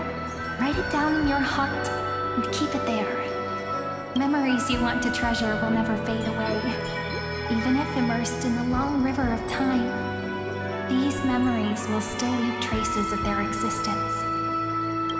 So, if the view in your memory ever grows fuzzy, just reach out and touch it. It's like reading bedtime stories together at night.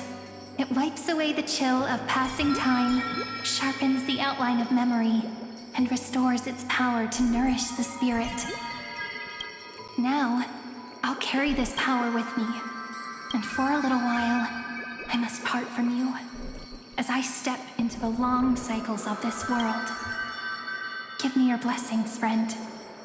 Then, let that bright future be as we have written. Then, I'll leave it to you.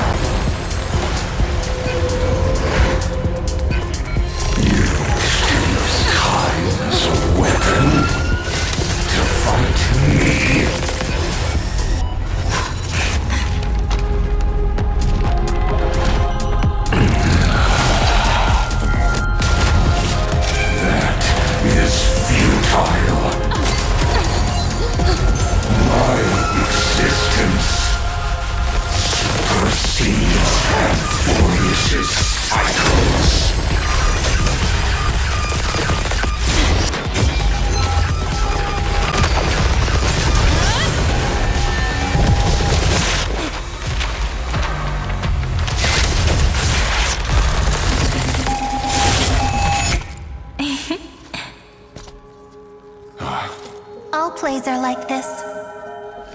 Once you're on the stage, it's hard to return to the audience. Welcome to our story. How does it feel?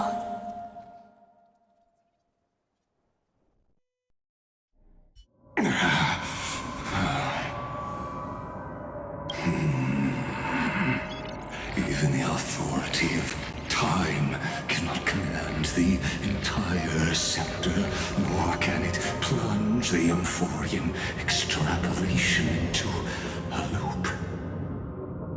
If this was no system malfunction, then was I implanted with the mimetic entity of the remembrance? You guessed it right away. As expected from someone people call the first genius. I'm gonna keep doing what I just did if you don't stop, you know. My friend and I won't allow you to leave this memory, no matter what happens. Which means you are now trapped, Lord Xandar. An elegant idea, and an exquisite execution. Regrettably, it is you who will know that patience is my greatest weapon. When you will crumble before I do in this moment stretched out to an eternity, just like Kazlana will. Yet now I'm a pink bug? My looks are seriously changing all the time. But you're not wrong. We're definitely not gonna solve the problem if we just put you in another prison. So that's why we never wanted to do that in the first place. I shall answer your confusion purely out of my respect for those who came before me. Have you heard of the synesthesia dreamscape in the Asdana system? Interestingly, that place once had a prison too. Life forms living in that environment, abundant with memoria, have a chance to connect their perceptions with each other's. Even across great spatial divides, they're able to detect shifts in one another's states. I call this phenomenon memory zone entanglement. In Asdana, people made use of that phenomenon to build a nation within a dream. After adding in the catalysts of harmony and remembrance, that is. Is that how you walked into my prison cell? Using those same principles? I would much rather call this location our negotiation table, Lord Xandar. Nonetheless, your hypothesis is correct. We happen to have an ally skilled in tuning, while the Trailblazer and Miss Cyrene both have an astonishing amount of resolve, which I'm sure you can testify to. I am also sure that with the support of such a resolute memo sprite, our conversation can last for a long, long time. I'm the best at listening to stories, you know? I'll leave the exciting clash of the erudition to you two geniuses. A brainstorm? I like it. And it's 2 against 1? Well, I like it even more. Let's talk, Xandar. Take a guess. How much do you reckon we can dig out of your brain before the next second? And how many ways can we find to deal with you? Besides, in your current predicament, there's no way you can take our trump card away.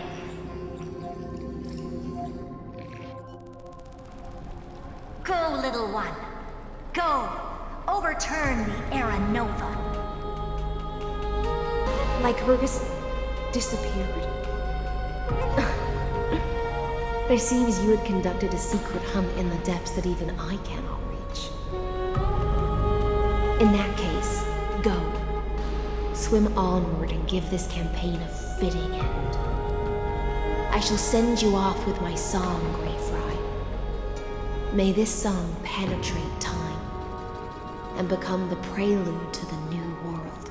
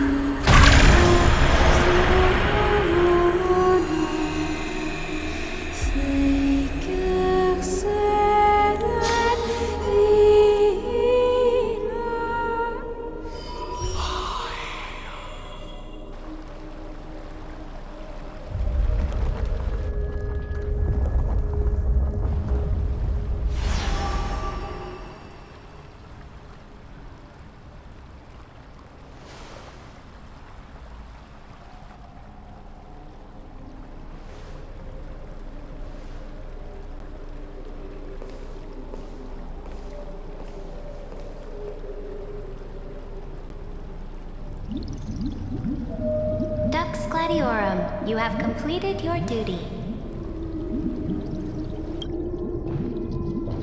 A new dawn is about to rise. Why not swim towards it?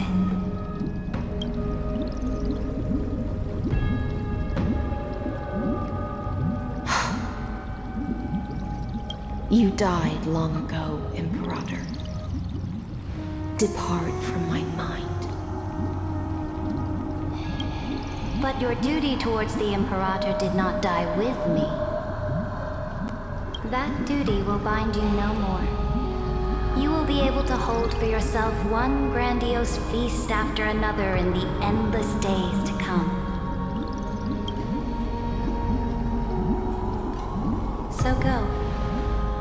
Go and swim towards that ocean beyond the sky with the Deliverer.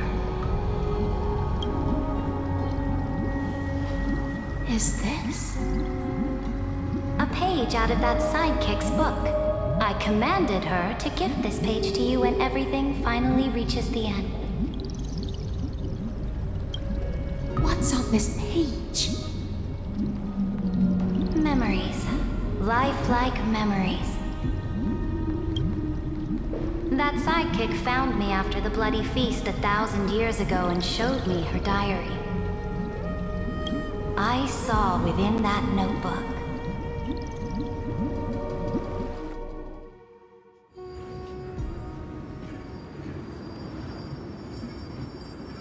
Is this that Deliverer's experience?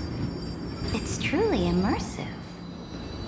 People beyond the sky apparently utilize this power to seal past scenery into crystals they call light cones. But I only know so much about the remembrance, so I can't completely replicate the past. But I'll do my best to talk about the missing parts. I'm all ears. Go on then. Do your best. But if your chatter gets too boring, or if I deem it offensive, then law will become forever beyond your reach. Got it. I'm sure you'll find this to your liking. After all, it's human nature to want to embark on a journey into the unknown.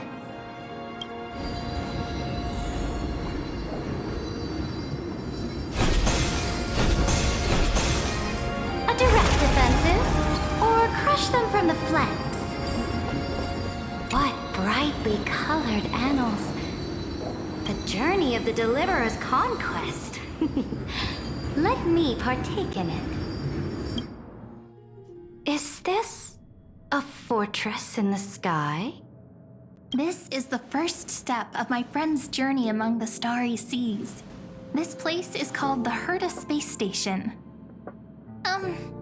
Just think of it as a supersized grove of Epiphany.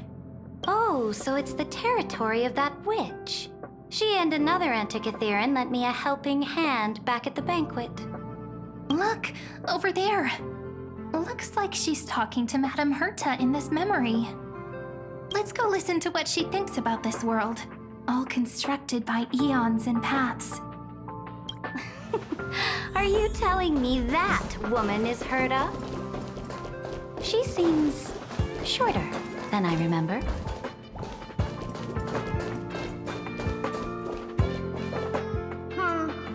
Pretty nice space station, huh? But just wait. After a couple more stops on the Astral Express, you'll see sights that'll make this place look ordinary. Oh, the cosmos is so vast that the unknowns far outnumber the knowns. But none of them will end up being anything amazing. The farther you go, the more you'll understand what I mean. So do your best with the nameless. Break a leg! And remember to send an update or two to Asta when you've got some downtime. She certainly shares my way of thinking. Only that instead of a conquest through blood and fire, they chose a gentler path. People call Madame Herta and Mr. Screwlum geniuses. Apparently, only the smartest people in the cosmos can receive the blessings of Nous, Amphoreus' true creator. Do you mean that even individuals of such nobility are merely subordinates to a god? On the contrary, after all, It was the very first of them who created the god. But I don't really know all the details about that. You might be able to ask Madame Herta herself when you get the chance. Let's go check out some other worlds next, shall we? Oh, the cosmos is so vast that the unknowns... This next stop on the journey has a lot of similarities to Amphoreus. A snow-covered land? Interesting. This star is named Eurillo 6. That name sounds so cold. Belobog sounds better. The girl we see here holds a similar station to you, Imperator. She's the supreme guardian of this world, a leader who took up the mantle of government during a disaster. I did not expect the Empress of this world to be so young. Well, your appearance isn't much older. The object in the distance resembles Nikador. Is it a weapon? No, it's called... Right! The Geological Reconstruction Unit. Just Giorios' Titankin? Disappointing.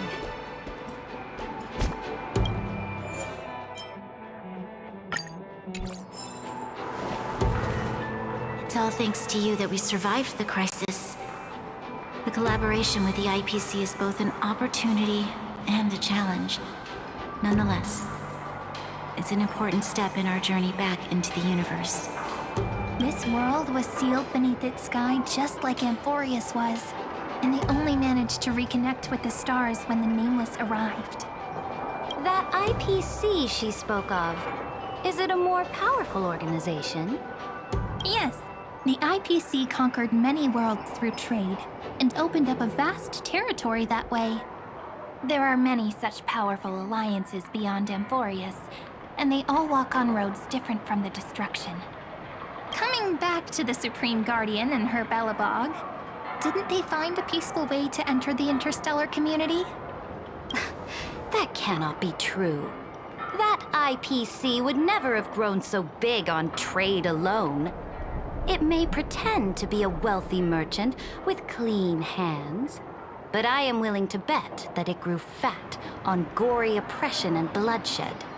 Its path of conquest must have had no mercy for the weak and would have destroyed them if needed. Are you telling me that this snowland never thought about tossing its dignity to the wind and kneeling to the IPC? I will not believe it. I will never allow the Imperator's empire to be sullied by others. Amphoreus must become a power so strong that no interstellar foreigner would dare to look down upon us. Imperator, Belobog isn't as weak as you imagine. Listen. I indeed hesitated. But now I understand what we must do. Belobog must learn how to walk on her own, until she no longer needs the support of others, and can stand on her 2 feet among the stars.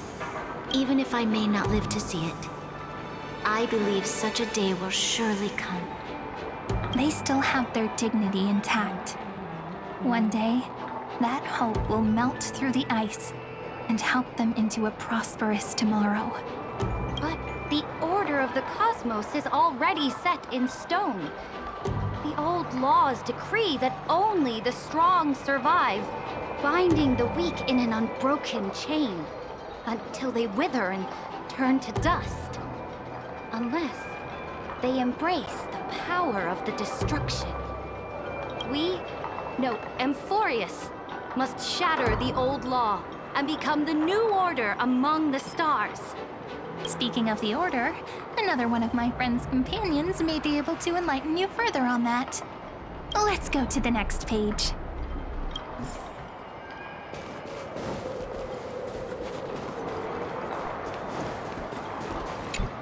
I indeed hesitated. This next world is a nation of dreams. The first time I heard about that place, I didn't even know what to think.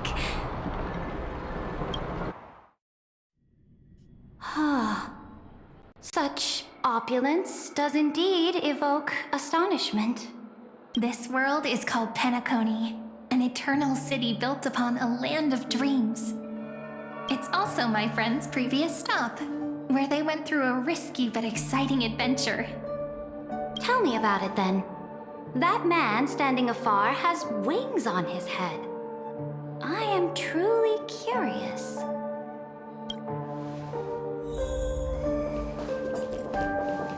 I wish to gaze upon the views of the Reverie Hotel one more time. I'll be just a traveler when I come back here again. And perhaps, through a traveler's eyes, even the things I once knew so well will feel strangely different. Penacony is a land of the harmony, where all dreams and hopes merge and combine. It believes in unrestrained freedom, and that's how it lost itself in shallow delights. Then, this young man before you chose to rewrite its laws, using the power of the Order, hoping to shape a dream-bound paradise of perfect happiness. Yet, the paradise of my dreams remains far away. Perhaps a brief journey with the Nameless can show me more possibilities in my search for paradise. As for what Penacony should look like, it'll be up to her. No. Up to their trailblazing now. Oh, it sounds like this ideal kingdom is no more. That's right. The people chose to wake up at the end. You can't see tomorrow when drowning in sweet dreams. This individual's law acknowledged only gods and constructs, leaving no space for humanity. And yet, the fact that he could accept defeat and resume his journey shows a rare self-awareness and clarity of mind. You are also very self-aware, Imperator. Then you must know that the world promised by the destruction also has no place for humanity.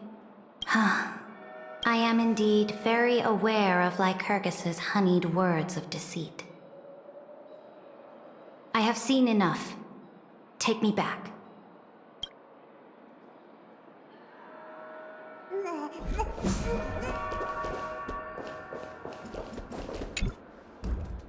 Then let's wrap up this trip down memory lane with one last scene. This absolute wonder. Isn't it pretty? That's our Amphoreus. Our world flows and meanders in this endless band of light.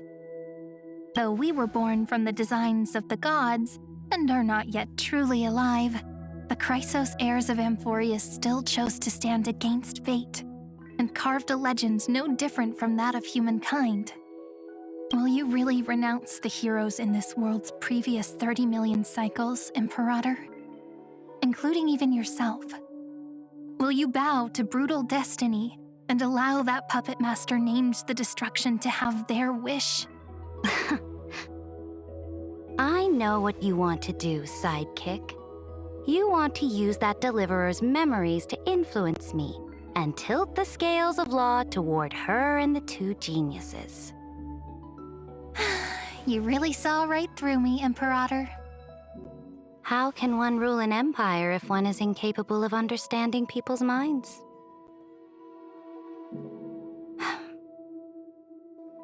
I have decided on Law's final destination. However, before I move my next chess piece, before we go on, tell me this, sidekick. Throughout her trailblaze, was there ever a memory of the ocean?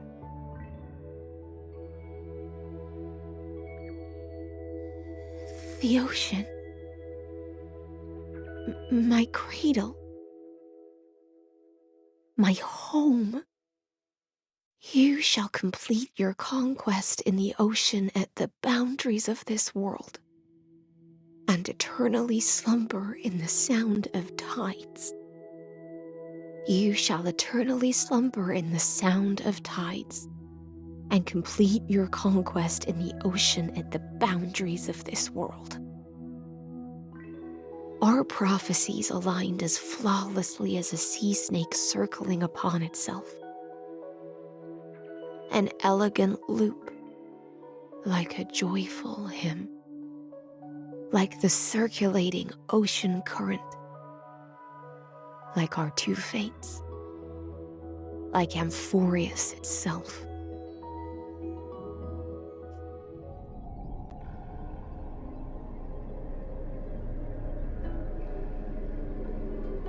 The trial is over. So tell me, who will own the divine authority of law? I won't give it to anyone. What? I am the law. Why should I give my imperial crown to any other? Both the Deliverer and the Theoros came from beyond the sky. They have no right to interfere with the lands I conquered with my own two hands. The law of Amphoreus shall be determined by Amphoreus's master. What exactly did you see in the trial? Everything. I saw everything regarding the rules of this world's operation. I saw the laws of extrapolation that Theoros spoke of. I saw the ultimate protocol. As long as I offer a sacrifice of equal weight, I can rewrite the laws of this world according to my will. I can turn good into evil, ugliness into beauty, and weakness into strength. Fate gave me a very fair deal. One rule change for the life of one demigod. What are you planning to do? You can't guess. We can conquer the stars without relying on any power from beyond the sky. We just need to make some reasonable sacrifices. Your ambitions have already made so many people give up their lives for the law. And you're still not done? I am determined for Amphoreus to stand on her own 2 feet among the stars. You are beyond reason. You think such a simple and hypocritical statement can justify your atrocities. There's no new without destroying the old. That's what you consider an atrocity? Ironic, for that is also the unchanging law of Amphoreus's revolutions. Ever since the Flame Chase prophecy resounded in the distance, fate has decreed for the Chrysos heirs to ignite our blood and illuminate this dark age. People would still be puppets of the old dynasty if it weren't for my conquests. But your world doesn't seem to be any different from your predecessors. Bloodshed, tyranny, oppression. You're making the same mistakes they did. Go and see everything for yourself. Go to any library I've built. Go listen to the rumors on every street corner. Go and witness how the Imperator crushed the old laws and forged new ones. Go and see what my conquests brought to this world. I cleansed the Chrysos War's filth and mended all the conflicts left by the Era Bellica. I restored Akima's might and allowed mortals and Chrysos heirs to face each other as equals in the Council. I punished all sins and rewarded all achievements. I smashed Talantin's shackles, united humankind to save themselves, and started the Flame Chase era. That's what the Imperator has done in her glorious life. So now, hearken to my final words. History will eventually forget Cerydra, but it will never forget the Imperator's people or the Flame Chase era she began. Final words.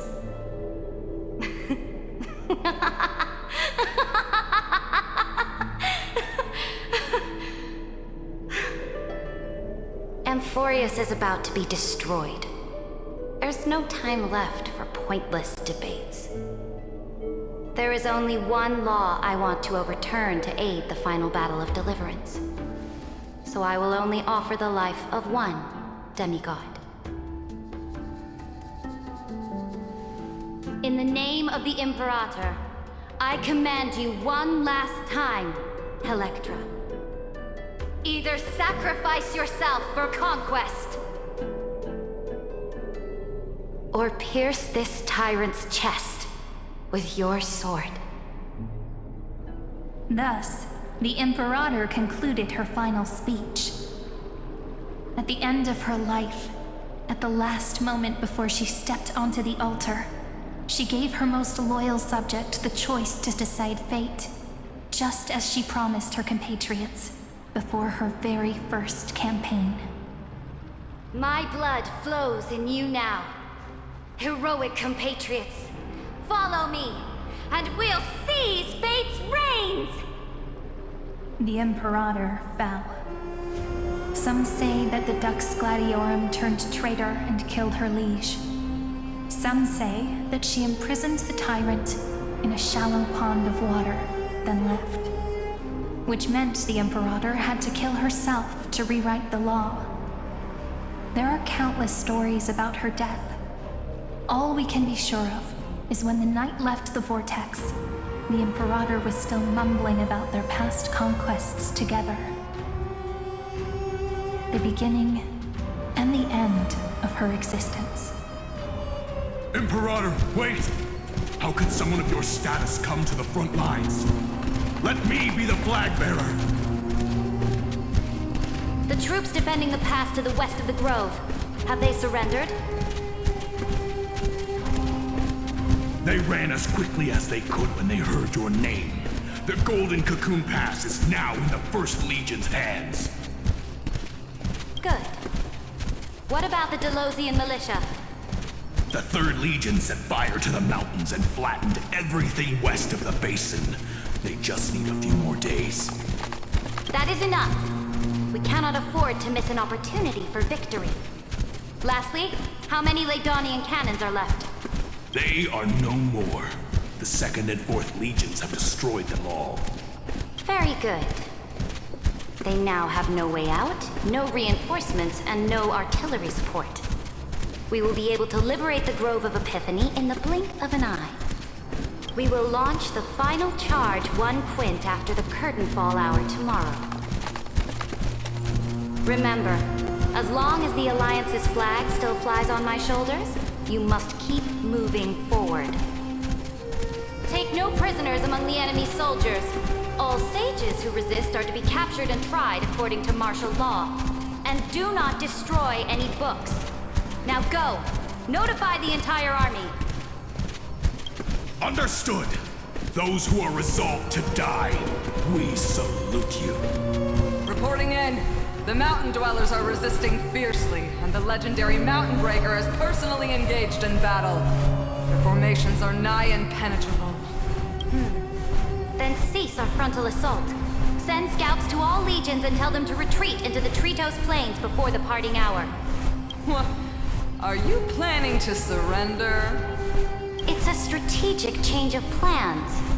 The seismic walking dragon is enough for that battlefield. Walking dragon? You mean that stupid beast, Terravox?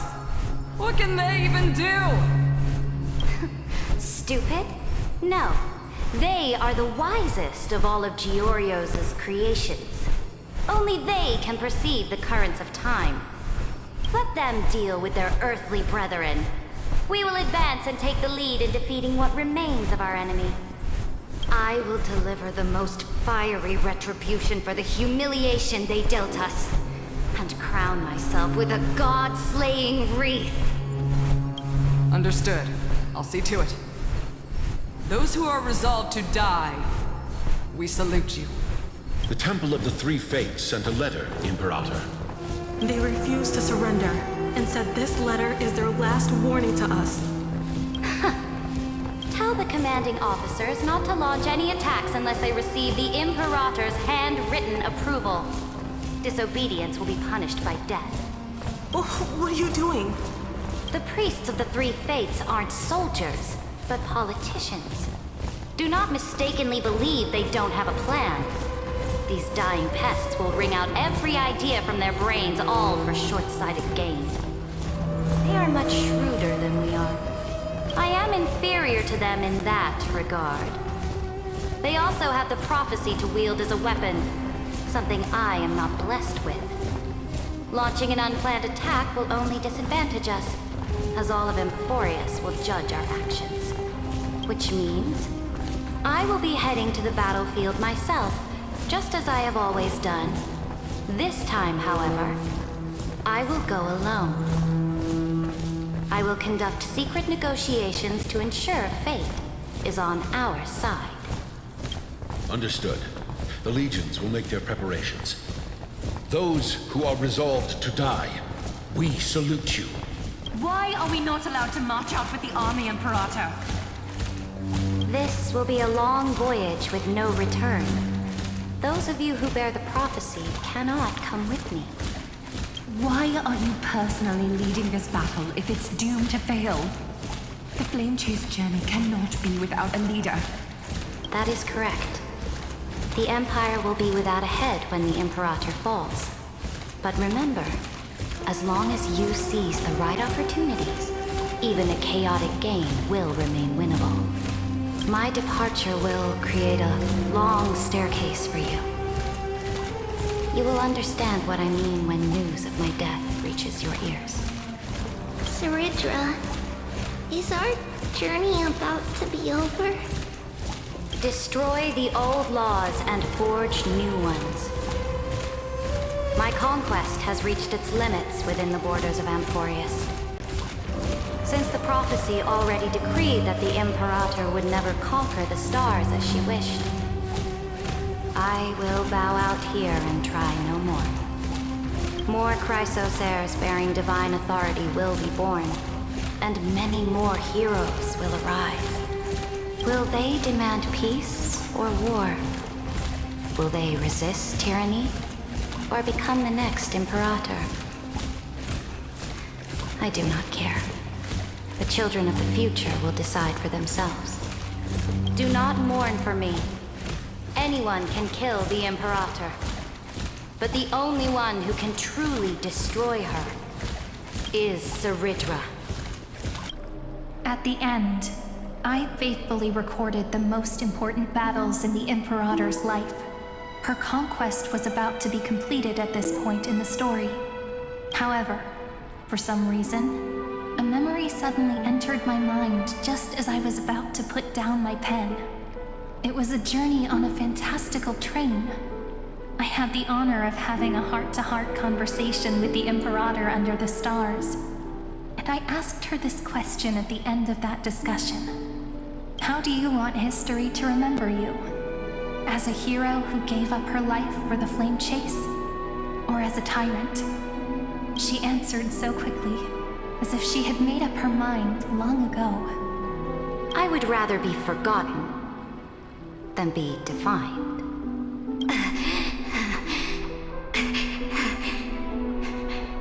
Because the law can be neither eternal nor unchallenged. And only humanity can pen laws into history's pages.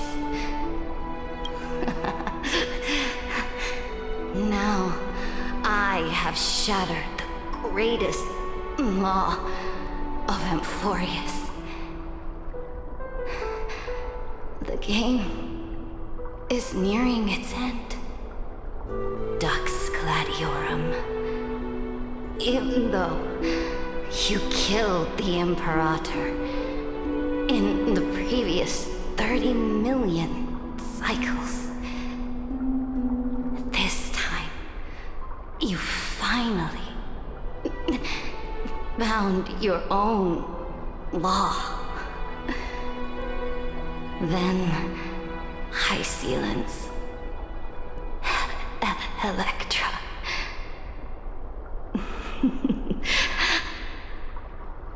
I will ask someone to deliver the prophecy's ocean at the boundaries of this world to you. Will you choose? choose to swim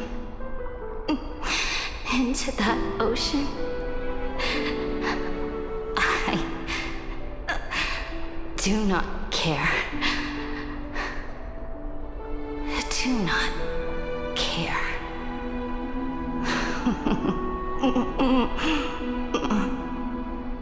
The Imperator muttered about her conquests, and news of her death spread in the city.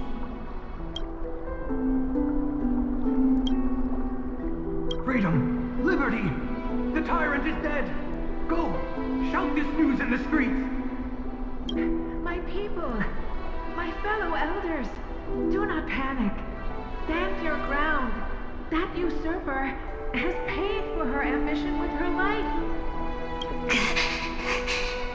People once cheered for my ascension. And now they cheer for my fall. No matter. I am fond of applause.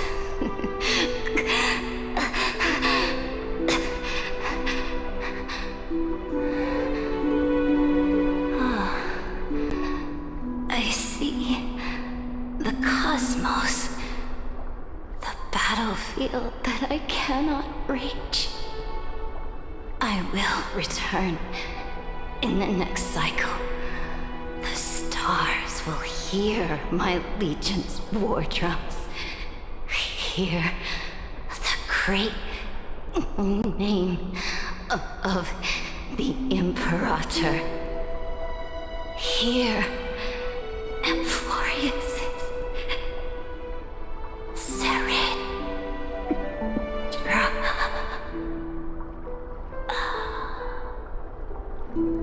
To this day, we do not know which rule the Imperator overwrote at the cost of her life. Perhaps the truth will only be revealed at the moment of checkmate, just like every chess game she ever played. We only know her death inflamed Akama. On one side of the city, those who defended liberty toppled her statues to the ground. On the other side, her supporters put themselves between the masses and her monuments, declaring loudly that the Sovereign is still among the people. It is said that golden blood congealed into the same letters everywhere they fought. It was the name borne by Akama's first and final sovereign, the Imperator Cerydra. But the one who bore that name did not see any of this. Her gaze was cast far away, and the sound of tides in her ears drowned out the people's cries. What was the Imperator thinking about in that prophesized ocean at the boundaries of this world? In that shallow puddle of stagnant water? Was she reminiscing about her past conquests? Or repenting for the millions killed for the plane chase? It was neither. The Imperator only saw how the surface of the water gleamed like that crude chessboard, dissected by light and shadow in the afternoon when her teacher played against her for the first time. Look at this chessboard. What do the pieces look like? They are strangely beautiful. They look like the stars in the night sky ablaze.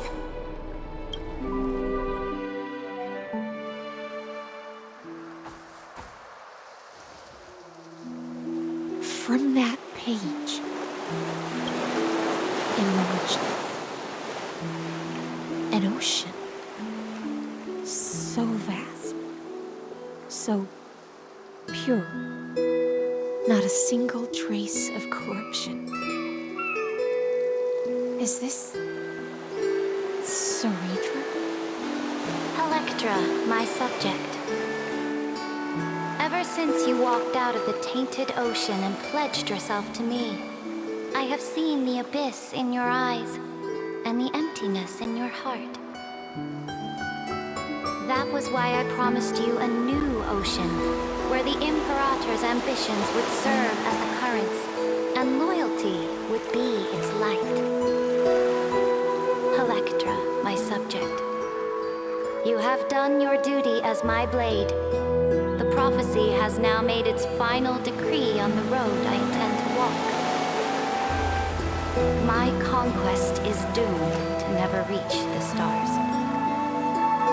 But the Imperator never makes empty promises. So take this memory, this ocean, beyond the sky, as witnessed by the Deliverer.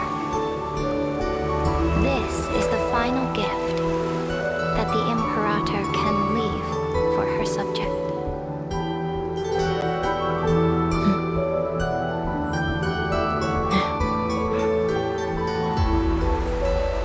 When I was still a fish in the ocean, I always felt so genuine swimming through the waters. But once I stepped onto land, I found myself caught in a plague. Every land dweller wore a mask in their life.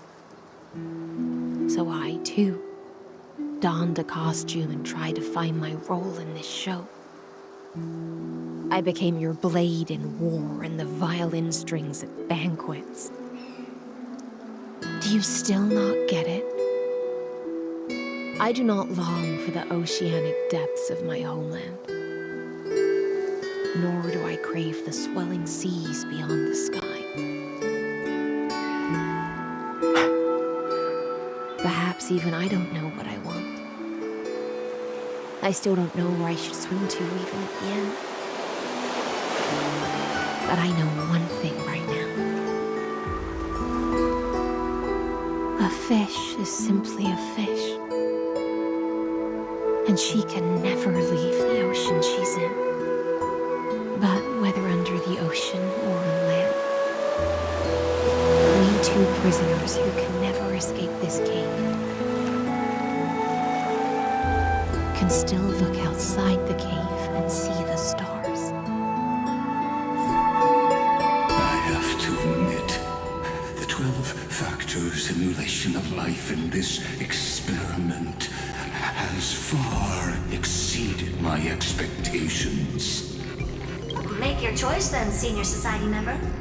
Do you want to keep walking down the wrong path and be remembered for your incorrect conclusions? Or do you want to return to the audience's seat and give yourself, Amphoreus, and the entire cosmos a more fitting end? I must refuse.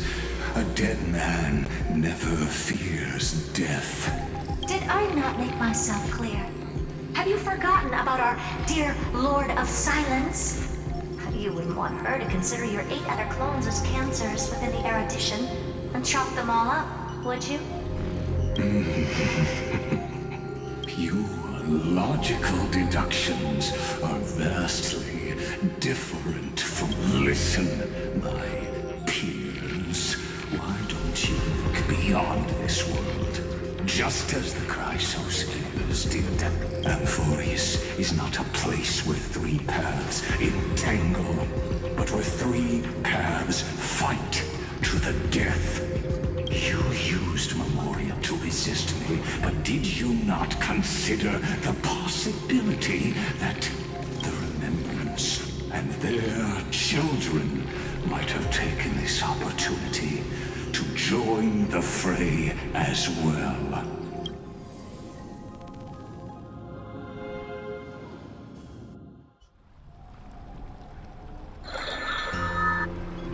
Oh, so this isn't just silence. It's the answer. What was the last thing she said to you before you parted the waters at the Scale Gorge waterscape? A tricky question, but one with a simple answer. She didn't say anything back then, right?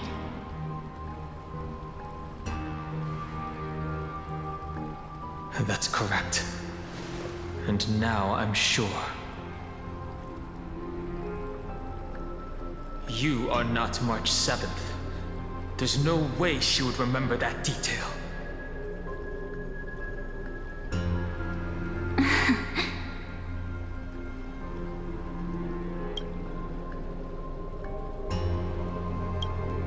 I'll only warn you once. Leave her body. Now. How impulsive. That's not like you at all. Why don't you calm down and think about another possibility? I didn't take over March 7th's body. Rather, it's March 7th who regained my memories.